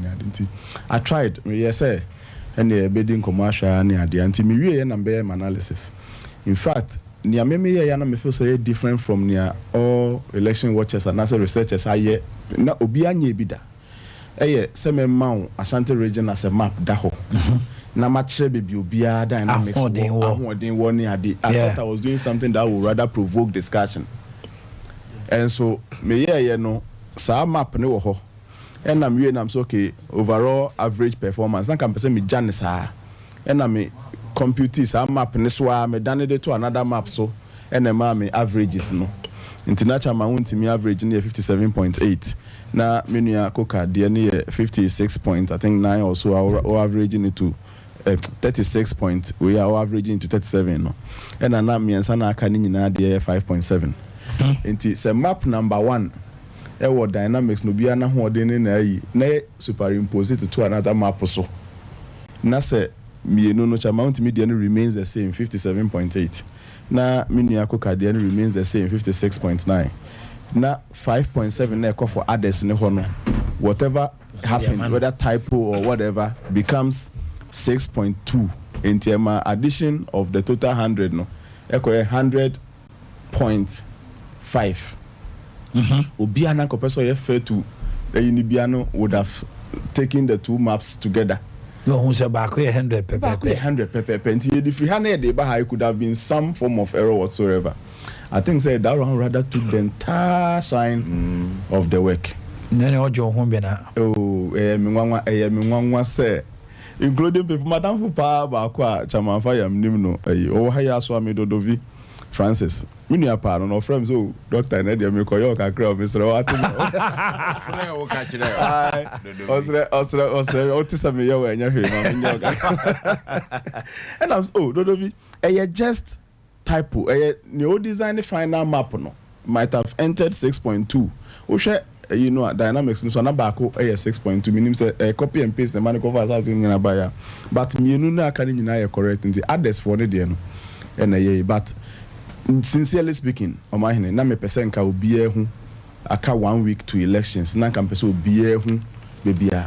So it wasn't an issue. The allegation said you've been paid to do a work. Sasana sikatimide accuracy, but the any mumi nyina yempesika for the solutions of Ghana because if upon paying, you can do something like this. Accurate thing can be done. Then in fact, meti we sebe empire me body bia na say asamun to me a sasem kro na nya sika na e de solve because obi kita sika pa ewu oye hu hwe nye enye bibia na sika timi ye sincerely speaking enye bibia na sika timi and one of my prayers pa na na make acho and say in some betimi ato me ne to nkofo bi betimi ato ye nyina my prayer is that one day I shouldn't get a certain problem sika ntimi solve say ye na sika betimi solve nko ade a ene ye fosoro afa forma fa wi ma ye den ye sika dia solve nko ade na I think that wouldn't have been a problem but to be confronted with a problem as a can't means of it, I'm always praying to God. Say, oh, that money issue doesn't come in. That's what you did on the screen, no? And I thought, say, wait and informal discussion, but rather the final, you know. Intimidation say all the teams had their own research group, Biomuya investigations, mom. Maybe so, Dr. Diane by no say, by Yenswa. Yeah, campaign and I said, yeah, feel say a different thing. I say, two Abasane, but they could not produce any other. I wonder why Omomoka said I was paid. Could not also assume that maybe Benefsin was also paid. So Benefsin was not paid. Because Benefsin said one to me would lose. Yes. But he was not paid. Research but go. One for research on the all kind. Yeah. So that's the difference. Penny research. Why am I figures to send your illustration? Why am I any illustration like Yeshen was crazy? Debbie, enti nyame animuni. Na ben ho anasa na koye. Oh, Chama to me 57.8. Chama Kokanya 37 point something, so it ranges between plus or minus 3.6 nation. Which means onya within the range. The accuracy level is 57 now. Perfect. The accuracy level is 99.99%. Unya 100. And yeah, so whatever the thing is, unya 100. But for an accuracy level of 99.9%, we have because 2020 me now I research back but 2020 I am is show so now what they absolutely MPP for election the Ombenya 137 all kind of pain. Yeah. So we are going to have a hang parliament. Or say reasons why our MPP for be lose to such seats. Or say seats are OT region, the new region or Ebako D MPP teaming win the lose to Greater Accra. The okay now babe. And no there. The party faithfuls in Ashanti were hailing him. Now, if he goes against you, the party faithfuls in Ashanti did not Miji Nanakumia. They didn't like what you presented. The party person told me, say, yeah, free SHS. Yeah, say. Emma, your research team see about 56%. Doctors, when you told them it's 51, yeah. so Danado Benya 51.3. Yeah. He said and I gave all the reason. In fact, me started call and you 8. Me release a report on. And no frame me. They can say, oh, and you me plants are frame me and you into time when I'm so anytime after 8 be a free office. Or frame 8. I saw gra. You jack as an abobe no pat 3 o'clock. Hey. Yeah. 8 p.m. He had time. I said he wanted to understand line by line what I am talking about. Or say I did betchi manako a certain meeting being to a person TSA. No, yeah, Mr. If you're number 8, aya agragwase ye can go off, no afraid. You need buy a hosonaya no pa by 3 a.m. And we all were like, hey, I did you. And the doctor Maminja and I can so the kodai. Me yon kwa. Oh no, why wouldn't you Sefaka in Accra? A year 1-on-1 on the morning show so. Mekai after you release Okasa free me hoko. No, and I'm a concrete 1-on-1. The Honako Yanka, I thought Senka 50 Hono. In fact, Sasho Nuaso no. Somebody called in, Miniano to me money. I said, oh, Legon Fondo cry be my day, Juma. And I felt it was a little cheeky. Yeah, I felt it was a little cheeky. An MPP, that time, not a national executive. You know, in India, Madame for. So, anti Mestre, Minkase research. Perfect. Debbie.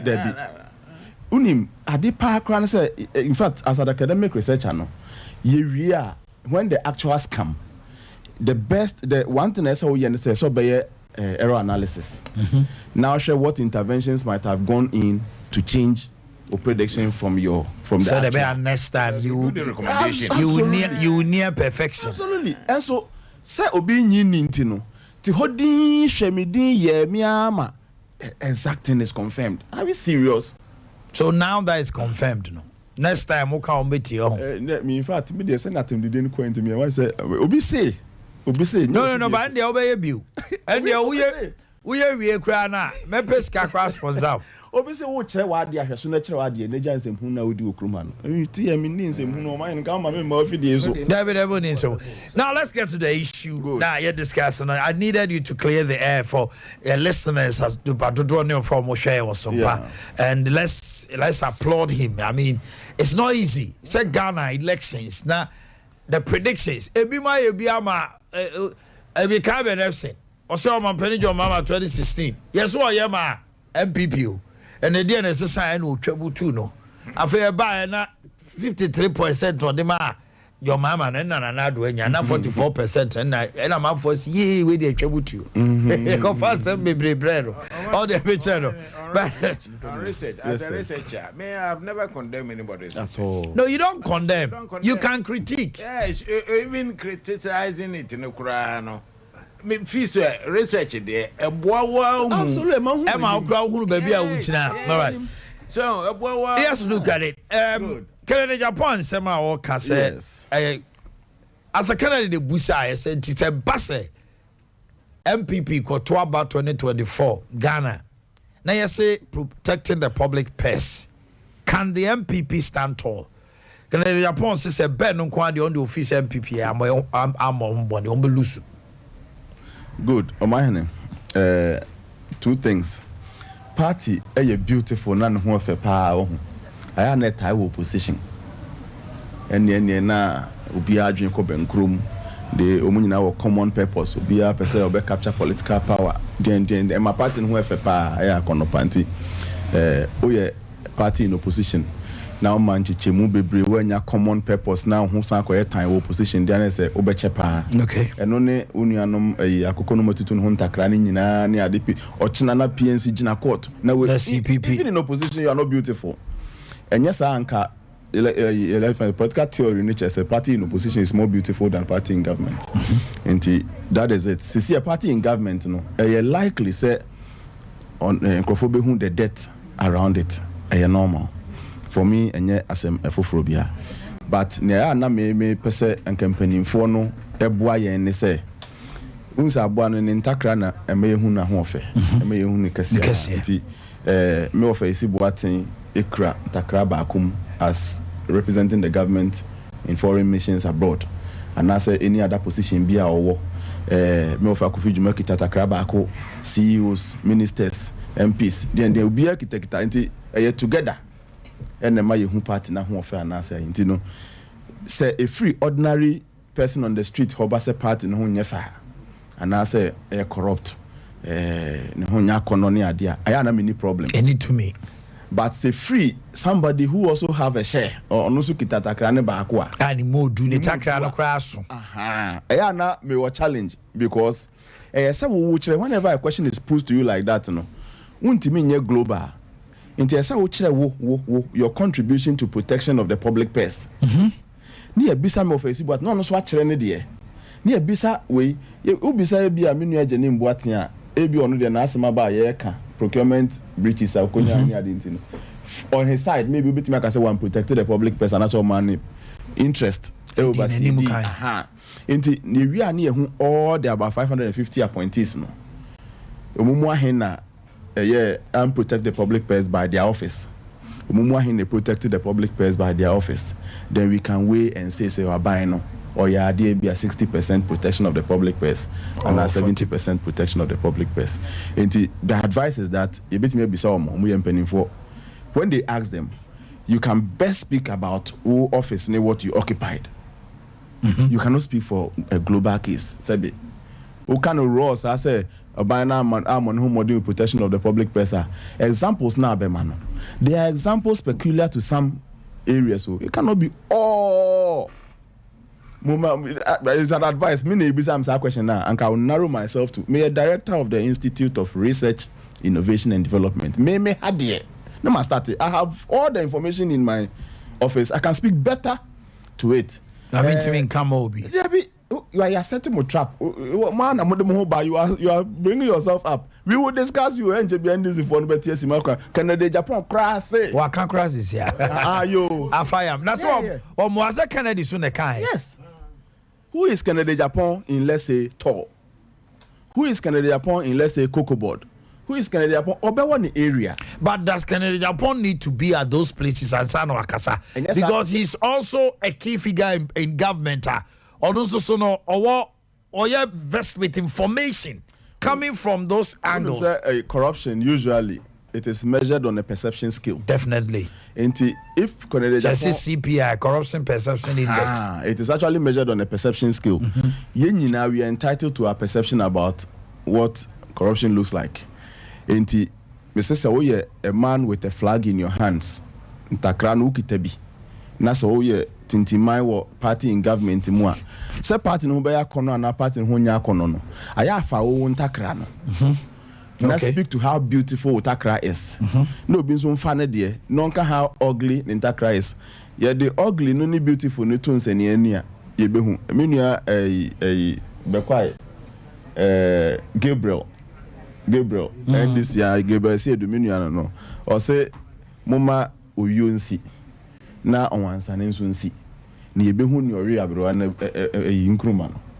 Enti speak about what you can. Where communication no.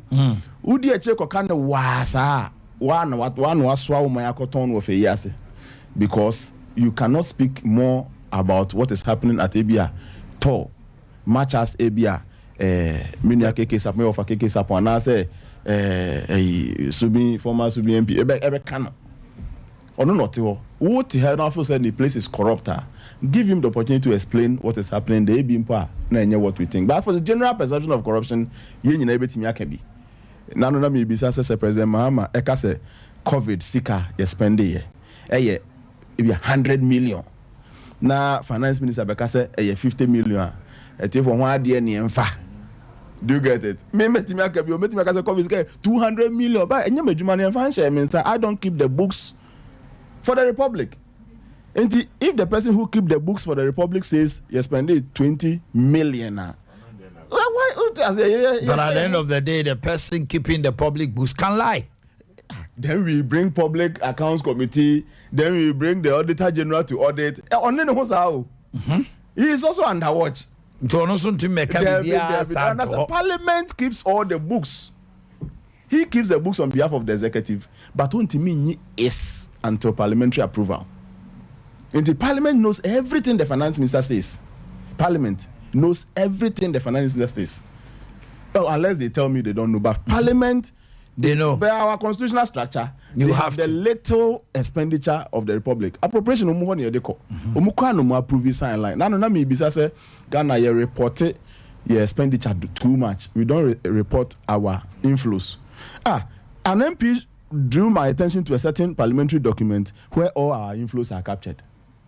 So they know nti mesre sika bia ba o mam no munim pa na de edie so munim it do maybe an IS for political expedience na ya be ka say na minutes we are you to me why no mo akwa approve omutimi can because somebody ebi am of Esibuatin was sector A. He tries to generalize the whole thing to all sectors. Na akoye authority na akasa we ni through party mo no say na akoye media no beto ho me next issue America ho asem ye na ubisa factories ne sa nema no ho asem ne ade ha Ghana ha ye woes ye how park se pa ba ko a ye ko ye ni me be sanke be solve pa the first one na usually any pesu nti obehu greed kakra obehu selfishness kakra sabe your mu opposition they cry the cry of the people obedu aban mu a wontimi nkyere how many people he has been able to help na akoye ono nkwa ne nabusua ne ade obehu se nkrofo kakra bi na mu yeye because they are closer to ade entina onana ne so onti ase no onti ase how he is closer to you and he cannot say me peto na mfane nkwato aha so David so enti yeah no de ohun ni sa so ana ambassador me na ya ambassador na me pe Some year you more Prudential Bank. And I'm saying, you call Ghana commercial bank or say a coin you. How? Into Omanhene. Obebugo Shinigra. Oh, and we first issue you who say any pursue. And Sha Nasa Besabe, ye the being crown mao now call and keep Bianca more than that. Mean Casaya the papa, but he did nyapa, ni pursue, greed and Nancy Crano. A protocols in the manema slot, ebia military, then SNK buffer my party, Mrantenema Bawa Crania Bieno. Nancy cry yet.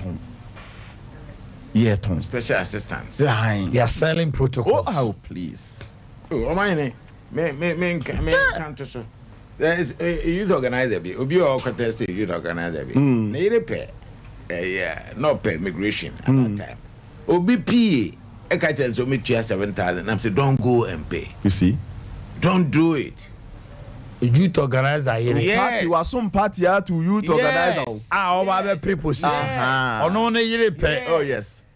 Special assistant, and just so 7,000. Oh, yes. 7,000.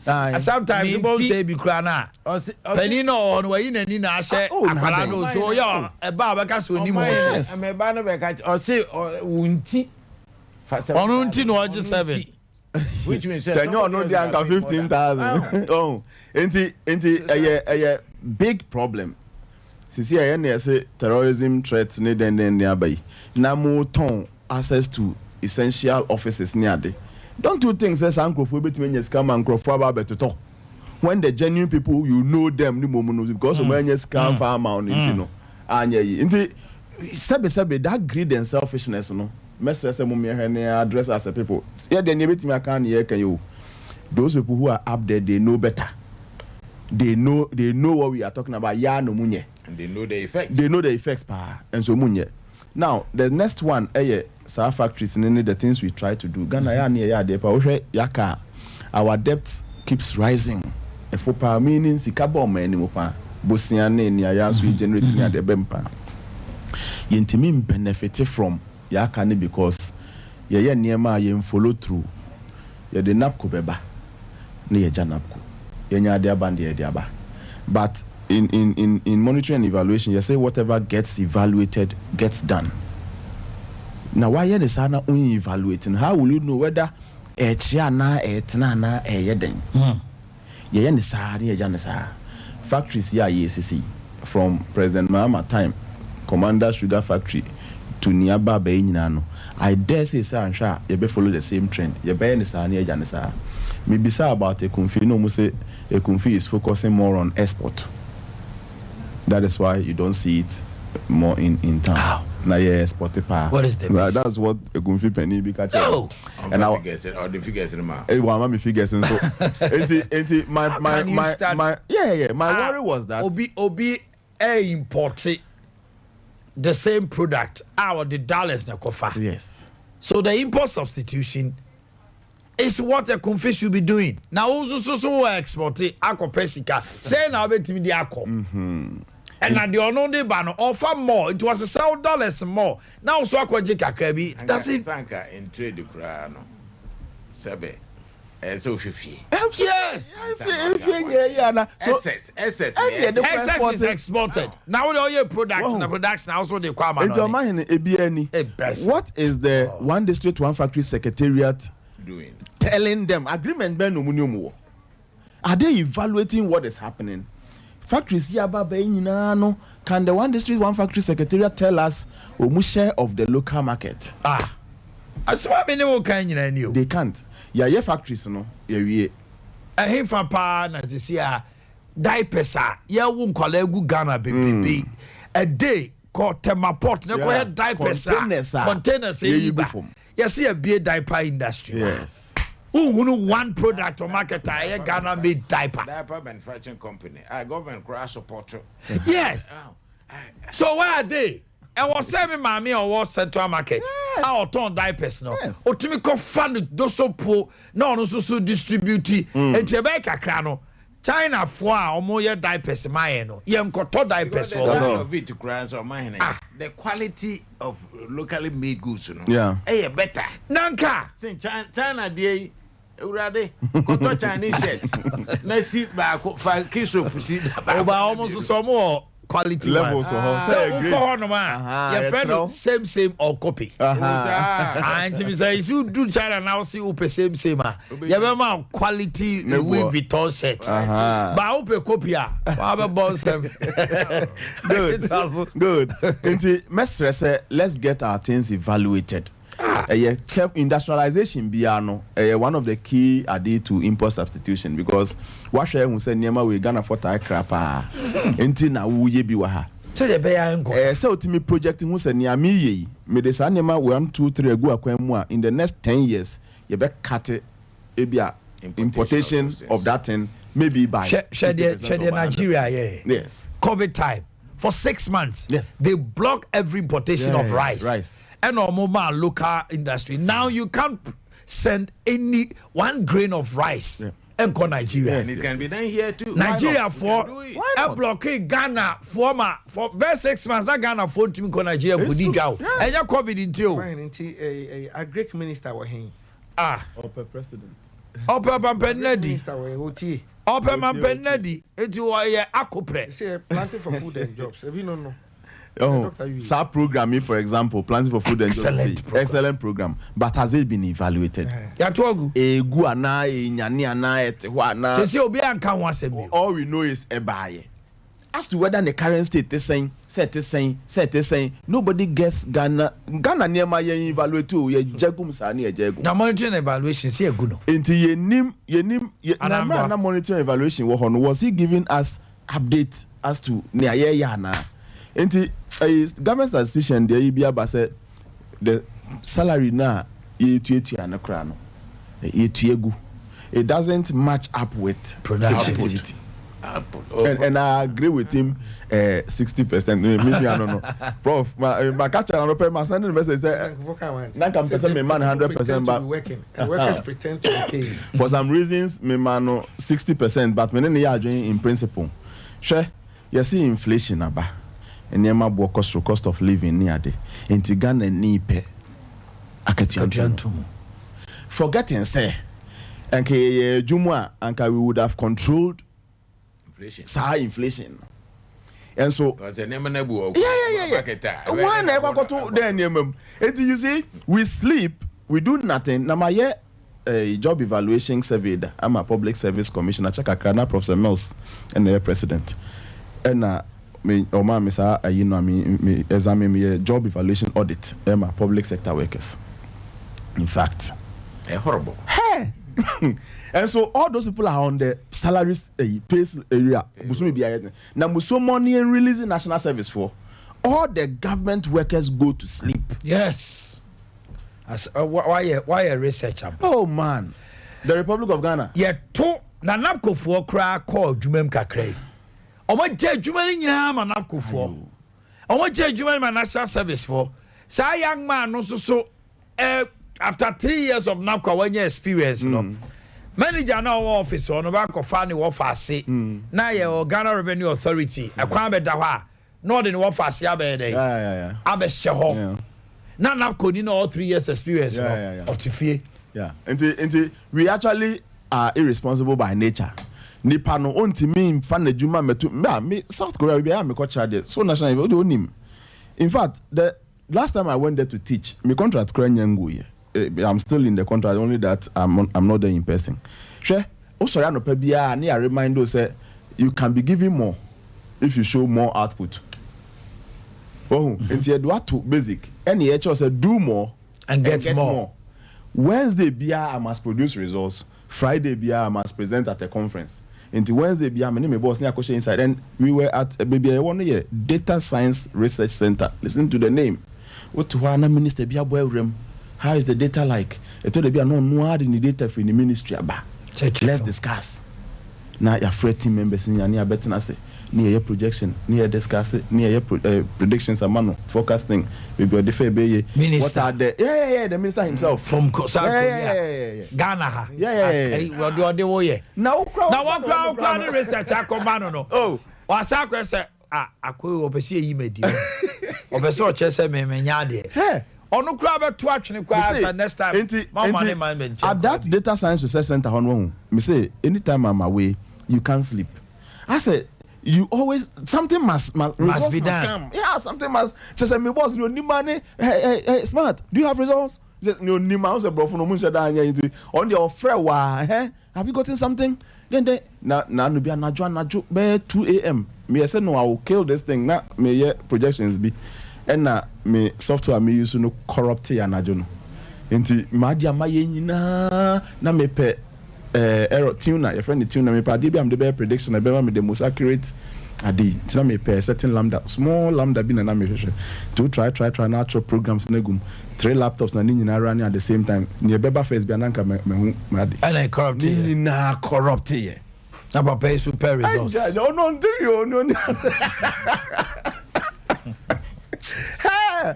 obi anhyɛ me na mfimfire tell me wa we mu adechi abotu adechi error by this time aba me ho fa me ho because you know say enche bia no a certain minister working right now we must have something to tell the person environmental data ba how is it like and if an pollution level no was so omu person ko charge a certain company enti yenhwe PM no particulate matter of the entire area yenhwe ni ane dey onye adwuma ye ni ade Ghana ha me yes as dey bi whatever particulate matter the pollution in the air you will bow. Nobody holds anybody responsible and because fine in Africa we don't believe in research, in Africa we don't believe in science and data and look at them fire software it is valued more than what the physical data is telling us. Forgetting saying Nyame a person of resolving human problems, he came down here. He could have stayed in the spiritual realm and resolve human problems, but he came down here to say so he can let's invest a little more in research and then okay I mean too na afei me dane me homra sesia na say Dr. Akasa Bebre na factories na sem na me pese me kabi that's right it seems say we come factories na doc ye kan wasem yes me am ka say me te say unu bi ka say political factories populist political factories because the excess of the 1D 1F no said the moon na mo chirem ni say emra na me boost production and make create jobs na boost production na productivity cost ra definitely revenue beba so revenue no so ba amafo bedi ye export bia ye benya foreign exchange that's right ye nya foreign exchange that is the chain na ama exchange rate no so kofo nti say obi ti say kasapreko odi sika ko shema ese say wutimi ma ye ti ase say okay kasapreko ansa na me diska ba be shema no na o work say bia 50 nti me disika shema or work as 50 e bia na otumi produce e bia 1000 bottles of water now I should be able to produce 10,000 yes so what you say na we hu say okay nipa say na it my employer mu ama adwuma aboa those things are not there and when I say you see yayewe nti emma defeat the purpose for which the intent is good but a populist ayehwehwe ni mu ade and so a ban say na you haven't been fair to them the doc aka nyina ni ade no o say leadership it boils down to leadership because o boss no o say resource they hear say we produce resource na ye can sanity wa ha na nti o say the gap no is too wide too wide. That North Korea ye can want me South Korea point of sorry South Korea omo have a national orientation no ma psyche the people's mind enti said ya oka no ukoye adwuma na ya ka kiro say ne uwia ye be ma be $100 but say ultimate output no to be more than this say be kan who wouldn't want to work enti ya selfish and ya adwene ya kasa ya dey why no cry is in arrears oh and your problem I have Juma 6 months in Tiao there now sakoye more it's demotivating than anything and it's so sure I am a told you sometimes you have a komo ye din komo bi say na be person yi political spectacle no to nchen na ye because yes okay populist we oh no your that's oh my he said oh my kai bibi yes see Ebema constituency be $1 million every year that time no equivalent to 40 billion OCDs 1 million one constituency yes and he said nay because of Nyoma factors be yentuma manage exchange rate ni nti na wa bedu almost 80 billion. Nti say sa sika we ampa say ye mini na eba me catch us me poto mo nhaye so ba now nke any problem ba kokra. Say what you say. But yaka at the Nkrofo trim. And Nkrofo feel so yes, we in the babanti, the people now sit back and become disappointed. And a leadership. And a leadership no so a cross board. So what you say, until me cite some example, say who you do ko to baby say ye juma. Now who person what in your man, you be frustrate you. Say you frustrate you at the end of the day, other say one place be you free ho. And now be kan atum. And now be kan wan atum. But do na say so obi aka na no atum. Oh, but baby, I mean, doc in Adrian Kennedy, Japan. Yes, doc, the analysis now, man, intellectual analysis, no, I know. But, sir, if politics near you know, I say also share the political aspect. Is doc, are you saying, sir, it is so mighty way are, if I saw no one a politician or no way a centroni. And no my air caution be young protected public person, no man, you know, want to me anchor, just a specific area be no Canadian answer. But what I say? Yes. Until you need sometimes you need intellectual analysis. Yes, okay. Any monetary evaluation, no court ministry be our minister.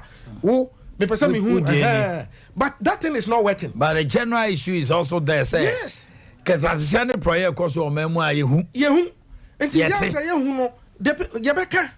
So what else? And yes, I dare obi abeka na no atum. Now I yet is okay. Any the ministries, department, agencies. Former president say who need president than I criticize him.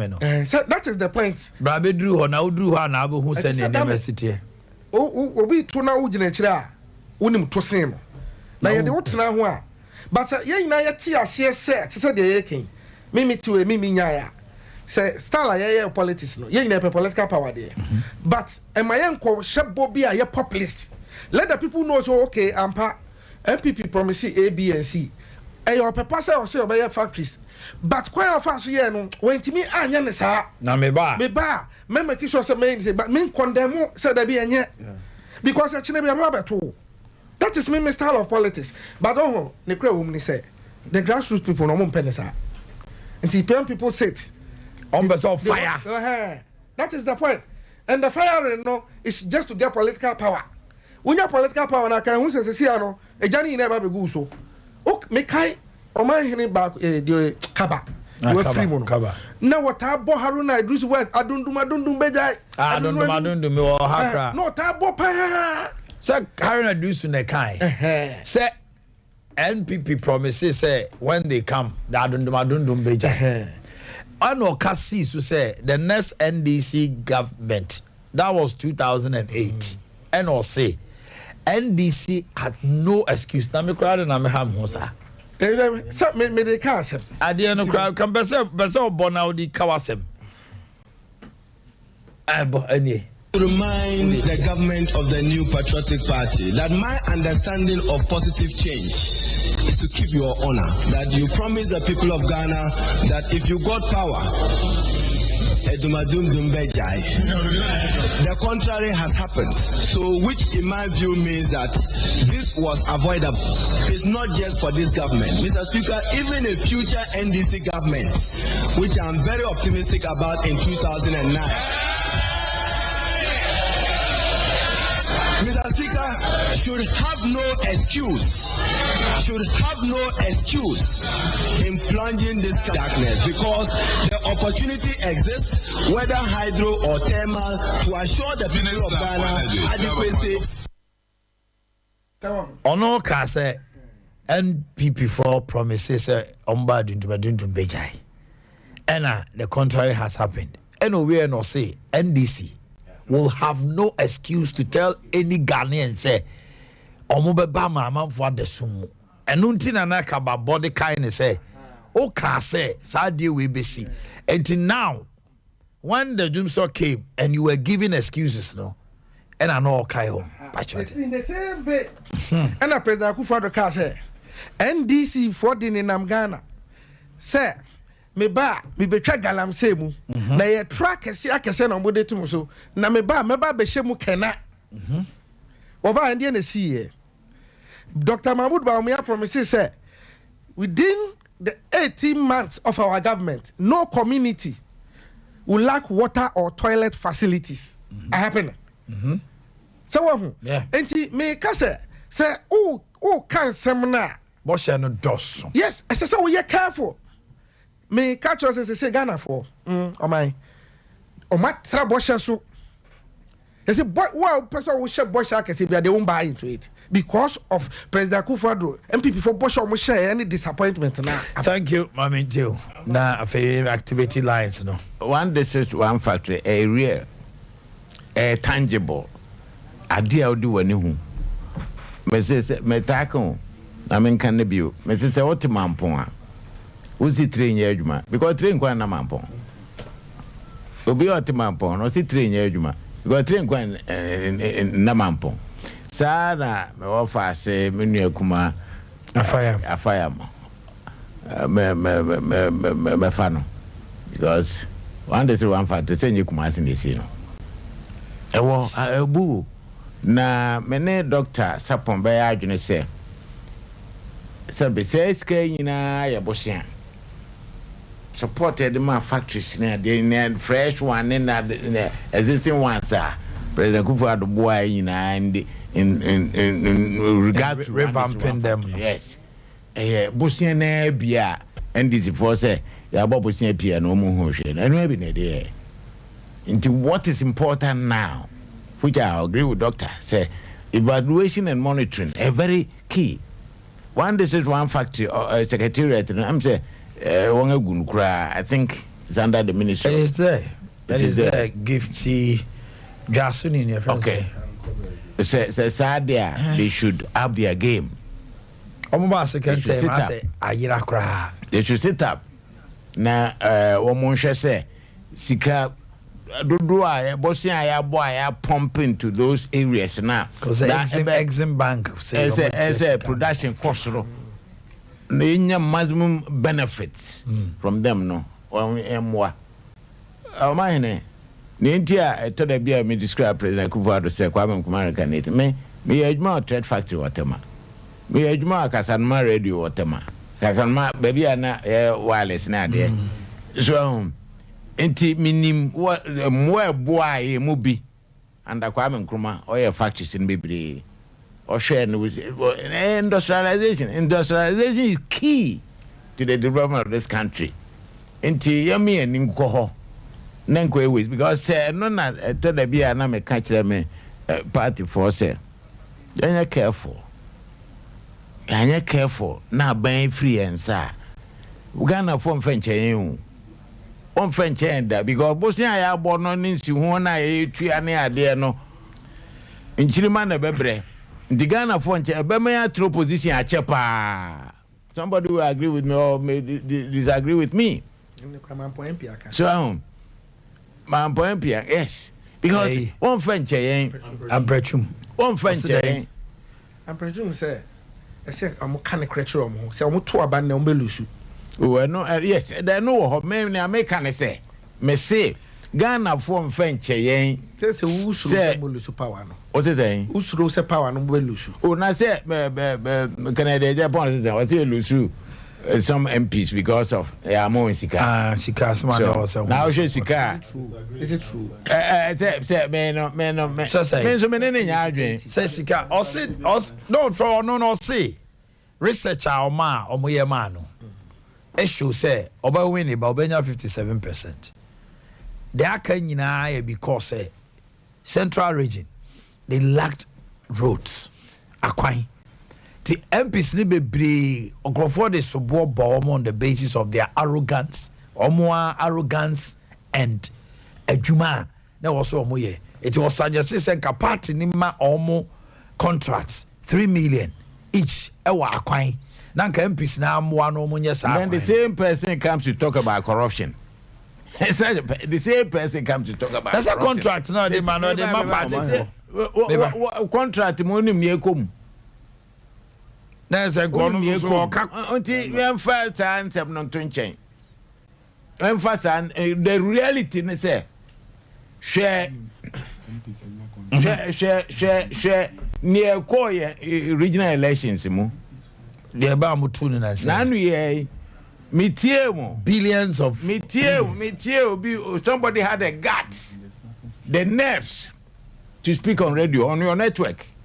Say Nini Pebi spend you about 1 trillion on your network here. On your network here. 1 trillion. This any panel can say or spend 1 trillion do winning elections. Can he go to the electorate for vote? Oh, but he came out to say Omoka said or no cry says cano bodino. Or no onim sikano. And over 1 trillion. Oh my menchiro. And ninety in communication. Near old trouble on TB got to be very careful. Yes. And ninety night chief will say, as some of become Basse for Enyum, also Assembia Mecadibia me, as a very yes, Fana. Yeah, we have to Obronese way your tongue. Yeah, tell a beer, may enjoy a num. But I see Usros I have the position. Miss Ro, because you lose power 2009 to NDC. President Kufuor more a penny now begun. I don't think I was true. We suffered. It is the citizens who suffered. Memufone suffer you. And then make us say, you're careful. Ghanaians will never forgive. They will not forgive us because of arrogance, of power, display of extravagancy, display of wealth. Now you're scanning away. Okay, scan away. You're careful. I mean, too, now I feel in Kwahumano. I mean, too. I don't know whether good news and answer bad news. As part of my research, for 2020, no, and for 20 elections, here, me visited delegates, no, 26% of delegates do not believe MPP would break the 8. They don't believe. 26%. Of the delegates, and I stress the word delegates because, and as executives, because Omuna. Domna bro. Yes. Omuno was a disbelief no. Na say nti medema executives ya to abayi omu nyina akwaba. So mu ba ya no mba beto ye no. 26% of omo koto aba ne ma MPP fo we nya abontenso. Dabi we no ye wote nkran ya wo expect say wo base wo a wo ye adwuma ma. Omu 26%. Ono ne bi e wa Ashanti region. E wa Ashanti region ha na reason back, for example, where such a from planes for such a from planes for Bebreji one man no munyi no queries back on the say omu include about 136 or so and they make up the constituency emu miensa pen electricity since the party came into power. Rural electrification so they were expecting say at least and common for 20 common for 20 be make count 20 ka do kwa chire 20 Omanhene is all do we chire common for 2 be kra na omusu nka say ya man kane aba ayi and they have a very very solid reason on satisfaction. Yes. They say Temio Ghana for yensam hye I think ne hwana na eka Tofia Kwa was saying it here, say Ghana for nsem hye enye kase o hwe kwabri sem a yeka kwabri fo akwa nyina not 1 kilometer of asphalt na kwabri they gave 86,000 votes to the government in power. Now imagine say why you kwabri 10 kilometers in Poama Omo. Hey, 200,000. You see, and asphalt cross happening. Just say 100,000, 10 kilometers. Meanwhile, Yama will be 50 to 60 kilometers. The votes here 20,000 back. Now we are open so to say. You don't do research to come out to tell you say and obi research so anamu ye no. Oh, I have about 50 points recommendations bia those who do not believe in breaking. In fact, no cry they do baby na you mu nyino madwen kire, including those who believe and those who don't believe in it, feels like and you might be say mark and it is constituency by constituency. Me come here center area. No, yeah. Yeah, but we are sending mammy now, me fangua. I mean, the ounce of me. Yabo am besi apes makafo. Me wa bebiaka. Anti for am fangu. Enti me mesre say em ma Omanhene ma fangu. Am koy correction. You see, let's you see, anka manije be say Omanhene. Anka meti anka mani pa beje say. Enko si be afie awie ye. Nanka ye say me am such a drobonsofo. Yemonya 2 communities and another 3 communities are connected to the national grid.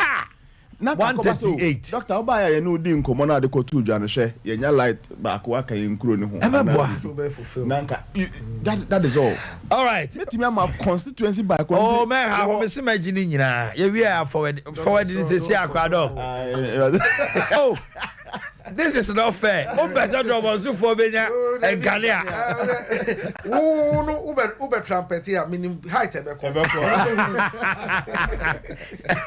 How a quick one. Yeah, Sad drop for no. They were the overall best constituency in Ashanti region. Overall best in terms of 2020 votes. Omunomunya net gain. A year 5.5%. Edema MPP. Nipa constituencies me and say there was Ashanti region 2020 elections here drop on so overall best. If we are Badansi Asokwa positive 2.5 gain. And positive 0.1 but negatives. Me see being a negative 17 point something. And so chairman or sorry say chairman be anyade. Na say obi overall best constituency na say Dauroma omupe nkania. Oh please. They don't do research. And they know very well the energy minister is here with them in Ashanti. They know. Omunom catch them say energy minister. Me kanam refi say minu anapo. Was for free education, like meaning so free, but so they feel like this thing can be done for them. All right, yeah, the Juma Debi are today Akokra Mafia series. YOC Ventures and Tarawan for Yakaboma.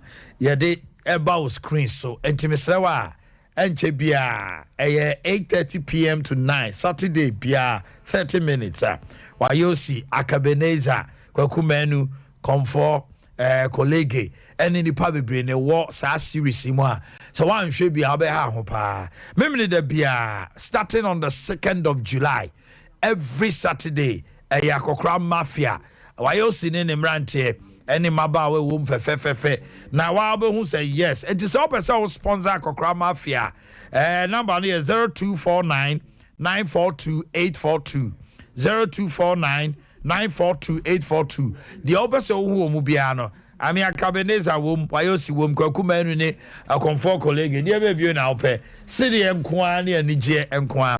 Network for Societal Transformation, Macan was macho. And Traffic say we need Jumanye.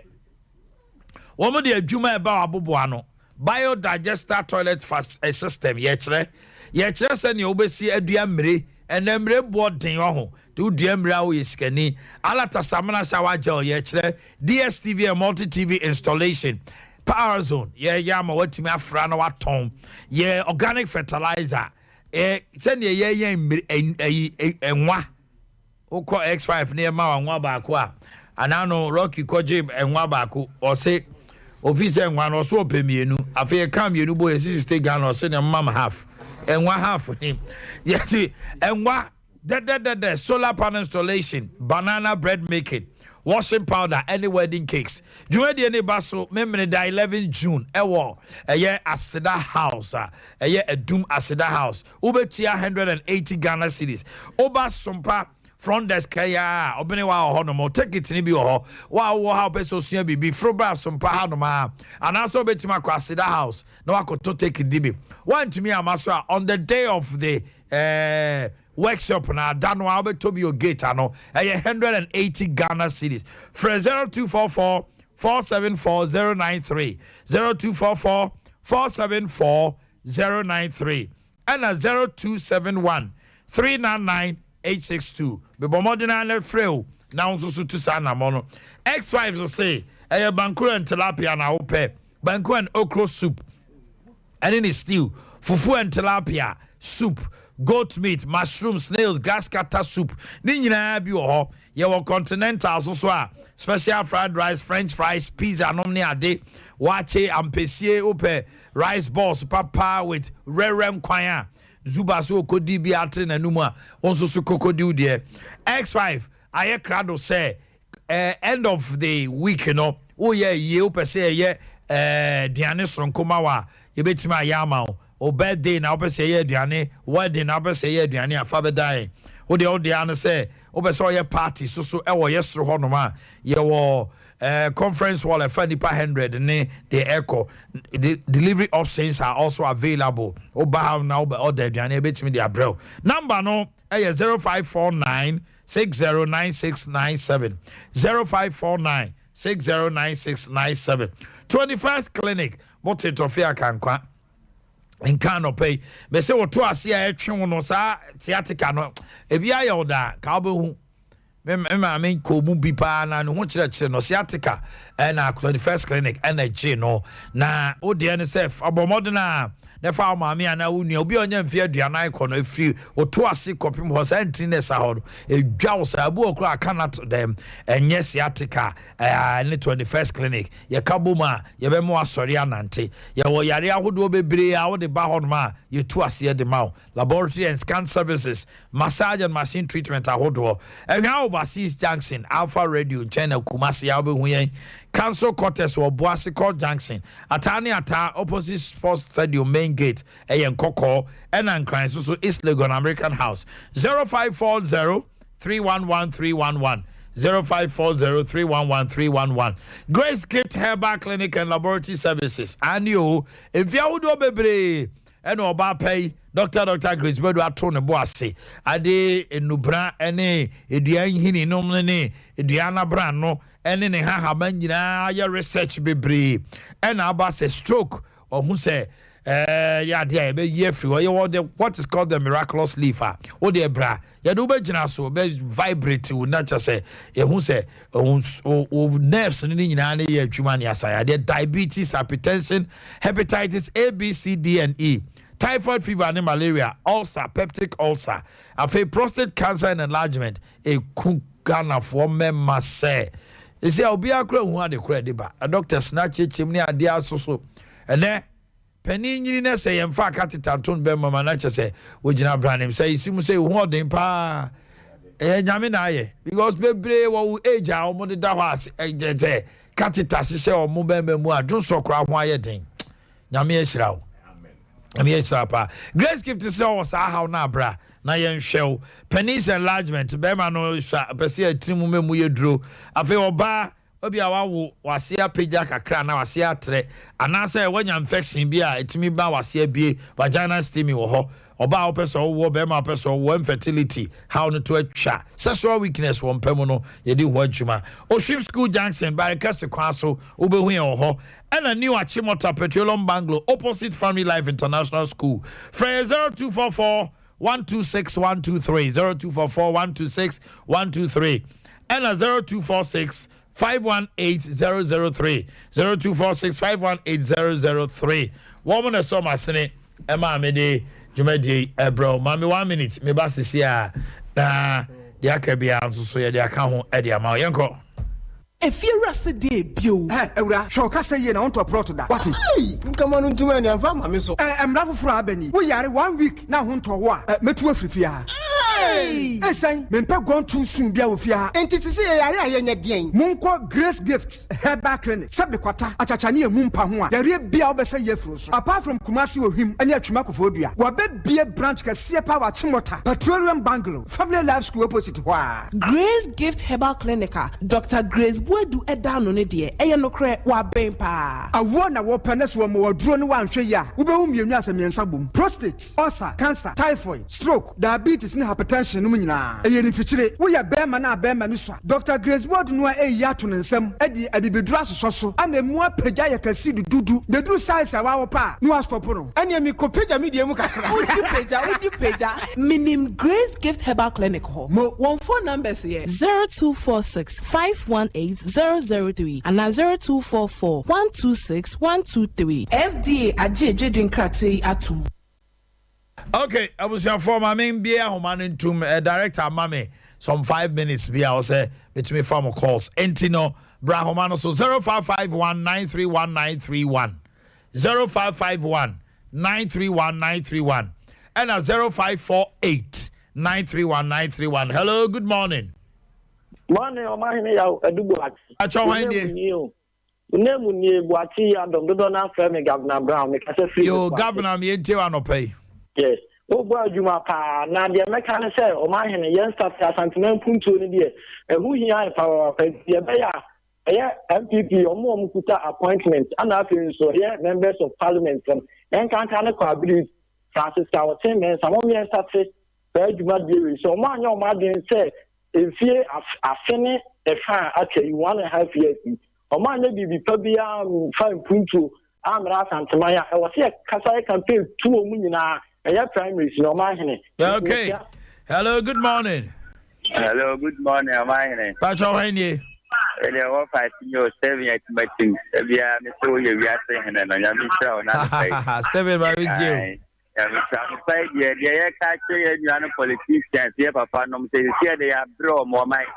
E maguna ya sisu o mai mu ya ichika ya ye den ne fuel auto. 1 gallon 44 cedis, 5 gallons per hour to me in San Mama Unindo. Yes, Shama Farmer. Over to Ukraine and Russia, and the control require for fires to Ukraine and Russia. Ghana, I have to donor. Control requires to Ukraine and Russia. Hello, good morning. Hello, good morning. Yes, sir, it's you, one year. So, Casa. Oh, my, and you may be having on entity. And you may be almost a yana. Omobi Abanswa. Obey other agents no sa na asante no majaya. It's no call her Bible house. The bomb papa in your mako in Chibom. Look me over you a queen now. If you crown with your fashion in your year. You better have the general attack and what among you man. The real good.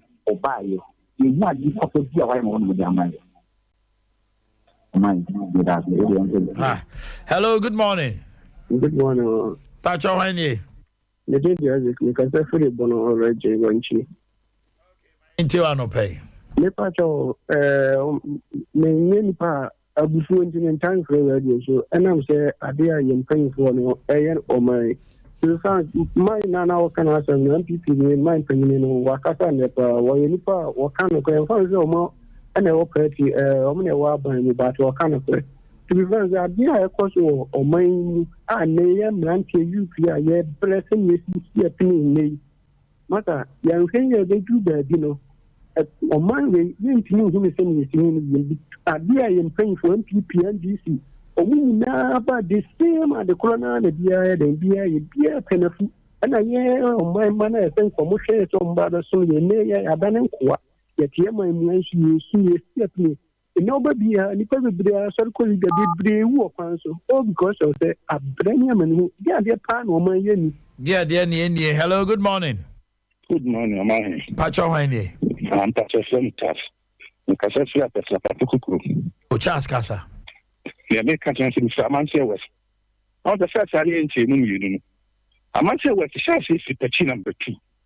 That walk of fun and two could sensible to film here. No question. You vote any in your field, MPP for your vote to get to. Oh, Tabaka Grants or Crown Soda. What fat a baby to say? Who compensate an branch left could be a friend of yours. A pioneer system, I won't and a contractor, a warrior crime. Go ahead, the eye of crime. Well, I'm ready to cry anymore. A could be a friend of you. I'm ready at our soul. That's why I go. Or my now. Wait a minute. And 54 a woman. You might imagine, say that they are something rigid here. The Tiabama woman, the Ducia, the Tuaba. Ah, well, I found a new best on the ADB, or my penny for time with the BDA. And I see us so with the DA. Nanado, she said, fear what, and fear now. Very kind. A block or two. Eternal soup to your qua. A coming to be done. Conforming obeying number of money. Did you cry?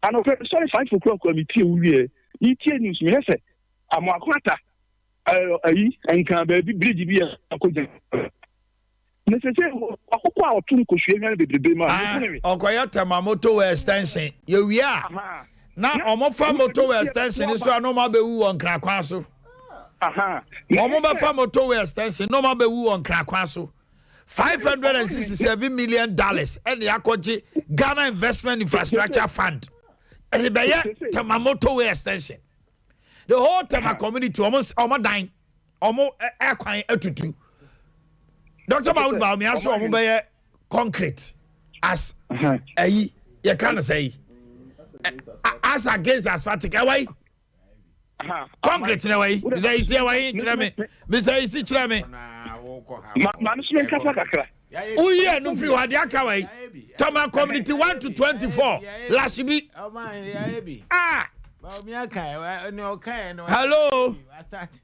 hello Pastor, good morning. Pastor, your friend Sylvester Paul Kashafi Kwame East. My auntie, Kwame is for the friend I'm your sister. So that's a program we are moving from Beaufort Junction, Eddie Babu Soluka, in so far.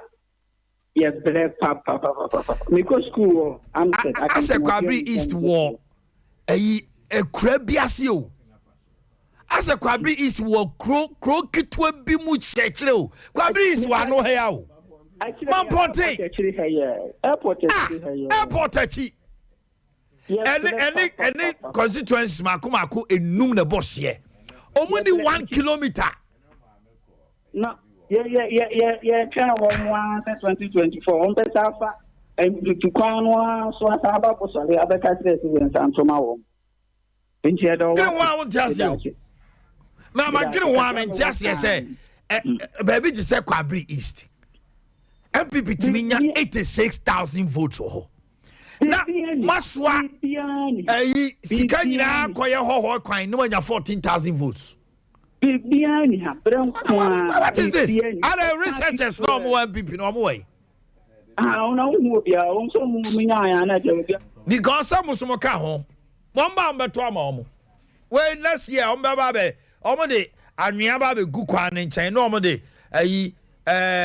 articulate a charter, any Ibiabe Guho. No more basis suppose Kakrebi. No more the Amiaka Crab good chain. Almost a bear, come on to my area. Mubatua Maomo. Nankawe na voter region for Chendisi Jansa. And Ashanti region Chendisi Jansa. And Kampuntu Bebaho. And Chabe Kawasem. They were assume the tea cost be free voter. The tea the be free Ashanti region. Yakwanye. We are so Masako to Baba Mwempi, so who mamono. When you change your hands, you will see development. Mama fancy ya. You can do the same thing and expect different results. I beg to differ, man. I mean, you see, you beg to differ. Well, cried or you beg to differ. I beg to differ. Nothing is happening. I beg to differ. Well, my man can be bench. Me say, "Eyo Boapayo." Enya Boapayo. Enyo Boapayo cry. Na me sure. Any bro. Now, about the description. Oh, Kakabri is. Kwabe menum important neko. No mun fre. Na utia obo hu de NDC for Mudia voter region for.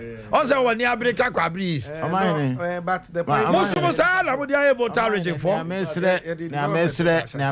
What did the development in Bahrain? Oh, for development, they are mass development. Yeah, can't acquire NDC acquire 7 America. NDC, you did no job here when it comes to acquiring. And there you're out. When it comes to infrastructure, with respect to putting up structures, hospitals, you did well. But acquiring there was no. Yeah, the whole. 2 years spending it to 2 years. Now we are quite to 2 years. Massa. Send me a better no NDC for the Green Book. Excellence Ghana Quine in our Maya. Say, including Burkina contractor. or the Ford. Undi say me kwa koto Ford. Mr. Isi wadaroma me time aso. Eno nti ne yeto abetia NDC say. Omo the green book abeda da Ghana. Mo amanfa green book aba no. Akwan na mo nye green book no. Ni nim say deceptive. Enti mo so mo jitu mu. But me try team for no say me pa on cho say. Adichi bia ni munsem. Enche kura can I assure them say kwa bere me na no me kwa ye wo antoa me nu me ho me nu me ho so is antoa kwan pa look at the town like antoa me fa campaign mu me fa amanse area me nu me ho se me ko me nu akire bia na me san people must see Asante regional chedo no we insist mo but see Asante regional chedo Aba NDC MPP to Asante Mantem enye ho puntuo na mo de mai unim say mo medium yi ekwa akiri pa nti anapei nsem a bia ka wo ha ne ne amo kan ansa ne eba efa reshuffle ne ne ma appointees a me gidi say ne wa sopa no beti na o de adwuma doctor research so o de atotudwa so bibiti say the saying Drobon so baby or high afraid. I don't know. I am saying no, I'm farmer. Now say, or no, so no. They say he is close to some of us in the party. And the information, no, is so much. I see a dear Juma name why. Okay, because I see your fancy. I am Renonti. Report about time. I saw up a whole crowd. 26% in Croatia. I feel so if somebody has research and is telling you say Ashanti region more delegates say they don't believe say among giving the delegates 26% and the GDA say we betima breaking 8 wake up because I can tell you for a fact say NDC if NDC is able to get 700,000 votes in Ashanti region, they will win elections. They are gone. They are gone. In fact, the impact 26% Omunyaye no. If NDC gets 28%, they have won election 2024. And that is what they are fighting with. Almost better to crowd. They are looking for 28% in Ashanti region. And they almost because we are not supposed to be election machines in Ashanti region. Mr. Isi, and you know, sometimes any bring your kasa. Ya na man for ntiase say. Ye mu bi ya tra radio so. Ye dede.